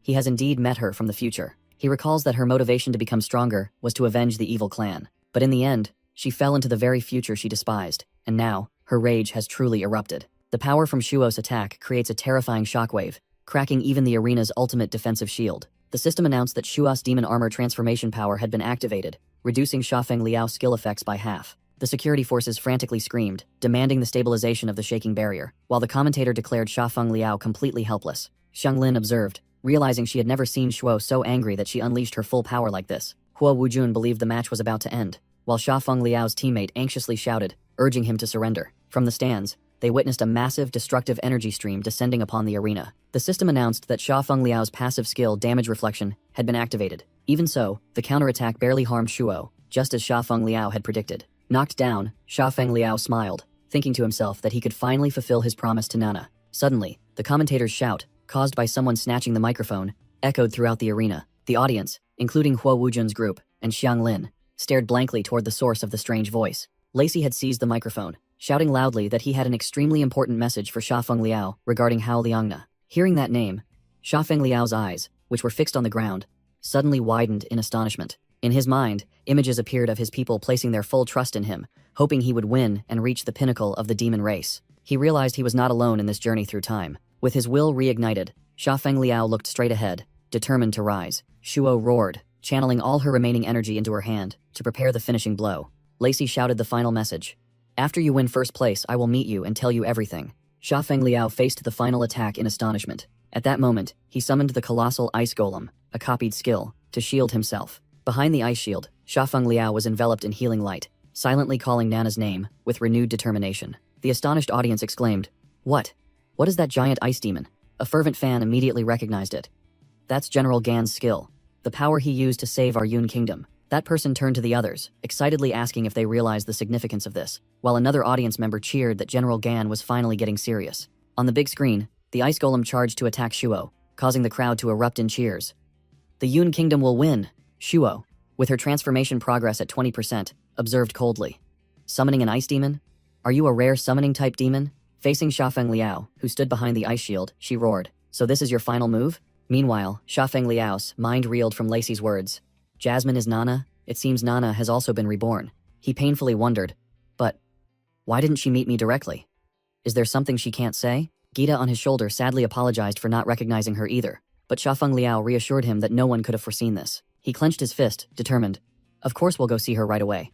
But since she wants me to win first place, there must be a reason. Tears streamed down his cheeks, but his eyes shone with an iron will. Shafeng Liao looked straight ahead, resolving, let's quickly end this match. In the commentary area, Lacey pushed the microphone toward the stunned commentator. He smiled and said, I'm done. Please continue. Then turned away, leaving the commentator still bewildered. The commentator coughed a few times to regain his composure. He continued his work. No one expected contestant Ganliwo to be a summoning-type demon, and the ice demon he summoned is fighting Shuo on equal footing. Shuo roared, her eyes flashing with deadly light within the dark armor. She unleashed a destructive energy stream, her transformation progress increasing to 35%, easily piercing the ice golem's defenses. The commentator screamed, "But she is the reigning champion after all." Shuo has used overwhelming power to eliminate the summoned demon. As the ice golem shattered, Shuo sneered, "Your ice demon has been dealt with. Is that all your final move was?" Next, Shuo roared in 50% demon armor transformation state, declaring that Shafeng Liao would pay for his words. Shafeng Liao calmly remarked that the side effects of the transformation had begun, and it seemed Shuo still couldn't suppress the evil thoughts. Provoked, Shuo screamed that nothing could defeat her. She asserted that she would never be controlled by anything as she lunged to attack with a destructive energy stream. A terrifying explosion shook the entire arena. The audience was in chaos from the aftershock, while the commentator announced that Shuo had charged directly into Ganliwo and a massive dust cloud obscured everything. A teammate anxiously wondered if Xiao Gan could withstand Shuo's overwhelming power, while Xiangun looked at her skeptically. Xiangun thought to herself, recalling Shafeng Liao's previous victories, and concluding that he only relied on luck and tricks, and couldn't possibly win the championship. She concluded that facing a full-power Shuo would only lead to complete destruction for the Yun Kingdom contestant. Hua Wujun unexpectedly spoke up, mocking that the ignorant know no fear, and that to deal with Shuo, Ganlewo didn't even need to use his full strength. Xiangun became enraged, shouting and asking why he dared to look down on the Yu Kingdom, and lunged to attack. Another of Hua Wujun's teammates quickly intervened, restraining Xiangun and scolding her for her reckless actions.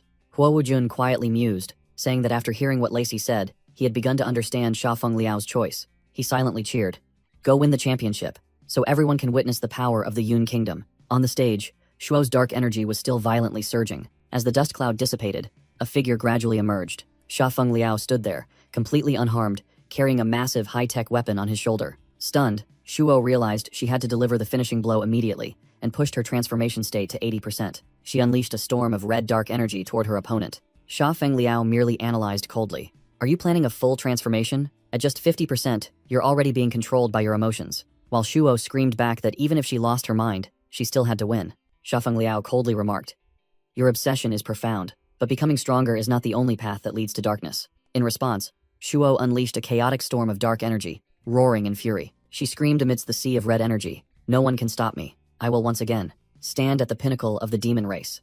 The system announced that the demon armor transformation had reached 80%. Shafeng Liao calmly faced the raging torrent of energy, saying, "Now I understand." He raised his massive weapon, accumulating a fierce blue electrical current, and declared, "In that case, let's end this." He charged down while Shuo rushed up, the two destructive powers about to collide. From the stands, Hua Wujun, Lacey, and the other warriors watched in horror as the two ultimate attacks were unleashed. Shuo's dark energy clashed head-on with Shafeng Liao's destructive blue light. The two sources of power collided, creating an earth-shattering explosion right in the middle of the arena. The arena floor shattered, and the energy spread all the way to the audience's protective barrier. A terrifying scream erupted from the crowd as the entire arena was engulfed by the explosion. The young spectators were stunned into silence, eyes wide with astonishment at the scene of destruction. Amidst the smoke and dust, Shuo's demon armor shattered into pieces, revealing her shocked expression. Shuo thought desperately, "As the youngest and strongest demon, I activated my full transformation power, yet he easily destroyed it.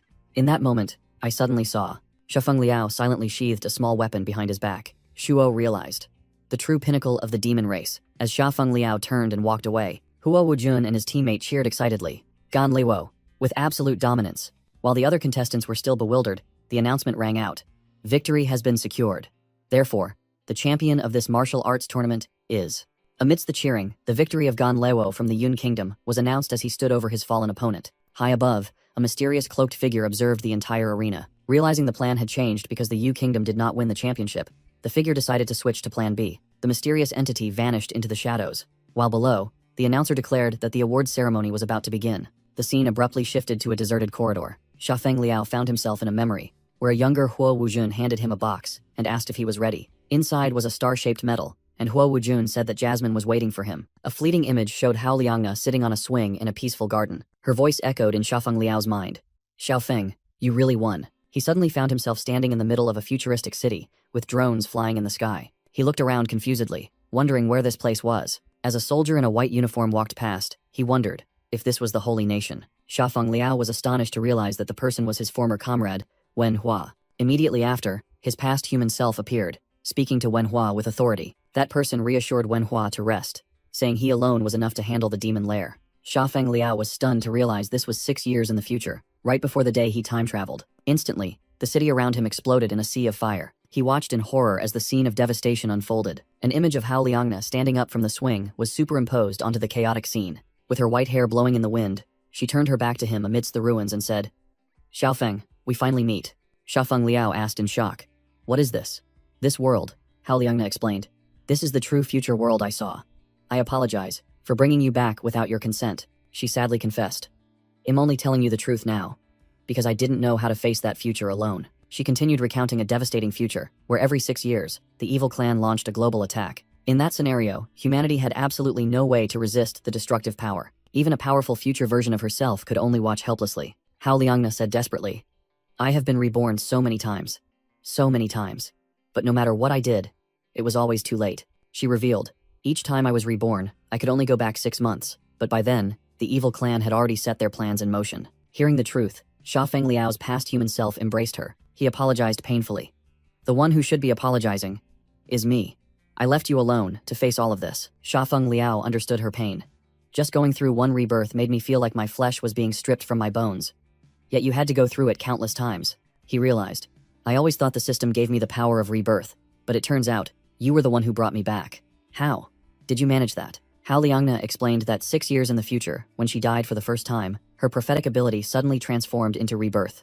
But she could only go back 6 months, and she repeated this 500 times. To find a way to break the loop, she risked venturing into demon race territory. But by then, the evil clan had nearly wiped out the entire demon race, leaving only a few survivors as slaves. "But I met a strange demon," she recounted, recalling a figure chained in the darkness. That demon, named Gan Liwo, begged her to kill him. His clan had been massacred, but he couldn't die, and only grew stronger through the pain, having lost all reason to live. Therefore, he made a deal with her, to use an ancient demon race secret technique to send her further back in time and to allow Xiafeng Liao to return as well. With a serene smile, that demon entrusted his final hope. "Stopping the evil clan now depends on all of you." Hao Liangna explained the price of the pact. Xiafeng Liao had to take over his past body and live the life he no longer wished to experience. Xiafeng Liao was stunned to realize that the system was actually created by his future self to help him grow stronger, faster. She revealed that the world doesn't just contain humans and demons, but actually 4 major races: the human race, the evil clan, the spirit race, and the demon race. Hao Liangna asserted that they must now unite with the other races to stop the evil clan's next move. She explained that in the previous timeline, the evil clan won the tournament, gained control of the second region, and secretly manipulated the demon race leadership. Xiafeng Liao confidently stated that his winning first place this time meant they had blocked the enemy's initial step. However, Hao Liangna warned that things were not simple, as there might be evil clan spies infiltrating the demon race, and their goal remained the key. Meanwhile, at the arena, an announcement rang out regarding the handover ceremony for the demon race's supreme treasure, the key to the second region. On stage, Wei Ming and the demon queen of the Yun Kingdom stood next to the giant energy orb, the ultimate treasure. The enthusiastic announcer invited the demon king of the Yu Kingdom, the previous tournament champion, and the demon queen of the Yun Kingdom, the current champion, onto the stage. The demon queen of the Yun Kingdom, the successor of Liu Yun, stepped out with an air of majesty. In the Yun Kingdom, the citizens watched on large screens and cheered excitedly upon seeing their leader appear. The proud crowd hailed her as the youngest demon king, and the only female demon king. Observing from afar, Wei Ming emotionally stated that, after nearly 100 years, the Yun Kingdom was finally rising again. At the same time elsewhere, a bandaged demon anxiously wondered why Tian Xiao had been missing for so long. Suddenly, a stranger appeared above, causing the bandaged demon to cry out in terror. That person, identified as Xin Ling, roared angrily, searching for Gan Liwo. It turned out that Tian Xiao had been attacked by Xin Ling and lay unconscious on the ground. Returning to the award ceremony, the announcer stood between Wei Ming and the demon queen, preparing for the handover ritual. A general named Guang expressed skepticism that the key to the second region was about to be handed to a woman, wondering if the Yun Kingdom truly lacked talented men. The demon queen calmly replied, reminding Uncle Guang that he once fought alongside her father and that his own daughter was a heroine, so he should not judge based on gender. Stung by the remark, Guang could only turn away sullenly. He solemnly declared that the key was the demon race's supreme treasure, and that he would not allow it to be lost in her hands. The energy from the orb brightly transferred into the demon queen's arm. She clenched her fist, thanked Uncle Guang for the reminder, and promised to protect it well. The announcer joyfully declared that the key handover ceremony was officially complete. But immediately afterward, a bloody, dark blade suddenly pierced through his chest. Guang and the demon queen turned back in horror, shouting to ask who had struck the blow. The announcer collapsed, revealing an assassin in purple armor standing tall behind him. It was an A-class warrior of the evil clan. the assassin ordered his comrades to begin the operation. A signal was emitted, initiating the massacre. Other evil clan assassins suddenly appeared among the crowd, slaughtering the unsuspecting audience. The scene descended into chaos and horrific screams. Huo Wujun immediately ordered his comrades to prepare for battle and prioritize protecting the Demon Queen. Center stage, the Demon Queen found herself surrounded by evil clan assassins. The assassins confirmed their target, aiming for the key in her hand. Just then, a general from the Flame Kingdom appeared, shielding the Demon Queen and assuring her that their army would guarantee her safety. Shafeng Liao sternly stated that the human race was in chaos because Xin Jibiao had staged a coup and targeted Wenhua as well. Hao Liangna quietly recalled that when she first returned to the past, her body was still very weak. Her power and Shafeng Liao's power merged within a complex magic circle. In the flashback, he admitted that at that time, he couldn't unleash his full power or stop Xin Jibiao. She could only helplessly watch him fall. Then, Wenhua anxiously inquired about the captain's condition, and Hao Liangna called his name. She resolutely ordered Wenhua to gather Shafeng Liao's closest comrades. Hao Liangna explained that because Shafeng Liao had not yet awakened, the enemy's actions this time would be even more brutal than in the previous life. Therefore, she used her flower element ability to create deceptive puppets from his own comrades. The plan began at Wenhua's wedding, where the puppets replaced the real people. She revealed that the people killed at the party were merely puppets that had copied their behavior. A puppet lying in the sickbed successfully deceived Xin Jibiao and Bao Li. Meanwhile, the real people protected Shafeng Liao's body and left the military camp in a convoy. She deliberately left his gear behind as bait, knowing that Xin Jibiao's army was targeting his hometown. The plan succeeded when Xin Jibiao was tricked into taking the weapon, creating an opportunity for Shafeng Liao to reclaim it later. Returning to the present, Shafeng Liao was overjoyed to learn that Wenhua and the others were still alive. But then, his joy quickly turned into anxiety. He turned to ask Hao Liangna, worried that creating so many copies had exhausted her. Hao Liangna smiled gently, reassuring him that they had safely returned to the capital. Hao Liangna leaned on Shafeng Liao's shoulder in a moment of peace. She began to explain in a flashback, through a copied entity, that the original plan was to stop the evil clan herself. But Shafeng Liao's participation in the tournament caused the enemy's plan to change, forcing her to place her hope in him. Her copy sadly revealed that even though she had defeated Xing Tian, she couldn't find the mastermind before this body vanished. Returning to the present, Hao Liangna seriously announced that her rebirth ability was gone, and this was their last chance. Shafeng Liao resolutely accepted the responsibility, while Hao Liangna looked at him with determination, declaring that she would not let the evil clan obtain the key. He looked straight ahead, swearing to destroy every last member of the evil clan. As they walked together, Shafeng Liao expressed his feelings, but the illusionary space around them began to crack. He sadly admitted that this illusionary world would not be able to last much longer. Shafeng Liao embraced her, promising to find her immediately after defeating the evil clan, and Hao Liangna replied that she would protect him and wait. Just before parting, she suddenly said there was one more thing she needed to tell him. The scene abruptly shifted to Sai Ming, who was fighting fiercely. He shouted in regret over the mistake that had occurred in his nation, just as a demonic hand lunged forward. An evil clan assassin rushed out from the shadows, swinging a weapon to attack Sai Ming. Simi unexpectedly intervened to protect his brother, but Si Ming frantically yelled that their target was the key. Simi calmly reassured him that their second brother was downstairs. The evil clan assassin roared, swinging sharp purple energy blades. Its arm began to transform, the parts merging into a complex weapon. The weapon in the assassin's hand completed its fusion, becoming more dangerous than ever. A blonde man stood shielding the Demon King, shouting orders to protect her. The leader of the Flame Army, Si Qing, admitted his army's mistake in letting the enemy sneak in. Suddenly, a gigantic shadow lunged down, attacking both of them. Si Qing screamed in terror, not understanding what was happening. Instantly, a blood-red attack slashed across him.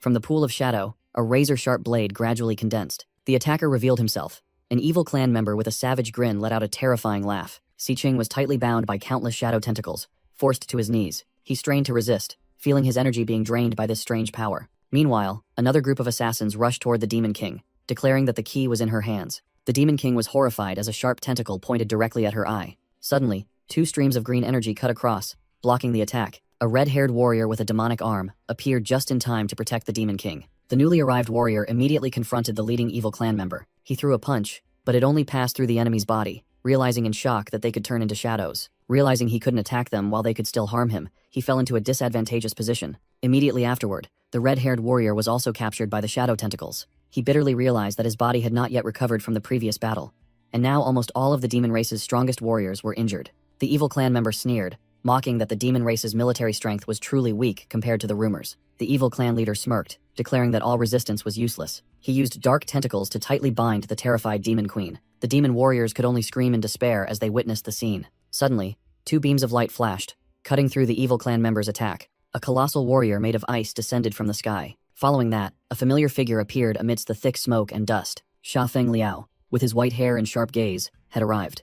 Ming was astonished to recognize the presence of Gan Liwo. Nevertheless, the leaders remained skeptical, believing that one person and one golem could not stand against the entire evil clan army. But Ming suddenly realized something, asserting that there was more to the situation. Shafeng Liao did not come alone. He had brought an entire army with him. Standing before the mighty Ice Legion, he declared that this would be the end of the evil clan. The Ice Army immediately surged forward, charging into fierce combat with the enemy. Shafeng Liao landed on the ground, freeing the captured demon warriors. The red-haired warrior with the demon arm smiled, saying that he had finally shown up. Si Qing immediately ordered everyone to protect the Demon King and retreat from the battlefield. The red-haired warrior agreed, deciding to leave the aerial front for Shafeng Liao to handle. Elsewhere, Shuo's older brother asked Guang about his sister's condition. He reassured him that Shuo was fine, then commented that Shafeng Liao had clearly held back during the finishing blow. Guang mused, surprised that the entire demon race ultimately had to rely on that person. 200 years had passed as he and Shuo's older brother watched Shafeng Liao stand alone amidst the swirling vortex. With a resolute gaze, Shafeng Liao thought to himself that once again,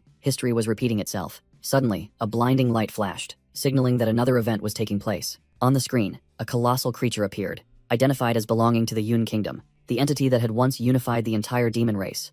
And Shafeng Liao was standing face to face with it. The demon crowd gathered, watching the unfolding historic battle on the large screen in astonishment. Suddenly, a sharp, dark shadow lunged forward, accompanied by a mocking sneer. The attacker yelled, "You ignorant brat," as dark energy swirled around a target. Amidst the encirclement, a gigantic shadow hand slowly formed behind the target. The colossal shadow hand quickly clenched, preparing to crush its prey. The mysterious attacker began to speak. "I am." A warrior wearing a half-mask appeared, claiming to be an SS-10 class fighter. Guang and Shuo's older brother were stunned, realizing that it was the legendary shadow power. This power not only possessed terrifying offensive strength, but also carried elemental attributes. Guang explained in despair that physical attacks were completely useless against the shadow. The new enemy mocked his opponent while unleashing dark energy attacks. That person directed a massive shadow vortex toward a tower, declaring that no one could take it from him. Immediately, the tower transformed into a war machine, firing countless blue energy beams in response. The energy beams unexpectedly pierced the attacker's body. The shadow warrior was astonished, unable to believe he had been hit. He was sent flying by a series of continuous attacks. His body slammed hard onto the ground, leaving a trail of black smoke. He roared in confusion. "What is happening? How can you attack me?" Shafeng Liao appeared, his body enveloped in recovery energy, coldly responding to the enemy's astonishment at his complete recovery. He clenched his fist, preparing for a preemptive strike. True damage. Ignoring everything, Shafeng Liao explained as he charged forward. He sneered, "Such theatrics." Just before Shafeng Liao's fist landed squarely on his face, Shafeng Liao unleashed a series of unstoppable consecutive punches. Beaten into distortion, the enemy frantically pleaded, "Wait, hold on." From afar, Guang and Shuo's older brother were stunned, realizing that the other person's weapon could inflict true damage. The warrior spat blood, his mind reeling. What kind of trickery is this? Shafeng Liao grabbed his face, forcing him to admit that his power far surpassed S-class. "Now, tell me, who is your boss?" Shafeng Liao began the interrogation. He pressed on, his voice strained. "Who is the demon race spy? Who let you in?" Despite being overwhelmed, the man stubbornly yelled, "Do you think I would betray my comrades for you, demon race scum? I have ways to make you talk."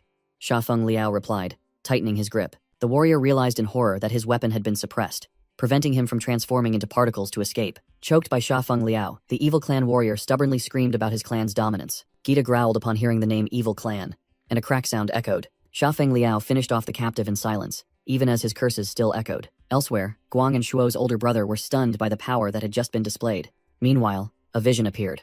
On the battlefield, demon soldiers looked at the enemy in terror. Another evil clan warrior appeared, spreading fear among a demon commander. The commander grabbed the warrior trying to flee, shouting, "Where do you think you're going?" Another demon warrior joyfully announced that the evil clan leader was dead, urging everyone to charge forward. Si Qing was also delighted that the situation had changed, but Simi sensed something ominous. "It's not over yet," Simi screamed, clutching his head as a terrible premonition struck him. Siming anxiously turned and asked his younger brother what he had seen. Simi desperately realized he was too late to stop the demon traitor. His vision showed a silver-haired stranger holding a blade to the demon king's throat. The traitor whispered into the stunned demon king's ear, "Come with me." He embraced the demon king and vanished within a magical teleportation circle. Witnessing the scene, a loyal red-haired warrior screamed in horror, "Demon King." He was thrown far back by the energy from the teleportation. In despair, he reached out toward the demon king who had just been captured. His hand clenched into a fist, watching helplessly as his master fell into enemy hands. The demon king was suddenly enveloped in a stream of purple energy and teleported away. The traitor explained that he had activated the teleportation array early to bring her here. He confidently declared that he had erected a barrier that no one could penetrate. The demon king realized in panic that she was surrounded by countless pairs of red eyes in the darkness, and screamed, asking where this was. A sinister voice echoed from the darkness, asserting that no one would come to save her. The stranger revealed himself, claiming to be the seeker of evil from the evil clan, and demanded she hand over the key. The Demon King angrily questioned the traitor, unable to believe a high-ranking commander would collude with the evil clan. He began explaining the weakness of the demon race, arguing that their number of S-class demons was too few. He emphasized the terrifying power of the evil clan, stating that they only needed 2 generals to nearly wipe out the entire demon race. The traitor justified himself by saying he was merely following the current of history, while everyone else was too short-sighted. The Demon King scorned that reason and pressed him on what the evil clan had promised him. The Seeker of Evil interjected, falsely proposing cooperation because the 2 races shared the same origin. He laid out the condition. If the Demon King handed over the key to the second area, the evil clan would not invade their territory. The traitor also applied pressure, reminding her of the lives of innocent civilians if war broke out. But the Demon King pointed out the loophole, questioning why they had to resort to sneaky tactics if they truly wanted war. She revealed that the prerequisite for transferring the key was that the holder must willingly relinquish it. With a determined gaze, the Demon King declared she would rather die than ever hand the key over to them. The Seeker of Evil merely clicked his tongue, showing amusement at her stubbornness. Meanwhile, Sha Feng, Liao, and his allies arrived but were blocked outside, helplessly watching the imprisoned Demon King. The red-haired warrior tormented himself for not being near the Demon King, enraged that there was a traitor. Meanwhile, Si Qing furiously ordered the entire army to turn the Flame Nation upside down, searching for the Demon King. Guang also requested the guards from Lei Nation to join the search, determined to ensure the Demon King's safety. Simi announced he would search within a 10-kilometer radius himself. Seeing this, Lacey also resolutely volunteered to assist. Immediately, Lacey used the Cloud Sound skill for a wide area search. A wave of energy spread out from the center of the arena. The energy wave covered a vast area, sweeping across every inch of the land. Finally, the skill highlighted a giant statue in the middle of the city. Lacey's eyes widened, and he joyfully exclaimed that he had found them. He pointed out that the Demon King was inside the temple beneath the statue, surrounded by a barrier. Simi was furious because no one in the group possessed spatial teleportation abilities. They realized they were 100 kilometers away from the target and couldn't possibly arrive in time. In the midst of despair, Shafeng Liao calmly asserted that he could get there. He unleashed a stream of blazing golden energy, engulfing the entire area. Simi and Lacey were pressed to the ground by the terrifying pressure, wondering in horror what kind of power this was. A giant thunder dragon appeared, causing Simi to panic and think it was an enemy from the evil clan. Shafeng Liao reassured him that the dragon named Gita was an ally and was very fast. He requested Simi and Lacey to come along, as they would need both of their skills to find the Demon King. Lacey marveled at the majestic dragon while Si Qing on the ground couldn't help but doubt the reliability of this year's champion. Although excited to ride a dragon for the first time, Lacey was still worried they wouldn't make it in time. But Shafeng Liao just told him to hold on tight. Gita suddenly accelerated, causing Simi and Lacey to be pressed tightly by the immense inertial force. From the ground, Si Qing and the others only managed to see a streak of light as the dragon shot away. A general wondered in astonishment how many more abilities Sha Feng Liao was hiding. Gita flew through the clouds at breakneck speed. Meanwhile, at a secluded location featuring an ancient goddess statue, the Demon King was being held captive. Her captor, the Seeker of Evil, mocked her resilience. He revealed that he possessed insect abilities as his hand began to transform hideously. He stood up, donning a dark purple cloak. A notification panel identified him as an SS-class Galaxy Insect Mage, the Evil Seeker. He threatened to inject bugs into the Demon Queen's body. With a savage grin, he declared that she would then be completely in his hands. Suddenly, the entire group of villains looked up in alarm as the ceiling began to shake and crack. The intricate magical barrier on the ceiling shattered under an extremely powerful external impact. The silver-haired traitor realized in horror that the barrier he himself had erected had been destroyed. Outside, the colossal goddess statue was cleaved in half and collapsed, astonishing the enemies. On the dragon's back,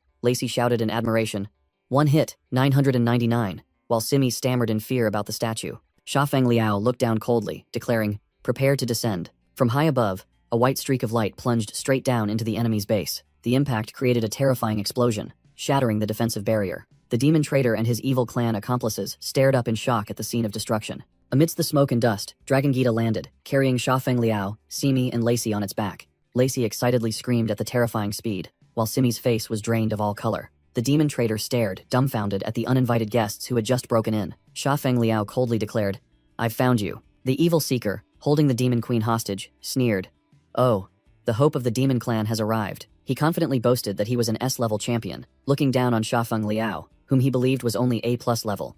While Shafeng Liao realized the enemy was none other than the evil clan, the evil seeker stared with a smug expression. Shafeng Liao calmly replied, "I've been looking for you." Standing below, the evil seeker recognized Shafeng Liao and said, "So it's you." He revealed that Shafeng Liao himself had ruined their original plan by winning the tournament. With a venomous smile, the evil seeker growled, "You've come knocking on death's door yourself." Immediately, he unleashed a massive surge of dark energy. Simi frantically explained that he could predict the future of opponents at the same level or lower, but not this one. He concluded in horror that the enemy must be SS level or higher, and they had no chance of winning. Simi hastily proposed a plan. If it's the three of us, we can escort the demon queen out. But Sha Feng Liao stepped forward, ordering, "You two protect them. I'll handle that evil clan member," astonishing Simi with his recklessness. Simi thought in a panic that there was no way anyone could. Meanwhile, the evil seeker merely smirked smugly. Defeat an opponent 2 levels above them, just as Sha Feng Liao delivered a devastating kick. Simi, the demon queen, and Lacey were all stunned by the sight. Sha Feng Liao calmly looked at his hand,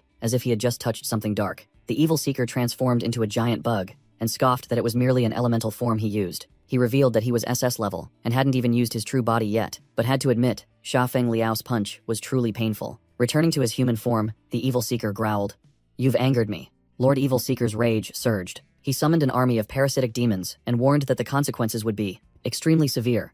As the horde of monsters charged towards Sha Feng Liao, facing the enemy, Sha Feng Liao pondered the human world, where only 1 in 10,000 could awaken, and most only reached ABC level. He continued to think about the chosen ones, the only ones with the potential to ascend to S rank in a single instance. He realized the unfairness of creation and understood why S rank was so rare while fighting. But upon arriving in the demon world, he realized that the demon clan was just like humans. From the very beginning, he had sensed the potential of this body. It contained limitless potential, a natural physique capable of ascending to S rank. Simi screamed in terror, sensing a terrifyingly familiar surge of power that he hadn't felt in a very long time. Swallowed by the attack, Sha Feng Liao was determined not to be a headless moth, letting fate decide anymore. The insect mage roared, boasting that his demons were merely first-level insects but still powerful enough to annihilate everyone. He ordered his army to unleash their strongest attacks to tear Sha Feng Liao apart. Surrounded by the horde of demons, Sha Feng Liao maintained a resolute expression despite being overwhelmed. In his mind, he resolved that he would no longer blindly walk towards death. Memories of his former self, with eyes burning with resolve,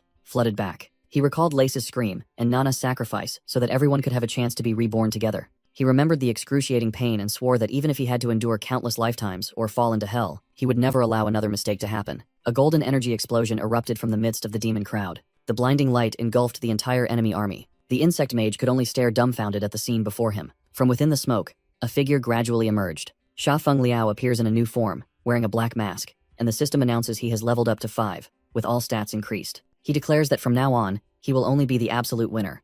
And he also receives the new skill, the Real Me, which makes all his attacks deal true damage. The system continues to announce the new skill, Copy Self, as he faces the enemy, his left arm having transformed into a giant claw. He calmly states that actually, an A+ rank is enough to deal with the guy, but now he just wants to end this quickly. The insect mage panics as he realizes his elemental form has been nullified by true damage. Sha Feng Liao easily grabs and slams the enemy to the ground. Sha Feng Liao slams the insect mage to the ground with one hand, creating a terrifying shockwave. Witnessing the scene, the Demon King and Yun Xiang are astonished, exclaiming at Gan Lewo's extraordinary power. Simi is stunned to realize Sha Feng Liao not only easily reached S rank, but now his fists can also deal true damage. Pinned to the ground, the insect mage fearfully asks Sha Feng Liao what kind of monster he is. He realizes in horror that he can no longer transform, while the system confirms that true damage has nullified his elemental form. The insect mage's face contorts in terror as he wonders what kind of monster Sha Feng Liao is. After completely subduing his opponent, Sha Feng Liao coldly declares it's time for interrogation. The traitor Kaifan Boy Tok Bak is apprehended and warned that his life will be decided by military law.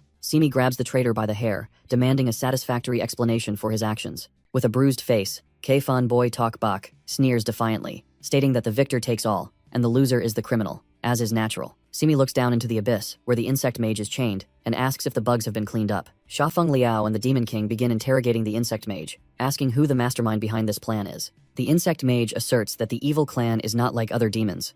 They are all of one mind and will not reveal anything. Sha Feng Liao retorts, pointing out that if the evil clan were so united, why did no one come to his rescue when the plan failed, proving he was just a disposable pawn. The fanatical insect mage shouts that he was born to be a pawn, and is happy with that. The Demon King appears worried by the blind and unwavering loyalty of the evil clan member. Sha Feng Liao begins to explain that the entire evil clan has been under the control of the army since birth. He reveals they were thrown into life or death battles from a young age, and survivors were the elite, filtered through bloody purges. Therefore, they are inherently born warriors and kamikaze soldiers, forged by violence. Sha Feng Liao explains that they are all loyal to one king. That is the supreme leader of the evil clan, Ta De. He says Ta De is extremely powerful and arrogant, so his attacks are never hidden. But this time, it's different. This method of attack reminds Sha Feng Liao of the person who actually became king 6 years later. In the early days, that person hid among humans, secretly controlling high-ranking officials, and was Ta De's illegitimate child. Sha Feng Liao directly calls out the person's name, Ta Tung.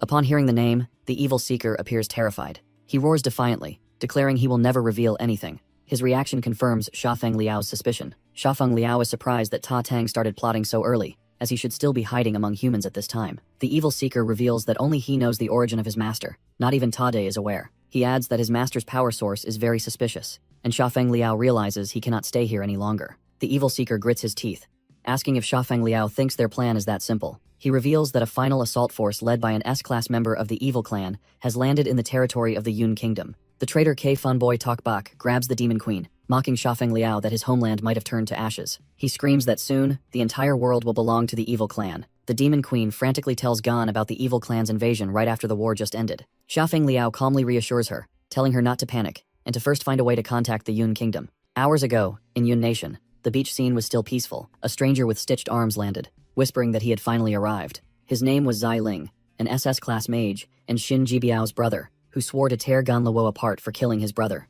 Meanwhile, on another beach, not far away, an army of the evil clan appeared.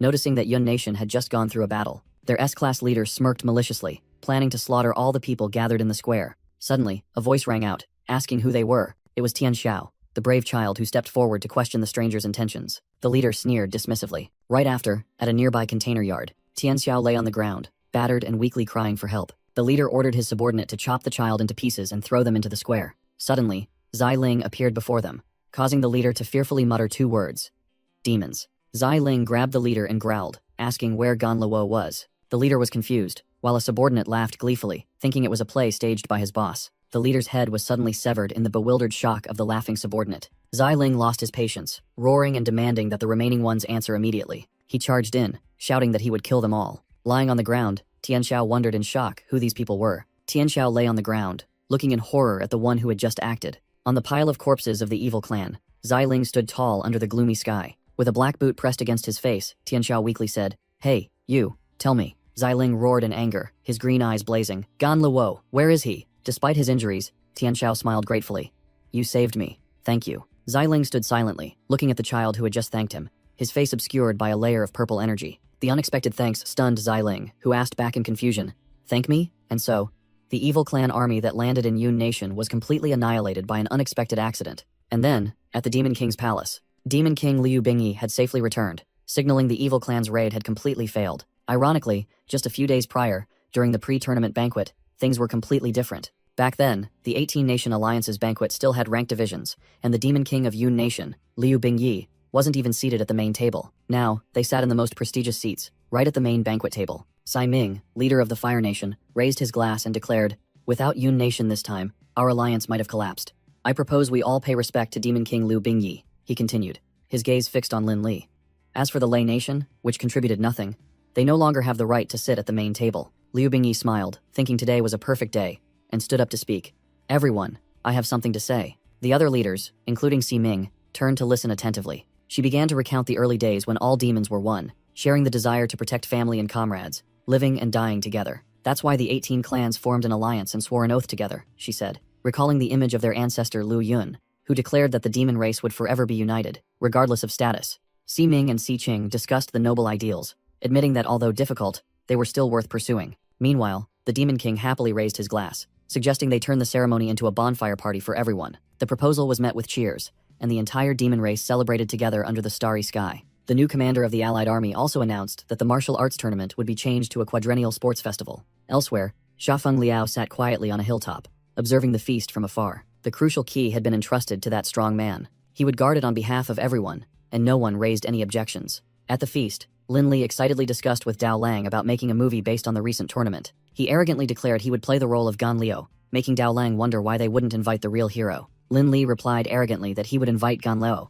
but only to play the role of the one he defeated. Later, Lin Li realized and wondered why the true star of the night was absent. At the same time, in a hospital, someone was anxiously calling out to a patient who had just woken up. It was Shuo, who was leaving her hospital bed despite Lacey's weak attempts to stop her. Recalling the battle with Shafeng Liao, Shuo was determined that she had to find him. Her face lit up with extreme determination. "I have to challenge him again." The scene shifted to a room door with the number A114. The Demon King stood before the door, thinking it was time. She recalled the countless times Shafeng Liao had saved her life in life or death battles. "My life has long belonged to you," she thought, and resolutely opened the door. "Today I must tell you the words I want to say most. The the red-haired demon queen told herself with a determined expression as she stood before the room door. But upon opening the luxurious room of Huo Wujun and Sha Feng Liao, she was stunned by the sight of a gray-haired woman pinning a blonde girl onto the bed. "Brother Wujun is mine," the gray-haired woman roared, while the blonde girl struggled and retorted, "Who is fighting you for him?" "Then why did you come to his room?" the blonde girl asked, making the red-haired demon queen realize in shock. "He's not in the room?" Meanwhile, elsewhere, Huo Wujun found Sha Feng Liao standing atop the giant dragon Gita under a starry night sky. Sha Feng Liao turned back and smiled, saying, "I didn't expect you to find me here." Huo Wujun slowly walked forward, his eyes never leaving his old friend. "This is the highest point in the Fire Nation besides the statue of the god," Huo Wujun explained, "a perfect place to take off." He looked up and asked, "Do you want to take this last chance to kill me? Once you leave, you probably won't come back, will you?" Sha Feng Liao admitted, "Yes, I am the human you hate the most." But Huo Wujun simply replied, "I know." Before Sha Feng Liao could finish, Huo Wujun smiled. "After this battle, I no longer hate humans. And of course, I hold no grudges against demons." He continued profoundly. "An individual cannot represent an entire race, as both demons and humans have good and bad people. There are also good and bad people among humans," Huo Wujun added, his gaze firm. He declared boldly, "You are my friend," surprising Sha Feng Liao slightly. Huo Wujun promised, "No matter what form you return in next time, human or demon, I will be standing at this highest point to welcome you." Seeing Sha Feng Liao stand up, Huo Wujun asked, "Are you preparing to return to the human world?" "No," Sha Feng Liao replied as he looked towards the horizon. "I want to visit the sacred realm of gods and demons first." Huo Wujun was stunned. "That place belongs to the spirit race." Then he let out a sigh, smiling in acceptance. "Well, for you, perhaps there is no place you cannot go." A black swordlight flashed across the starry sky, carrying Sha Feng Liao's call of Wujun. Riding on Gita's back, he informed Huo Wujun, "I will be holding a grand wedding ceremony in the human world soon." Sha Feng Liao smiled and extended the invitation. "You must come then." Huo Wujun swung his hand, creating a brilliant energy slash, a spirited farewell. As their figures disappeared, Huo Wujun looked up and said sincerely, "Thank you for saving the Yun Kingdom and the demon race." He bowed his head, showing his utmost respect. Huo Wujun's promise echoed, "The entire demon race will forever stand behind you." In another space, Hao Liangna told Sha Feng Liao that there was still a way for him to return to his body. Sha Feng Liao, in his human form, listened with a moved expression. He asked in disbelief, "Isn't it enough to just die to return to my body?" The system casually admitted to fabricating that, making Sha Feng Liao yell in anger. "So if I had accidentally died, I would have lost everything?" He turned to warn everyone that the system could also lie, while Hao Liangna simply smiled. Hao Liangna reassured him, revealing that she had found a way, and the first thing needed was a key item. That item was the soul grass, a crystal flower emitting an ethereal blue light. She explained that this grass only grew in the immortal demon realm of the spirit race. That place was enveloped by a deadly storm, so sharp it could tear through steel. This storm had inadvertently protected the spirit race, making it the only land not yet conquered by the evil clan. Hao Liangna confidently stated, "Others cannot enter, but you and Gita can." Finally, she revealed a shocking truth. "The spirit race is your father's race. So you want to go back too, don't you?" A white-haired woman sadly said, "If you pass by his grave, please leave a few flowers for me." Sha Feng Liao announced, "We've arrived." A giant wing of Gita swept swiftly across the sky. Standing on the dragon's back, Sha Feng Liao asked, "Ready, Gita?" Gita confidently replied, "Of course." Sha Feng Liao shouted excitedly, and they both shot off. Gita flew as fast as lightning, tearing through the air. In an old memory, a human Sha Feng Liao and a companion cried out, as Gita suddenly soared upwards. Young Sha Feng Liao excitedly asked, "Gita, how high can you fly? Let's go." Gita responded by flying above the clouds. Back in the present, Sha Feng Liao pointed to a massive storm below and declared it their destination. They both plunged straight into the eye of the storm, known as the Undying Demon Realm. With a confident smile, Sha Feng Liao declared, "I'm here." At the same time, in a heavily guarded prison in the Fire Nation, prison number 1, where the most dangerous criminals were held. Inside the dark corridor, Ximing began the conversation. "So, you mean?" He appeared shocked. "The next target of the evil clan's invasion is the spirit race?" Chained and wounded, Xiling sneered. "That's right, dear brother. Your ignorance has hindered my plan," he asserted. "I have infiltrated the evil clan's system. As long as I climb to the top, there will be a way to protect both the demon race and the spirit race." Ximing grabbed Xiling by the collar, angrily questioning his supposed protection, asking if everyone would have to live under the evil clan's attacks forever. Xiling replied that they only avoided disaster this time thanks to Ganluo's appearance, prompting Ximing to ask about the fate of the spirit race. In despair, Xiling shouted that even the woman they both loved in the past couldn't be protected, and now her homeland was also in grave danger. He warned that this invasion was completely different, as the evil clan's strongest leader, the evil god, would personally lead the army to turn everything of the spirit race to ashes. Meanwhile, Sha Feng Liao had arrived at the Undying Demon Realm, noticing it was much more different and filled with abundant spiritual energy. He commented that if this land belonged to humans, it would have been turned into a ticket-selling place, prompting Gita to remind him not to speak of taboos.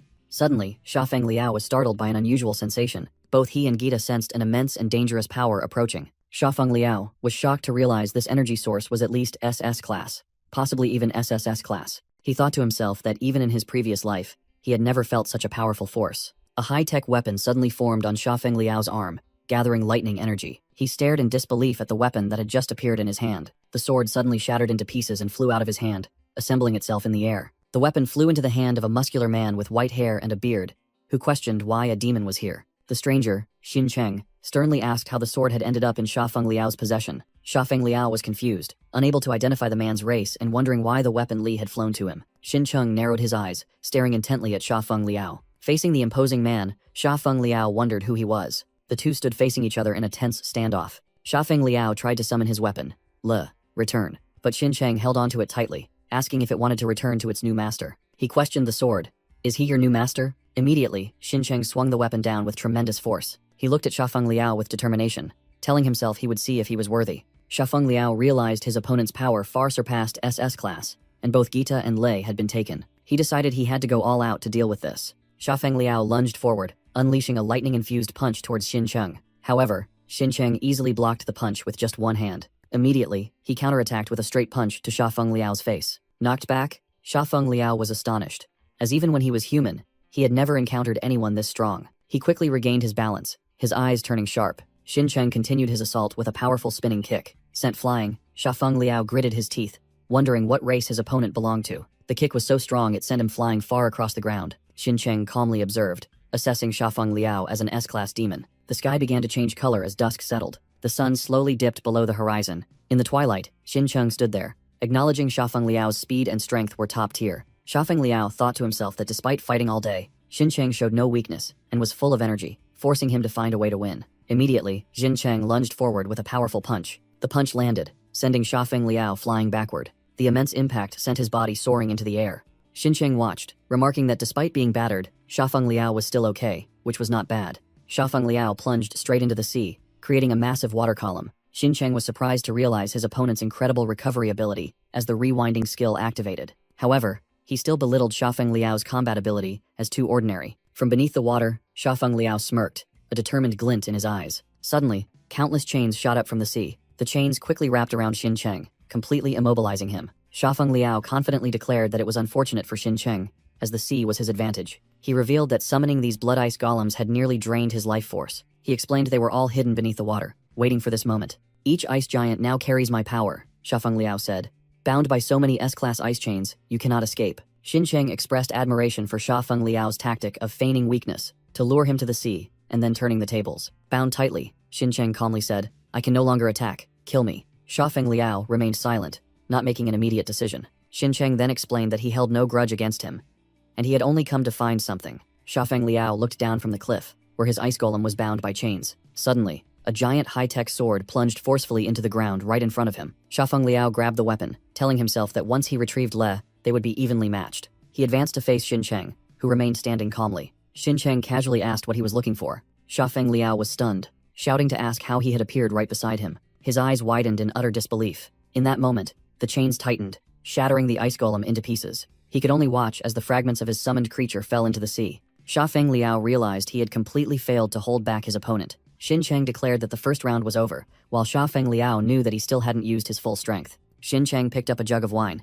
admitting that if they were the same age, he would not be his opponent. Then he announced the start of the second round. Instead of attacking, Xin Cheng threw the jug of wine straight into the face of the stunned Xiafeng Liao. He raised 2 bowls, proposing a second match between men. A moment later, a campfire was lit in the night. The two sat down together, and Xin Cheng asked Xiafeng Liao's purpose for coming to the spirit race territory. Xiafeng Liao was inwardly confused by the strange actions of this elderly man. Xin Cheng then showed him a photo of Hao Liangna standing next to his remains from when he was human. Elsewhere, a blonde woman was reading a book, thinking that Xiaofeng must have reached the demon immortal realm. She looked at a family photo, praying that her deceased father in heaven would bless Xiaofeng. Returning to the campfire, Xiafeng Liao decided to ask directly, "Who are you? Why did you come here to fight me?" Xin Cheng looked up at the starry sky, and replied that he was just an ordinary old man of the spirit race, wanting to protect it with all his might. He continued seriously, "But recently, I had a dream. In that dream, a demon stood on a mountain of corpses after wiping out the entire spirit race." Xin Cheng looked straight at Xiafeng Liao, and revealed, And that demon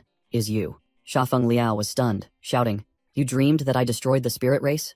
Are you kidding me?" Xin Cheng firmly replied that his prophetic dreams had never been wrong. When Shafeng Liao wondered why he didn't kill him immediately, Xin Cheng explained that he couldn't, because the future was predetermined. Shafeng Liao silently pondered the assertion that the future was immutable. Xin Cheng said that the only thing he could change was Shafeng Liao's mind, surprising him with his optimism. Having said that, Xin Cheng drained his bowl of wine. He sighed and philosophized that no one, including the two of them, could escape the shackles of fate. Xin Cheng offered the bowl to Shafeng Liao, while he secretly thought that this was the time to find out his true purpose. Noticing that Xin Cheng had no killing intent and must know a lot, Shafeng Liao began to lower his guard. He figured that telling the truth might save him some trouble. Shafeng Liao finally revealed, "I came here to find the soul-summoning herb." Beside them, a large jug of wine and a bag of beans were prepared for the long night's conversation. Xin Cheng explained that the soul-summoning herb was not hard to find. He just needed to follow the mining team into the spirit race's demon cave. However, he warned that the real problem was Shafeng Liao's identity as a member of the demon race. Xin Cheng said that the rift between the races was deepening, and the spirit race always viewed other races as evil destroyers. To solve the problem, he gave Shafeng Liao a disguise item that he could use to blend in with the spirit race. With his newly appeared wolf ears, Shafeng Liao was surprised and asked why Xin Cheng was helping him, knowing that the spirit race hated outsiders. Xin Cheng replied seriously that he was not helping Shafeng Liao, but rather helping the spirit race. A vision appeared of a warrior standing on a pile of skulls, and Xin Cheng said if that scene were to repeat, then Shafeng Liao must be the one fighting to protect the spirit race. Shafeng Liao gave a faint smile, mocking that this old man really knew how to calculate debts. Nevertheless, he agreed to the deal, promising to owe the spirit race a great favor as long as he got what he needed. The next morning, the sound of birds chirping signaled that a new day had begun. Shafeng Liao slowly woke up after a long night. He held his head, wondering how much he had drunk and where he was. Vague memories returned, and he realized he had passed out drunk and was lying on a cart. Looking around, Shafeng Liao was shocked to find himself on a moving cargo train. The train suddenly braked hard and stopped. A masked man standing on a wooden crate shouted loudly, announcing that they had arrived. That person, Steward Pashi of the Sea Spirit clan, urged everyone to quickly get to work. Pashi turned to scold Shafeng Liao, assuming he was a slow newcomer, forcing him to quickly comply. A group of workers and supervisors stood before the spatial gate leading into the mining area. The manager with the fox ears ordered the team to prepare to enter. Disguised as a worker, Shafeng Liao realized this was the mining team heading into the demon cave. He recalled that these D-rank demon caves were gateways to another world, the origin of the demon race and magic. As the team moved inside, Shafeng Liao reminisced about grinding levels in places like this in his previous life. Two Sea Spirit clan guards, Guangmu and Guangzi, anxiously instructed a cloaked person accompanying them. That person irritably pulled down their hood, complaining about constantly being controlled by her father, the king. The girl introduced herself as Princess Patong, a sea-level mage, and asserted that she could handle the D-rank monsters herself. The manager quickly soothed her, saying that such a low-level demon cave posed no danger. He then turned back and ordered Shafeng Liao and another worker to keep silent about the princess sneaking out. The manager threatened to kill them if they dared to spoil the princess's fun. The worker next to Shafeng Liao fearfully complied.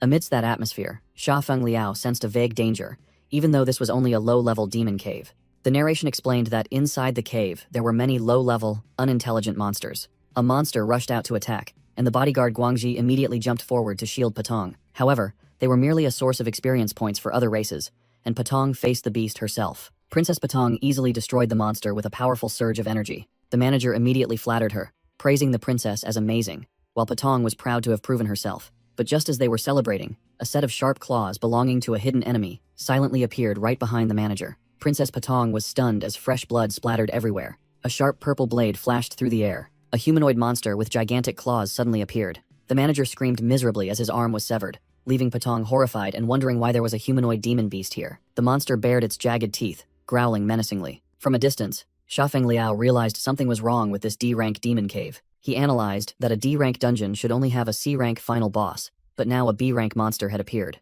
Moreover, it was an extremely rare humanoid demon beast. Shafeng Liao confirmed the situation was highly unusual, but he couldn't act rashly right now. He recalled the warning about his disguise.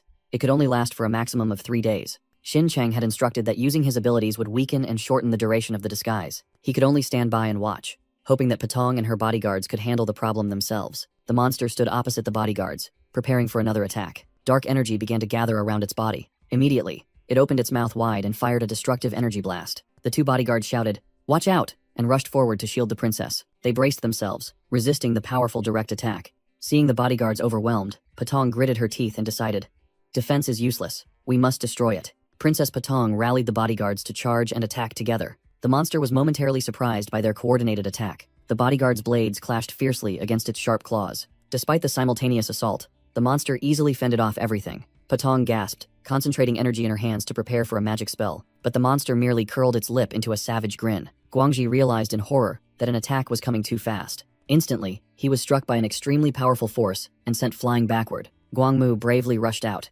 using his body to take the fatal blow. Patong and the manager stood frozen, speechless at the terrifying sight. Another bodyguard sighed in relief, admitting this was his first time facing a B-rank boss. Patong looked worriedly at the manager, who had lost an arm, but he reassured her that the bleeding had stopped. With a proud smile, he said that their princess had truly matured. Guangzi assumed the final boss had appeared too early, but fortunately, they had defeated it. Standing in the shadows, Xiafeng Liao thought to himself that it wasn't the boss. He knew that it was just a small monster. Suddenly, Patong's entire group was horrified to see two other B-rank monsters appear. Immediately after, a gigantic horde of monsters rushed out from the darkness, roaring ferociously. Guangmu confusedly wondered what was happening, while Guangzi screamed as monsters continued to appear. A worker accompanying them panicked and yelled that they would all die here. Princess Patong desperately blamed herself, but Steward Tai Gao insisted it was his mistake to misjudge this D-rank monster cave. Surrounded by 4 monsters, the group realized they were exhausted after giving their all to defeat just one. From afar, a white-haired man in a golden hat silently observed, acknowledging the unity of the sea spirits when facing danger.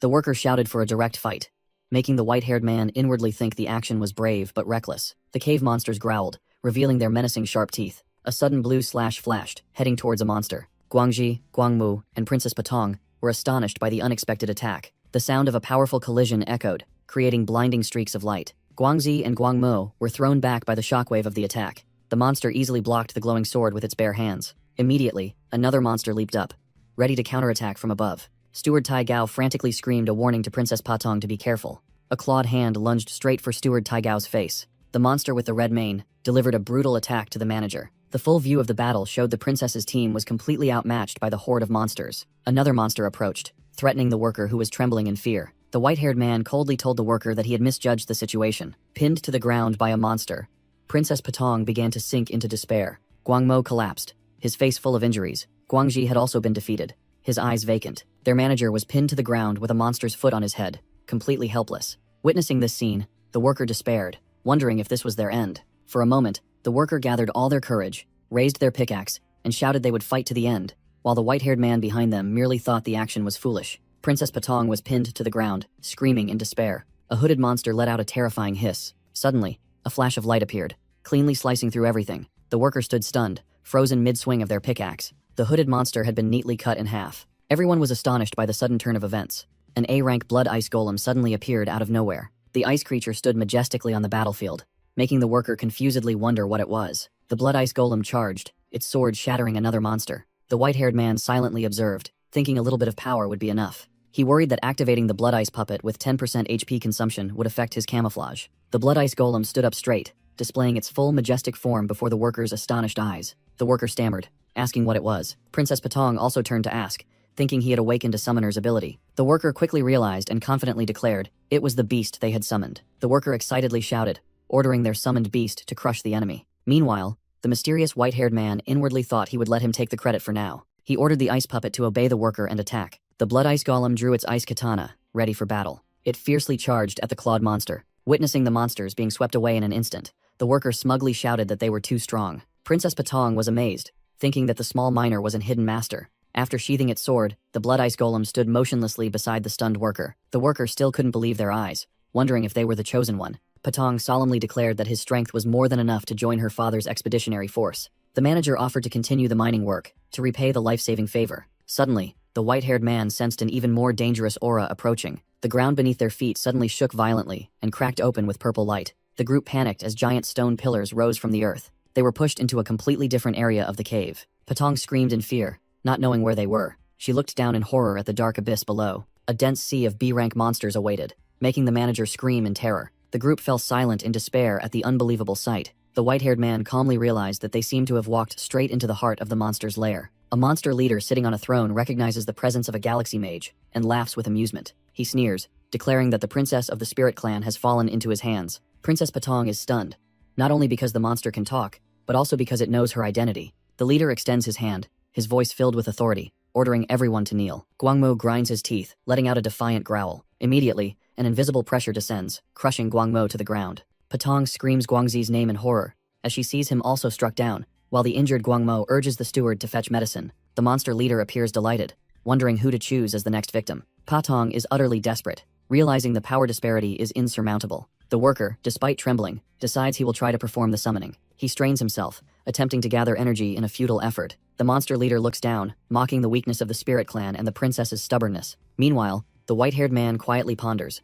wondering why the monsters know about the princess and are so strong. A disturbing theory suddenly strikes him. This might be related to the evil clan. Impatient, the monster leader declares he will handle it himself. Patong frantically feels her body being controlled by an unseen force. She is forced to slowly kneel, thinking that everything has truly ended. Suddenly, the white-haired man appears before her, blocking the pressure and making an offer. He looks directly at Patong and declares, "All the spirit summoning grass in this cave belongs to me." The monster leader freezes, astonished, unable to understand why his command failed. The mysterious man smiles as he slowly removes his yellow protective helmet. He reveals his white wolf ears and announces he will deal with the monster leader. Along with Patong and her attendant, he confronts the enemy. Patong frantically urges him to run, believing he is no match for the boss. The monster leader roars, ordering his subordinates to kill the stranger. Surrounded by monsters, the wolf-eared warrior thinks to himself that he must limit his power to avoid revealing his identity. He decides not to use his special abilities. Instead, he draws a high-tech sword, and will only use that. He charges forward with terrifying speed, unleashing a sweeping slash that eradicates the low-level monsters.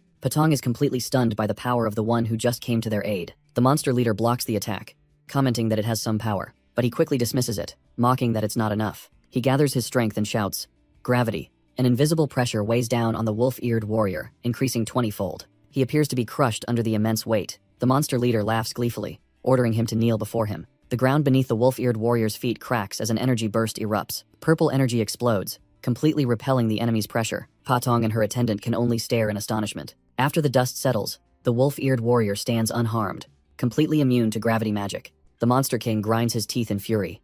"Damn it, you're unharmed under this pressure?" he roars. "Then let's go all out," and activates his Star Horn ability. A dark energy engulfs the area, boosting the combat power of all the monsters. Witnessing this, Patong cries out in alarm, "Be careful!" The wolf-eared warrior charges directly into the midst of the empowered monsters without hesitation. He calmly analyzes, realizing the enemy possesses gravity manipulation abilities. He deduces that the D-rank monsters could reach B rank due to the leader's amplification magic. Furthermore, this power is very similar to that of the possessed individuals he's encountered from the evil clan. Patong frantically thinks about the monsters her group struggled to fight even with all their might. Yet, the warrior dispatches them one by one with ease using a knife. The Monster King is stunned. How is this possible? He's so nonchalant under 20 times gravity? Cornered, he declares. Then I will empower myself. He begins to retract the power he granted his subordinates. "Your power. Give it all back to me," he roars as energy streams are drawn towards him. The wolf-eared warrior simply watches, making no move to intervene. After absorbing everything, the Monster King's body erupts with power, his strength, stamina, and spirit soaring. Directly beneath the triumphant boss, a miraculous grass emits a blue light. The wolf-eared warrior recognizes it immediately, thinking to himself, "Spirit summoning grass. That was too easy to obtain." The Monster King revels in the abundant elemental power, smugly declaring, "I feel an infinite power." Declaring himself the strongest, he unleashes his ultimate move, a devastating attack towards his opponent. The Beast King roared, unleashing the power of Star of Destruction, his body swelling with dark purple energy. However, the white-haired warrior was faster, a sword slash tearing through space and the enemy. The A-rank Star C illusionary beast fell, vanishing after a single blow. Amidst the silence, the warrior reached out to pluck his target, soul summoning grass. He smiled, not expecting to find it so easily. The Sea Spirit clan members were stunned, unable to believe an invincible boss was defeated with just one slash. The worried subordinate warned that the battle was not over. A large horde of monsters remained, not as strong as the boss, but overwhelming in numbers. The mysterious warrior commanded them, "Squat on the ground and don't move." The group was confused by the strange order. Though unsure what he intended, Patong decided to trust him and urged everyone to comply. "Very good," the warrior praised, his sword erupting with energy. A sweeping slash unleashed a massive wave of destruction. The energy wave swept through the monster horde, safely protecting the group crouching behind. The entire monster army was wiped out in an instant. Guangmo and Patong stared in horror at the scene. Patong thought to herself, "Just one more slash." The warrior stood there, amidst the dissipating smoke, his sword slung over his shoulder. Patong wondered if their spirit clan had such a powerful man. Two carriages rolled along the treacherous mountain road. Inside, Princess Patong and the wolf-eared warrior sat facing each other. The warrior blamed himself for getting too excited upon seeing the soul-summoning grass, and forgetting to interrogate further about the mastermind. He reasoned that he wasn't sure if the evil clan was involved, so it was best to warn the spirit clan. Fortunately, Patong had invited him to meet their supreme leader. He wondered why the princess had been blushing ever since they left the cave. Patong, meanwhile, was recalling an old prophecy about a prince who would come to save the entire spirit clan. She gathered her courage and asked his name, secretly hoping. Could it be him? The warrior smiled, introducing himself as Pin Dao Dao. Just then, the carriage door opened, and a steward announced they had arrived. Steward Pashi of the spirit clan politely invited them to disembark. Pin Dao Dao marveled, wondering if this was the spirit clan's palace. Before them stood an extraordinary giant tree, towering beside a magnificent castle. Pashi led them up the red-carpeted stairs into the palace. Inside the hall, the steward spread his arms, welcoming the two honored guests. Patong murmured the name, Pin Dao Dao, finding it a powerful one. Sha Feng Liao mused that the spirit clan was indeed a mysterious race with little information revealed. He recalled that what he knew was only from Nana's vague stories when she was young. Looking at the glowing blue butterflies, he sensed something was coming to this world. Standing beneath the divine tree, Sha Feng Liao was awestruck by the world's pristine beauty. The group stood on a giant mushroom, which was called the mushroom elevator. The mushroom shot upwards at terrifying speed. It continued to ascend as swiftly as a natural elevator. Upon reaching the summit, the giant canopy appeared before them. A magnificent city built atop the tree. Astonishingly beautiful. Sha Feng Liao, Patong, and the subordinate entered the city, heading towards a large architectural structure. They passed through the central plaza, where the two kings were enthroned on a high platform. Princess Patong bowed her head. Greetings, father. Greetings, uncle. She introduced the one who saved them in the demon cave as Pin Dao Dao. The two kings, Palei and Xiang Qian, showed interest in the young warrior. King Palei of the Sea Spirits smiled and praised. Young talent. Sha Feng Liao mused about the spirit clan having two kings. While he was contemplating, Xiang Qian sternly asked Patong why she had encountered danger in a D-rank cave. King Xiang Qian of the land spirits continued to reprimand, stating that the sea spirits should not be reckless on land. Sha Feng Liao then explained that the monsters in that cave were unusually strong, with B-rank minions and an A-rank boss. He offered his assessment, suspecting another race had infiltrated, while secretly evaluating the elite forces around them. He noted that the highest visible rank was only S. Sha Feng Liao gravely warned, if the evil clan has truly secured an entrance, the spirit clan should prepare for an all-out war. Upon hearing the evil clan, the expressions of both kings immediately became extremely tense. However, Xiang Qian suddenly let out a scoffing laugh. Xiang Qian laughed heartily, mocking the warning and deeming Palei's warriors incapable. He continued to question condescendingly, reminding them of his hospitality in letting the sea spirits reside on land and in caves. Palei retorted angrily, asserting that sharing land and sea resources was a fair agreement from ancient times. The argument escalated as Xiang Qian furiously pointed at Palei,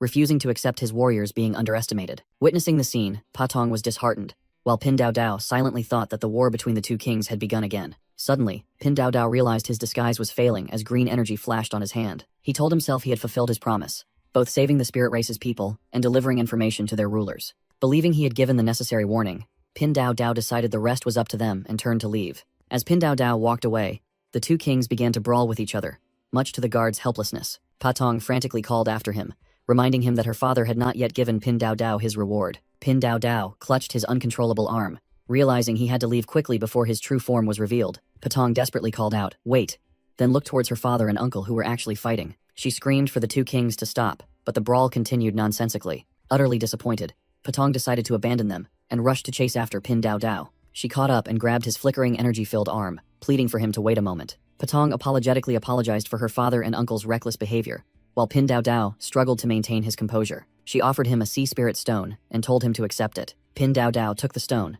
and Patong explained that it would allow him to travel freely within the sea spirit's territory. She shyly invited him to join their army, but Pin Dao Dao simply replied that he understood. Immediately, he waved goodbye and quickly vanished, leaving Patong alone. Just managing to land in a safe place, Sha Feng Liao breathed a sigh of relief. He knelt as his disguise began to fade, thinking it would be troublesome if he were seen in this form. As his true demonic form emerged, he told himself he was done with the spirit race and had only one last thing to do. He decided to return after visiting his father-in-law's grave. The image of a cozy wooden house appeared in his mind. Inside, a cup of wine was placed solemnly on the table, initiating a flashback. His father-in-law, a robust white-haired warrior, sat before the wine, contemplating drinking it all. With determined eyes, he thought it was time to face the final battle. The scene shifted to the Land Spirit Kingdom's palace. In the office, King Xiang Qian was listening to his subordinate's report. He frowned, asking if their S-rank adventurers had truly been annihilated without any news. Chief of Staff Xiang Hu confirmed the dire situation and suggested consulting the sea spirits. Xiang Qian angrily brushed it off,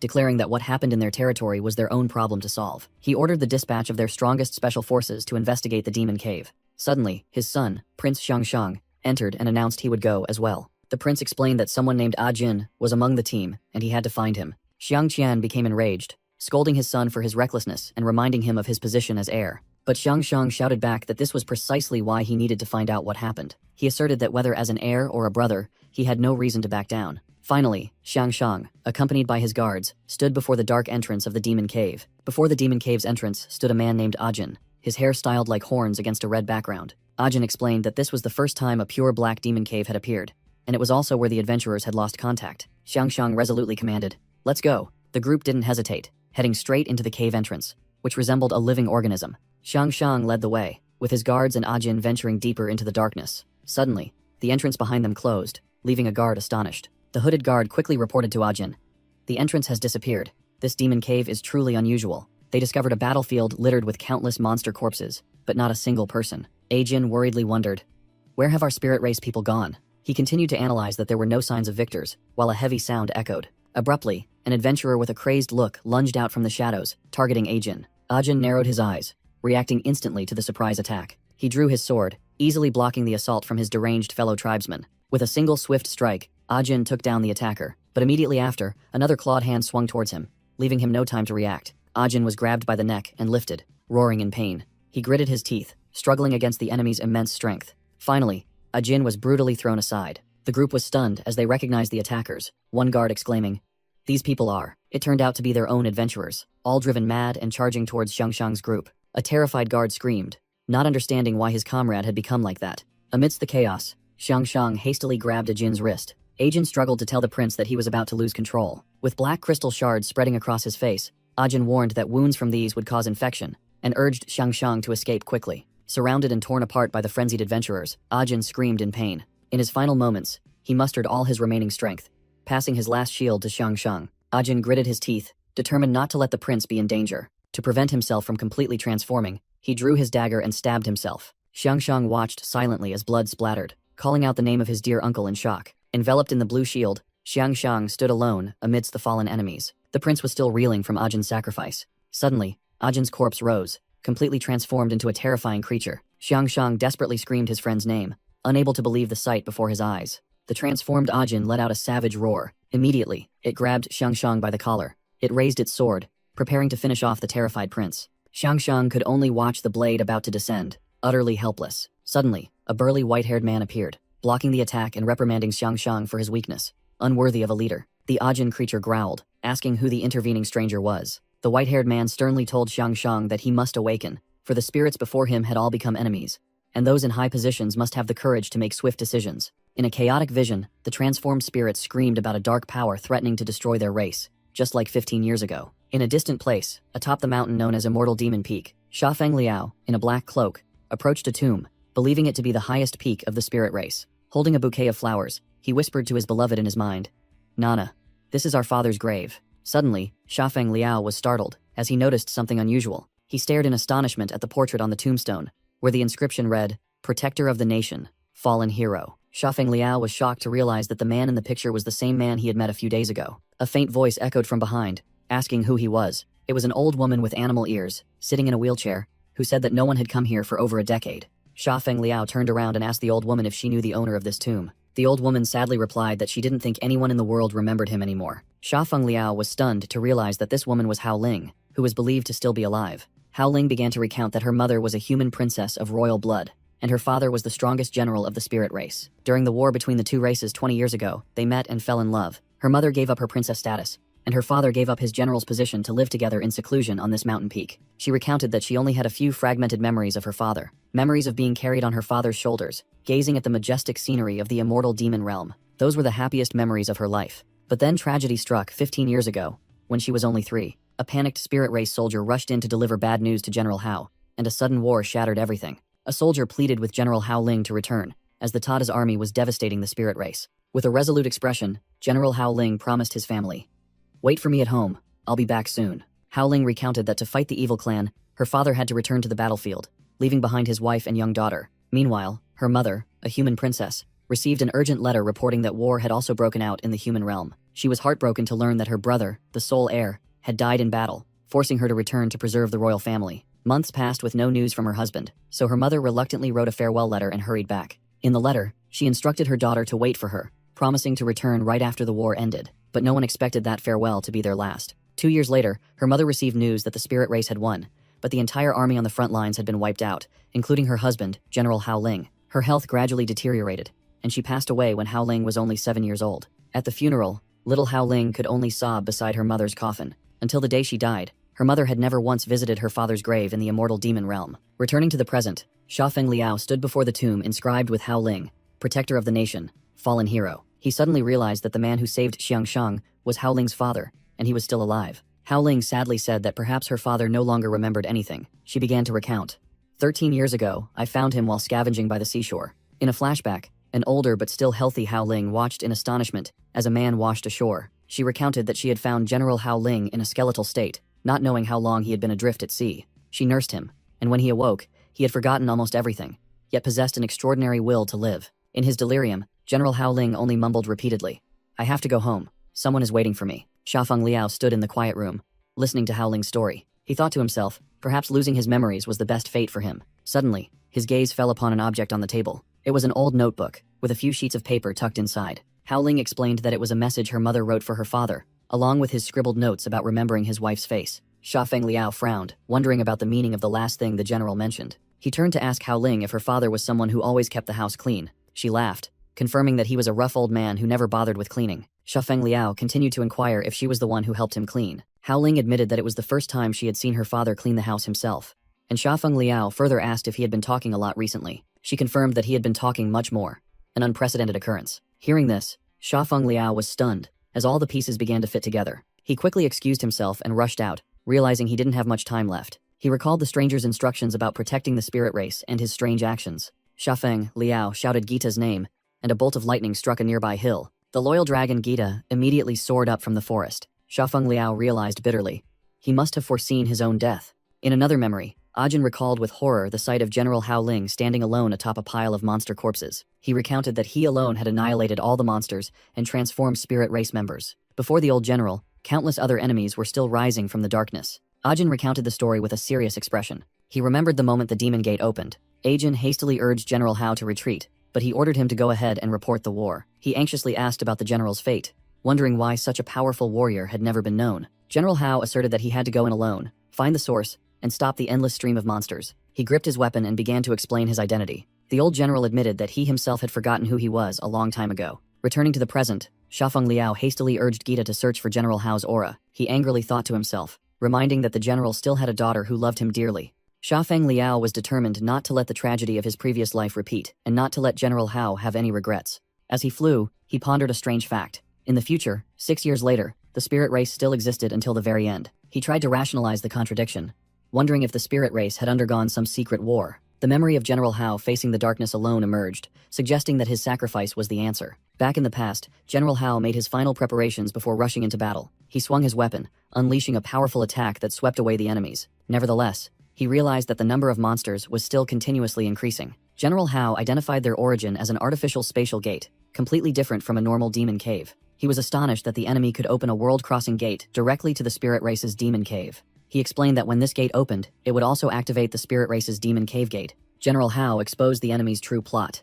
They wanted to use the demon cave as a springboard to invade the entire spirit race territory. General Hao looked at the glowing red gate, believing that from here he could enter the enemy's world. He was determined to cross over and cut off the source to prevent them from overflowing. With a resolute expression, General Hao prepared for a solo life or death battle. Suddenly, a giant red wolf monster roared, charging straight towards him. The monster stood towering above a cross-shaped light source, seemingly the center of the gate. Around it, a pack of smaller monsters also roared, ready to attack. General Hao faced an entire evil clan army alone in the hazy Bloodforge. From the shadows, an evil clan leader with white hair and red skin smirked, seemingly controlling everything. Hao Ling was shocked to realize that the enemy had opened too many spatial gates and worried about the fate of the spirit race. At the same time, in the residential area of the immortal demon realm, a devastating scene unfolded with countless corpses strewn about. A giant, level 5 evil beast was threatening a green-haired child crying for help amidst the rubble. The monster swung its body, tossing the child into the air, just as someone shouted for it to stop. It opened its maw full of sharp teeth, preparing to devour the small victim. Suddenly, a powerful force blocked the monster's bite. The one who intervened was Xiang Qian, king of the land spirit race. Using his weapon to parry the attack, he stood firm in front of the monster, protecting the frightened child behind him. Xiang Qian roared in anger, emitting a powerful golden energy surge to repel the monster. Meanwhile, Pale, king of the sea spirit race, stood with his refugees. A sad old survivor reported that only a few people remained in their village. Pale listened bitterly, recalling the argument with Xiang Qian when the villagers recounted that the monsters appeared too suddenly for them to react. Xiang Qian bowed and apologized to Palais, regretting not sharing the information sooner. He painfully heard reports that the strongest land spirits were almost wiped out, and Xiang Shang was still in a coma. Palais grabbed Xiang Qian's collar, shouting that now was not the time to collapse when the enemy was right before them. A heavily wounded spirit soldier approached, followed by a comrade with a bandaged head. Xiang Qian regained his regal demeanor, ordering the soldier to report on the remaining forces. The soldier sadly reported that all S-rank soldiers had already engaged in battle, and now fewer than 10 remained. A scene of fierce battle flashed, revealing terrifying destructive power.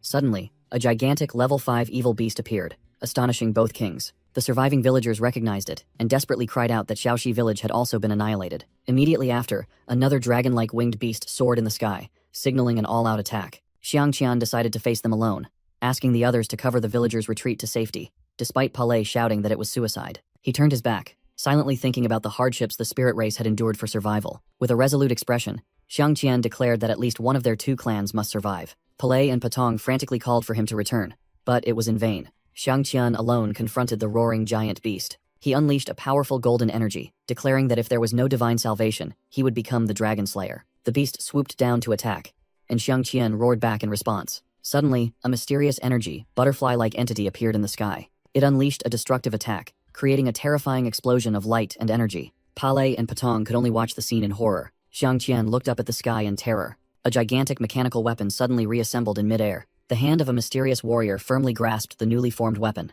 Sha Feng Liao appeared on the back of a black dragon, leaving the spirit kings confused and wondering who this stranger was. He landed in front of Xiang Qian, who immediately questioned, "You are not a spirit. Who are you?" Sha Feng Liao coldly replied, "I already warned you about an all-out war. If it weren't for my father-in-law, I wouldn't even bother with you." Xiang Qian admitted, "You do look very strong. But you can't possibly fight so many dragons alone," he said, pointing to the sky teeming with monsters, while Sha Feng Liao began to gather energy. Xiang Qian was stunned as a system panel appeared, signaling the activation of the Blood Ice Puppet skill. A gigantic winged ice warrior, enveloped in a red aura, was summoned from thin air. From afar, Patong recognized him and exclaimed, "I knew it was him." A magnificent ice army appeared behind Sha Feng Liao, standing opposite a stunned Xiang Qian. Sha Feng Liao simply commanded, "Go." Immediately, the ice warriors soared into the sky, charging to attack the red monsters. Witnessing the sight, Xiang Qian could only wonder in astonishment. "Is this guy a god?" Sha Feng Liao confidently said, "They are enough. Now, let's get to the main business." He turned to Xiang Qian and asked, "Tell me, where did these dragons come from? Lead me there, immediately." Xiang Qian led the way to a gigantic cave entrance, which looked like a bleeding wound, and said, "This is the entrance." He explained, "This is where the anomalies began, and also where my son escaped. Observation teams have been stationed at all demon caves. We've received reports that monsters are emerging from at least 5 caves," he added, as a terrifying scene of invasion unfolded. Sha Feng Liao asserted that this was no simple accident, while Xiang Qian reiterated that it was the evil clan's doing. He turned to Xiang Qian and asked if anyone else had accompanied his son into the cave. Xiang Qian sadly replied that the boy's uncle Ajin and an adventure team had gone, but only his son escaped. When asked about the elders, Xiang Qian explained that their army consisted only of young people, and Ajin was the oldest. Sha Feng Liao silently thought about his father-in-law, wondering if he had entered this cave. He recalled flying on Gita's back, checking all the battlefields after descending the mountain, but found no trace of him. Sha Feng Liao asked about the other caves, and Xiang Qian confirmed they were all heavily guarded. Standing before the red glowing cave entrance, he deduced that his father-in-law might have entered here at a different time. Dismissing his speculations, Sha Feng Liao decided he couldn't waste time and declared he would go inside to investigate. A wolf-eared guard frantically shouted, arguing that entering without preparation was too dangerous. Xiang Qian immediately placed a hand on the guard's shoulder, stopping him and asking if he still hadn't realized. He explained that Sha Feng Liao was a god sent down, just like in the battle over a decade ago. In a flashback, a god descended to save the spirit race from peril when they faced a gigantic monster. Xiang Qian affirmed with unwavering faith that all they needed to do was trust this god. Suddenly, Xiang Qian sensed something and looked towards the cave in horror. From the darkness, a horde of black armored monsters with fierce, glowing red eyes charged out. Leading them was an even larger beast, with a terrifying red and black mane. The guards realized in horror that these were the monsters from outside, all of them S-rank. Sha Feng Liao calmly confirmed. So the demons from outside truly came from this demon cave. He summoned his high-tech weapon, wondering where they truly came from. Sha Feng Liao decided he couldn't delay any longer. He swung his weapon, unleashing a massive blue energy stream. The attack instantly wiped out over 99 monsters. The Spirit Clan guards were completely stunned by the sight. King Xiang Qian excitedly cheered. "See, I told you. He's a god." He hastily urged everyone to follow Sha Feng Liao as he plunged deeper into the cave. Suddenly, Sha Feng Liao stopped short as he sensed a formidable presence ahead. Ajin, the prince's friend, had now transformed into a hideous monster. King Xiangqian and his guards were horrified to recognize their former comrades. Xiangshang cried out in pain upon seeing that both Captain Hu and the other members of the adventure team had been transformed. Sha Feng Liao alone faced the entire army of corrupted individuals. King Xiangqian gritted his teeth, asserting that they were no longer his comrades. Sha Feng Liao calmly explained that this transformation was a type of dark power. Suddenly, Ajin roared, his body erupting with crimson energy. He transformed, donning a complete set of demon armor. The system confirmed this was the demon armorization, 903 skill. King Xiangqian was terrified to realize that someone was controlling the corpses and forcing them to use demon armorization. He began to recount the legend that, in the primordial era, the world only had humans and demons living in caves. Under the influence of magic, the demon race evolved into 3 distinct races: spirits, demons, and the evil clan. But with the development of intelligence, their original power gradually weakened. Then, a forbidden technique called demon armor began to spread. It could multiply one's power many times over, and the hero of the spirit clan used it to protect their people. But the price was that the user would lose all reason and memory, completely degenerating into a primordial demon. Xiangqian listened to the explanation with a serious expression, because the power of demon armor was completely irreversible. His guard worried, "I can't believe such an absurd power exists." The former chief of staff was already extremely powerful. If he used demon armorization then. Just then, Ajin, in his transformed state, was sent flying by a powerful attack. Sha Feng Liao rushed forward like a gust of wind, delivering lightning-fast blows to the remaining enemies. He unleashed a single slash that wiped out all the transformed adventurers. Wiped out in an instant? Xiangqian was utterly astonished by his power. Sha Feng Liao coldly looked at the fallen enemies on the ground. He explained, "Unlike the puppets and venomous insects before, these ones cannot be killed. Get out of here quickly. If you're injured by their poison, you'll also turn into this, and they'll get right back up," he urged, as an enemy began to stir. Sha Feng Liao suddenly realized, "I only know one person who possesses such powerful dark magic." Memories flooded back. It was the only SSS-class dark mage he had ever encountered in his previous life in the evil clan territory. In the flashback, Hao Ling, his father-in-law, was surrounded by a horde of black armored monsters. Exhausted and wounded, he had to brace his sword and kneel on the cracked ground. A voice echoed, "Don't resist any longer, Hao Ling."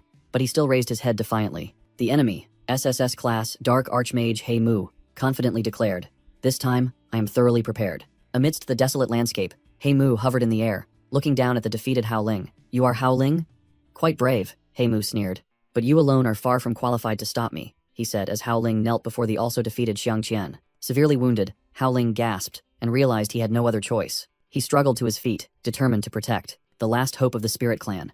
While Pale and Xiangqian watched in horror, Hao Ling turned his back, his body beginning to emit red energy as he activated the forbidden technique Demon Armor at 10%. His power gradually increased to 30%, his face contorting in extreme pain. Energy violently erupted as the transformation reached 50%. At 100% power, Hao Ling's body was completely enveloped in a dark demon armor. Witnessing the scene, He Mu's face clearly showed astonishment and anger. The dark mage immediately unleashed a destructive energy attack, but he had to strain himself, using his wings to fend off a powerful counterattack. Returning to the present, He Mu faced Hao Ling and roared that 13 years ago, his body had been destroyed. He spoke of the persistent physical pain over 13 years that had fueled his hatred for the Spirit Clan. Driven by hatred, he had found this land, a place that could suppress the power of the Spirit Clan. He Mu explained that this was the evil clan's territory, where Hao Ling's power, skills, and even life force were diminished. He revealed the spatial gates that would continuously bring the evil clan army to invade. He Mu confidently declared that this time, the Spirit Clan would have no chance to resist. He looked down at the exhausted Hao Ling and said that everything was his own doing. However,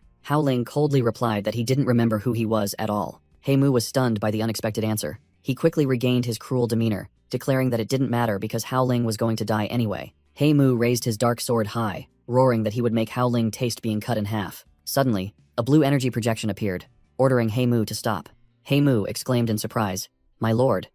Recognizing the newcomer, the mysterious entity, Tadi, politely greeted General Hao Ling and expressed regret for his past. Tadi frankly proposed cooperation, suggesting that the spirit race was falling behind and needed outside help. Hao Ling angrily exposed the deception, questioning the evil clan's attack on the immortal demon realm and their secret opening of the demon gate. Tadi merely smiled and replied that it was only the first step. He began to preach his cruel philosophy. The weak are merely resources, and the world needs a truly powerful leader. Tadi confidently asserted that he and Hao Ling were those leaders. Hao Ling scoffed, calling those values ridiculous and completely rejecting them. He let out a roar, beginning to unleash a blazing red energy from his body. A system notification appeared as Hao Ling activated 10% demon armor, shouting for the invaders to get out of the spirit race's territory. The powerful energy blast knocked He Mu back, astonishing him that Hao Ling still possessed such strength. Mu realized in panic that he couldn't move, wondering why Howling's energy was so potent, and feeling there was something more than just demon armor. Howling's power surged to 40%, his entire body engulfed in a sea of energy flames. Ta Di realized the horrifying plan. Howling was using his L-class body to break all limits and self-destruct. Mu screamed in terror in his mind, calling Howling insane and trying to escape the overwhelming aura. Amidst his rage, a tear rolled down Howling's cheek as his memories suddenly flooded back. He remembered his family, recalling that he not only had a beautiful wife, but also an incredibly lovely daughter. Howling carried his young daughter Hao Liangna on his shoulders, reminiscing about the moment he showed her the waterfall where he and her mother were married. Hao Liangna eagerly asked her father to take her there, and in his thoughts, Howling was filled with regret for having forgotten his daughter for so many years. Returning to reality, a tear rolled down Howling's transforming face as he silently apologized for not being able to be by his daughter's side. In his fury, he charged forward, his mind filled with paternal questions for his now 8-year-old daughter. His fist clenched, accumulating a massive source of dark energy. Breakthrough successful. Howling roared and swung his weapon, determined to drag his enemies to hell with him. With a final apology, he pushed the power of demon armor to 95%, preparing for annihilation. Suddenly, a devastating punch landed on Howling's face, interrupting his process. Shafeng Liao appeared, shouting an apology for being late, while his impact had sent Mu flying.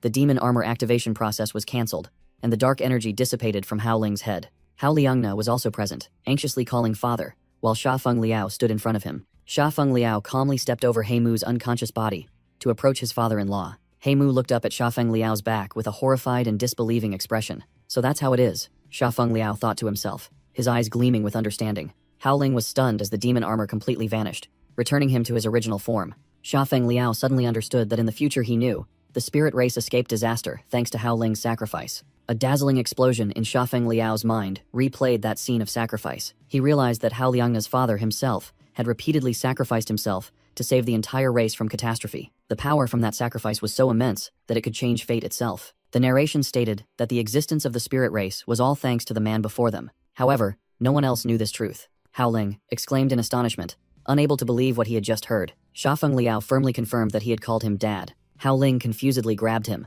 lamenting that he didn't understand why his cute daughter Nana had turned out like this, prompting Shafeng Liao to quickly explain. Shafeng Liao affirmed that his daughter was still Nana, and he boldly declared that he was about to become his son-in-law. Howling was completely dumbfounded by the unexpected news. Shafeng Liao reminded himself not to be careless, as the evil clan was still present. Suddenly, Mu spoke, saying that he now fully understood Howling's choice. He declared that he no longer hesitated, and ordered his entire army to rise. Hovering above the newly resurrected monster army, Mu solemnly declared that the war had officially begun. Meanwhile, Howling was exhausted, feeling his strength drained after using the demon armor. Shafeng Liao reassured his father-in-law, firmly stating that he would handle everything. He charged straight towards the enemy, loudly calling out to his father-in-law.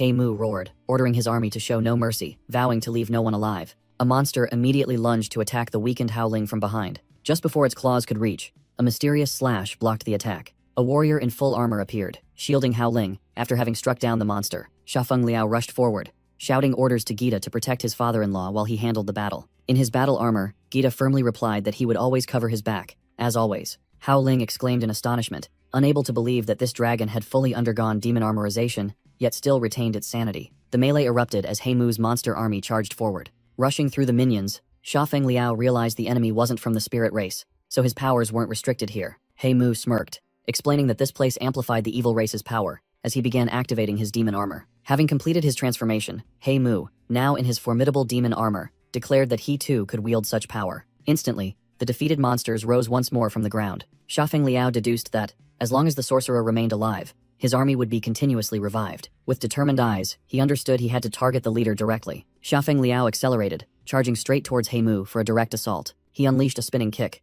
declaring he would finish him himself. Shafeng Liao's powerful strike bisected Mu's body. However, Mu's two halves quickly regenerated and merged back into one. Shafeng Liao was stunned to realize his true damage attack had no effect. Mu boasted that after his defeat, 13 years ago, he had mastered the forbidden technique Infinite Separation and become immortal. He roared and charged at Shafeng Liao. A red energy blade from Mu pierced through Shafeng Liao's chest. However, his wound was immediately healed by his rapid regeneration ability. Recovering instantly, Shafeng Liao immediately counterattacked Mu. Mu was utterly astonished by his opponent's incredible regenerative capabilities. Meanwhile, Howling observed the aerial battle between Shafeng Liao and countless Mu clones. On the ground, Gita, in his warrior form, easily blocked a stray attack, keeping Howling safe. Howling mused that if this continued, no one would win unless there was a finishing blow. Sha Feng Liao calmly faced the increasingly dense enemy encirclement. He noticed He Mu's clones were multiplying endlessly. He Mu smugly declared that the more he was attacked, the more numerous and powerful his clones would become. Unfazed, Sha Feng Liao smirked and asserted that numbers no longer mattered. He declared He Mu couldn't escape his domain, activating a crimson spherical space. Immediately, dark tentacles emerged from the space, ensnaring one of He Mu's clones. The clone was completely bound, unable to move. He Mu's original body was stunned, sensing his power was compromised. He screamed in agony as his body began to disintegrate and his power was nullified. Inside the domain of annihilation, He Mu frantically asked where this place was. A colossal entity appeared, explaining that all powers were nullified and challenging He Mu to wager his life. He Mu realized in horror that he had inadvertently fallen into a deadly trap. He understood this was a third-party domain skill, an absolute rule separate from the world. All of He Mu's clones melted into a bubbling pool of blood. The annihilation entity explained the rules of a giant roulette.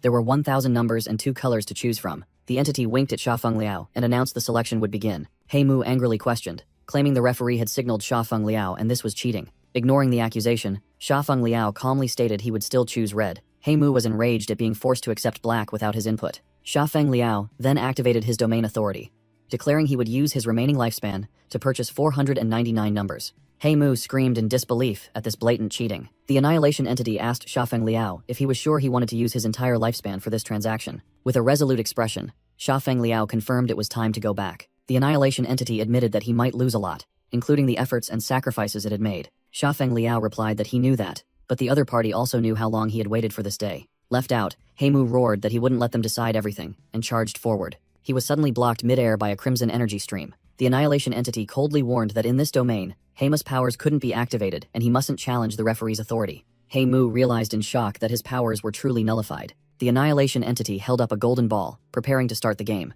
It dropped the ball onto the roulette. The life or death gamble officially began as the ball spun on the roulette. He Mu looked up with utter despair, leaving his fate to the spin. Outside the domain, the monster's overwhelming Howling suddenly collapsed. They disintegrated into energy fragments. Howling wondered in confusion what had happened, as both main opponents had suddenly vanished. He only saw all the monsters fall. Meanwhile, Sha Feng Liao reappeared silently. Inside the domain, He Mu's body began to disintegrate after losing the bet. He roared in bitter resentment, realizing he had been tricked by the most cruel method. With his final curse aimed at the evil clan, He Mu completely vanished in flames. Returning to reality, Howling exclaimed in shock as he realized Sha Feng Liao had truly won. He silently acknowledged that this young man was truly a trustworthy person. Suddenly, Sha Feng Liao sensed another presence. A digital projection of the evil emperor appeared, admitting He Mu had failed, and unexpected individuals had emerged. Both Sha Feng Liao and Howling looked up at the new enemy. The evil emperor declared he had decided to change his plan, and would personally lead the evil clan army to invade the spirit clan. Sha Feng Liao scoffed in response. "No, you won't. You don't even belong to the evil clan." He continued to expose. "You are just a cowardly schemer, afraid to show your face, and afraid to stand before your father." "Hit where it hurt?" the evil emperor asked in astonishment. "What did you say?" Sha Feng Liao calmly promised. "Don't worry, it won't be long. I will come find you." With that, he dashed off at incredible speed, beginning the pursuit. After He Mu completely vanished, Sha Feng Liao did not rest. He turned back, entrusting Howling's safety to Gita. Sha Feng Liao smiled, thinking to himself that Nana would surely be happy with his actions. Howling asked in bewilderment about his intentions and where he was going. Sha Feng Liao explained that although the evil emperor's threat was just talk, his army would still come if the gates were not sealed, and his demon armorization process began. He looked up at the dark gates in the sky and asserted that someone had to seal them. Howling objected, saying he didn't need to sacrifice himself for the spirit clan. But Sha Feng Liao boldly declared that a son-in-law's duty was to protect his wife's family. Standing tall, he asked for his father-in-law's blessing for his upcoming mission. Howling was stunned, realizing this was the scene he had seen in his prophetic dream. Sha Feng Liao held up a broken technological sword and asked if it was Howling's old weapon. Howling was moved, accepting that this was destiny and resolving to complete the mission left unfinished by the previous generation. The demon armorization process reached 100%, transforming Sha Feng Liao into the warrior Gan Liwo and ordering Gita to take Howling away. Gita bowed in obedience, preparing to take the astonished Howling away. Howling cried out in despair, worried about his daughter if Sha Feng Liao perished. In his demon armor, Sha Feng Liao merely let out a soft chuckle. He saw his father-in-law's concern as a form of recognition for himself. Red energy exploded violently from Sha Feng Liao's armored body. Finally, he transformed into a colossal demon dragon, roaring to open the immortal demon realm. In his ultimate demon dragon form, Sha Feng Liao let out one final roar. Elsewhere, the last ice dragon in the summoned army shattered before Patong. A report echoed, confirming no more monsters were escaping the demon cave. The ice body of the giant began to crack. Patong watched in shock as her mighty protector crumbled into pieces. She couldn't understand why the ice puppets had suddenly shattered. Inside the demon cave, Shafeng Liao's dragon body flew away, completing his mission. Meanwhile, on Gita's back, King Xiang Qian and his guards looked down at the ground. He exclaimed in astonishment as he recognized a familiar person. To Xiang Qian's surprise, the legendary General Hao Ling was still alive. The entrances connecting the two worlds within the demon cave had completely vanished. Once again, the Spirit Clan had overcome the crisis. On the highest peak of the territory, Gita stood guard beside a secluded house. Sometime later, Hao Ling was slowly recovering, living peaceful days with his daughter. However, when his daughter asked if he was leaving soon, he confirmed it. Hao Ling explained that he had just realized someone still needed him. He told Gita that it was time to set off. The scene shifted to the Yan nation on the demon continent. On a skyscraper, a stranger was furious, only looking for a place to vent his anger. The remnants of the evil clan decided to take a child hostage to escape. The small demon child was terrified to realize she had encountered bad people again. Two evil clan subordinates roared and charged forward. But before they could touch their target, red energy slashes tore through their bodies. Zai Ling, in disguise, appeared, calmly standing amidst the dissolving remnants of the evil clan. He turned to ask the child accompanying him if she was all right. The child joyfully thanked Zai Ling for saving her once again, while he shyly urged them to move on to find someone. However, the hero they were looking for seemed to have vanished without a trace. At a stadium, a female demon was diligently running, sweat drenching her. She told herself that there were only 3 years left. She was determined to meet that person again at the Yun Kingdom's sports tournament in 3 years. 3 years later, the Yun Kingdom was rebuilt and developed remarkably. A demon race young man and Shuo arrived, astonished by the city's transformation. The young man smiled as he suddenly recognized an old acquaintance here. He turned to tease Shuo, asking if she had also come here to find that person, causing her to fluster and retort. At the sports complex, the women's 10,000 meters mixed relay preliminaries were about to begin. Notably, the demon king of the Yun Kingdom, Liu Bingyi, was also participating personally. Liu Bingyi thought to herself about the years of arduous training, wondering if she could catch up to that person. By the poolside, Lamer and another female contestant were looking towards Liu Bingyi. By the poolside, Molly confronted Lamer, declaring that her opponent had no chance of winning. She asserted that both the competition and Wujun would belong to her. Lamer blushed and turned away, pretending not to care about that person.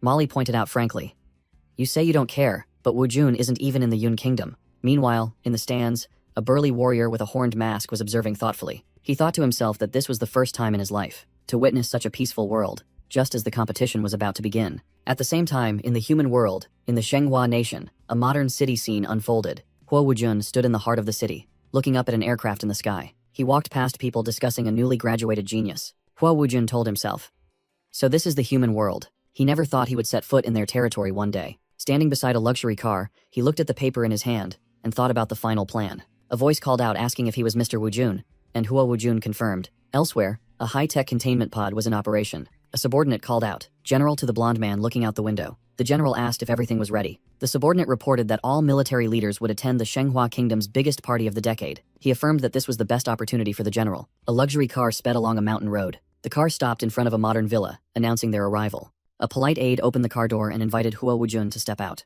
The aide led the way through a garden being prepared for a grand party. Huo Wujun smirked, mocking the lavish lifestyle of the person who invited him. He glanced into the distance and saw a couple leisurely playing golf. Meanwhile, General Xin Cheng was also present and complained about being summoned just for a wedding. A masked general in a wheelchair worried that this was a trap to strip them of their military authority, but Xin Cheng dismissed it, believing they were overestimating the party host. He contemptuously called him an incompetent who got lucky by marrying the queen, while images of Shafeng Liao and Hao Liangna's wedding appeared. Back to Huo Wujun. He was led inside the building by the aide. They walked together down a long corridor. The aide stopped in front of a door and announced they had arrived. He stated that the person they needed to see was waiting behind it. Huo Wujun cautiously opened the door to peek inside. A blond man in a white suit smiled and greeted him. It was Shafeng Liao, the commander-in-chief of the Shenghua Kingdom, who joyfully called out Wu Jun. Huo Wujun was stunned, but Shafeng Liao interrupted, saying his name was now Shafeng Liao. Shafeng Liao smiled brightly, thanking Huo Wujun for attending his wedding. The narrator's voice echoed, announcing that the long-awaited wedding of the century had finally arrived. This grand ceremony was for the commander-in-chief of the National Army, Lord Shafeng Liao, and Miss Hao Liangna. The host introduced the bride as the supreme queen of the nation, also mentioning that they had known each other and always supported each other since childhood. They trusted each other deeply and always sacrificed for each other unconditionally. Past images flashed by, showing a Hao Liangna who was both extraordinarily strong and sometimes fragile, needing protection. They had gone through countless hardships and life-or-death moments together. An emotional moment showed their strong bond. Shafeng Liao stood waiting at the altar, his gaze resolute, as he had known from early on that she was the only one for him. The host invited the bride's father to escort his daughter to the stage. Former General Hao Ling, hand in hand with Queen Hao Liangna, his daughter, walked into the ceremony hall. Under the witness of everyone, they walked down the red carpet, towards the waiting groom. The host asked General Hao Ling to give his daughter's hand to the groom. Hao Ling sternly asked, Everything is ready, isn't it? Hao Liangna gently looked at her fiancé and whispered, "My love, I don't want to see too much blood this time." Shafeng Liao smiled confidently and replied, "Don't worry, I won't let your wedding dress be stained red." Amidst the solemn atmosphere, the host loudly announced, calling everyone to raise their glasses. At a banquet table, Xin Cheng's subordinate reported that everything had been thoroughly investigated. The complete list of those colluding with the evil clan was in their hands. Xin Cheng took a sip of wine, asserting that the trap set for the past 3 years would not allow any human traitor to escape. Xin Cheng suddenly felt something was wrong, wondering what was in his wine glass. The wine glass fell, shattering on the ground. Other guests also began to collapse, realizing they had fallen into a trap. Xin Cheng struggled to stand up, realizing it wasn't just the wine, but paralyzing pollen that had spread everywhere since they entered. Amidst the chaos, a voice rang out, exposing a person named Xie Dao. Hua Wujun stood there, his eyes sharp, looking directly at the named individual. A warning from Shafeng Liao's past echoed in Xie Dao's mind. Shafeng Liao had said it wouldn't be long before he came looking for him. Amidst the scene, the host cheerfully announced that the bride and groom could now kiss. The crowd of guests cheered enthusiastically. Amidst the sweet kiss, Shafeng Liao thought to himself that even though the war between races might never end, he had finally obtained what he had always desired. That happy scene was being broadcast on an old TV, where Shafeng Liao, in his demon form, was lazily watching. A red-skinned female demon stood beside him, grumbling that he was happy, while they couldn't even have a sip of celebratory wine. Shafeng Liao yawned widely, lamenting that watching their love story was tiring, and he could finally rest.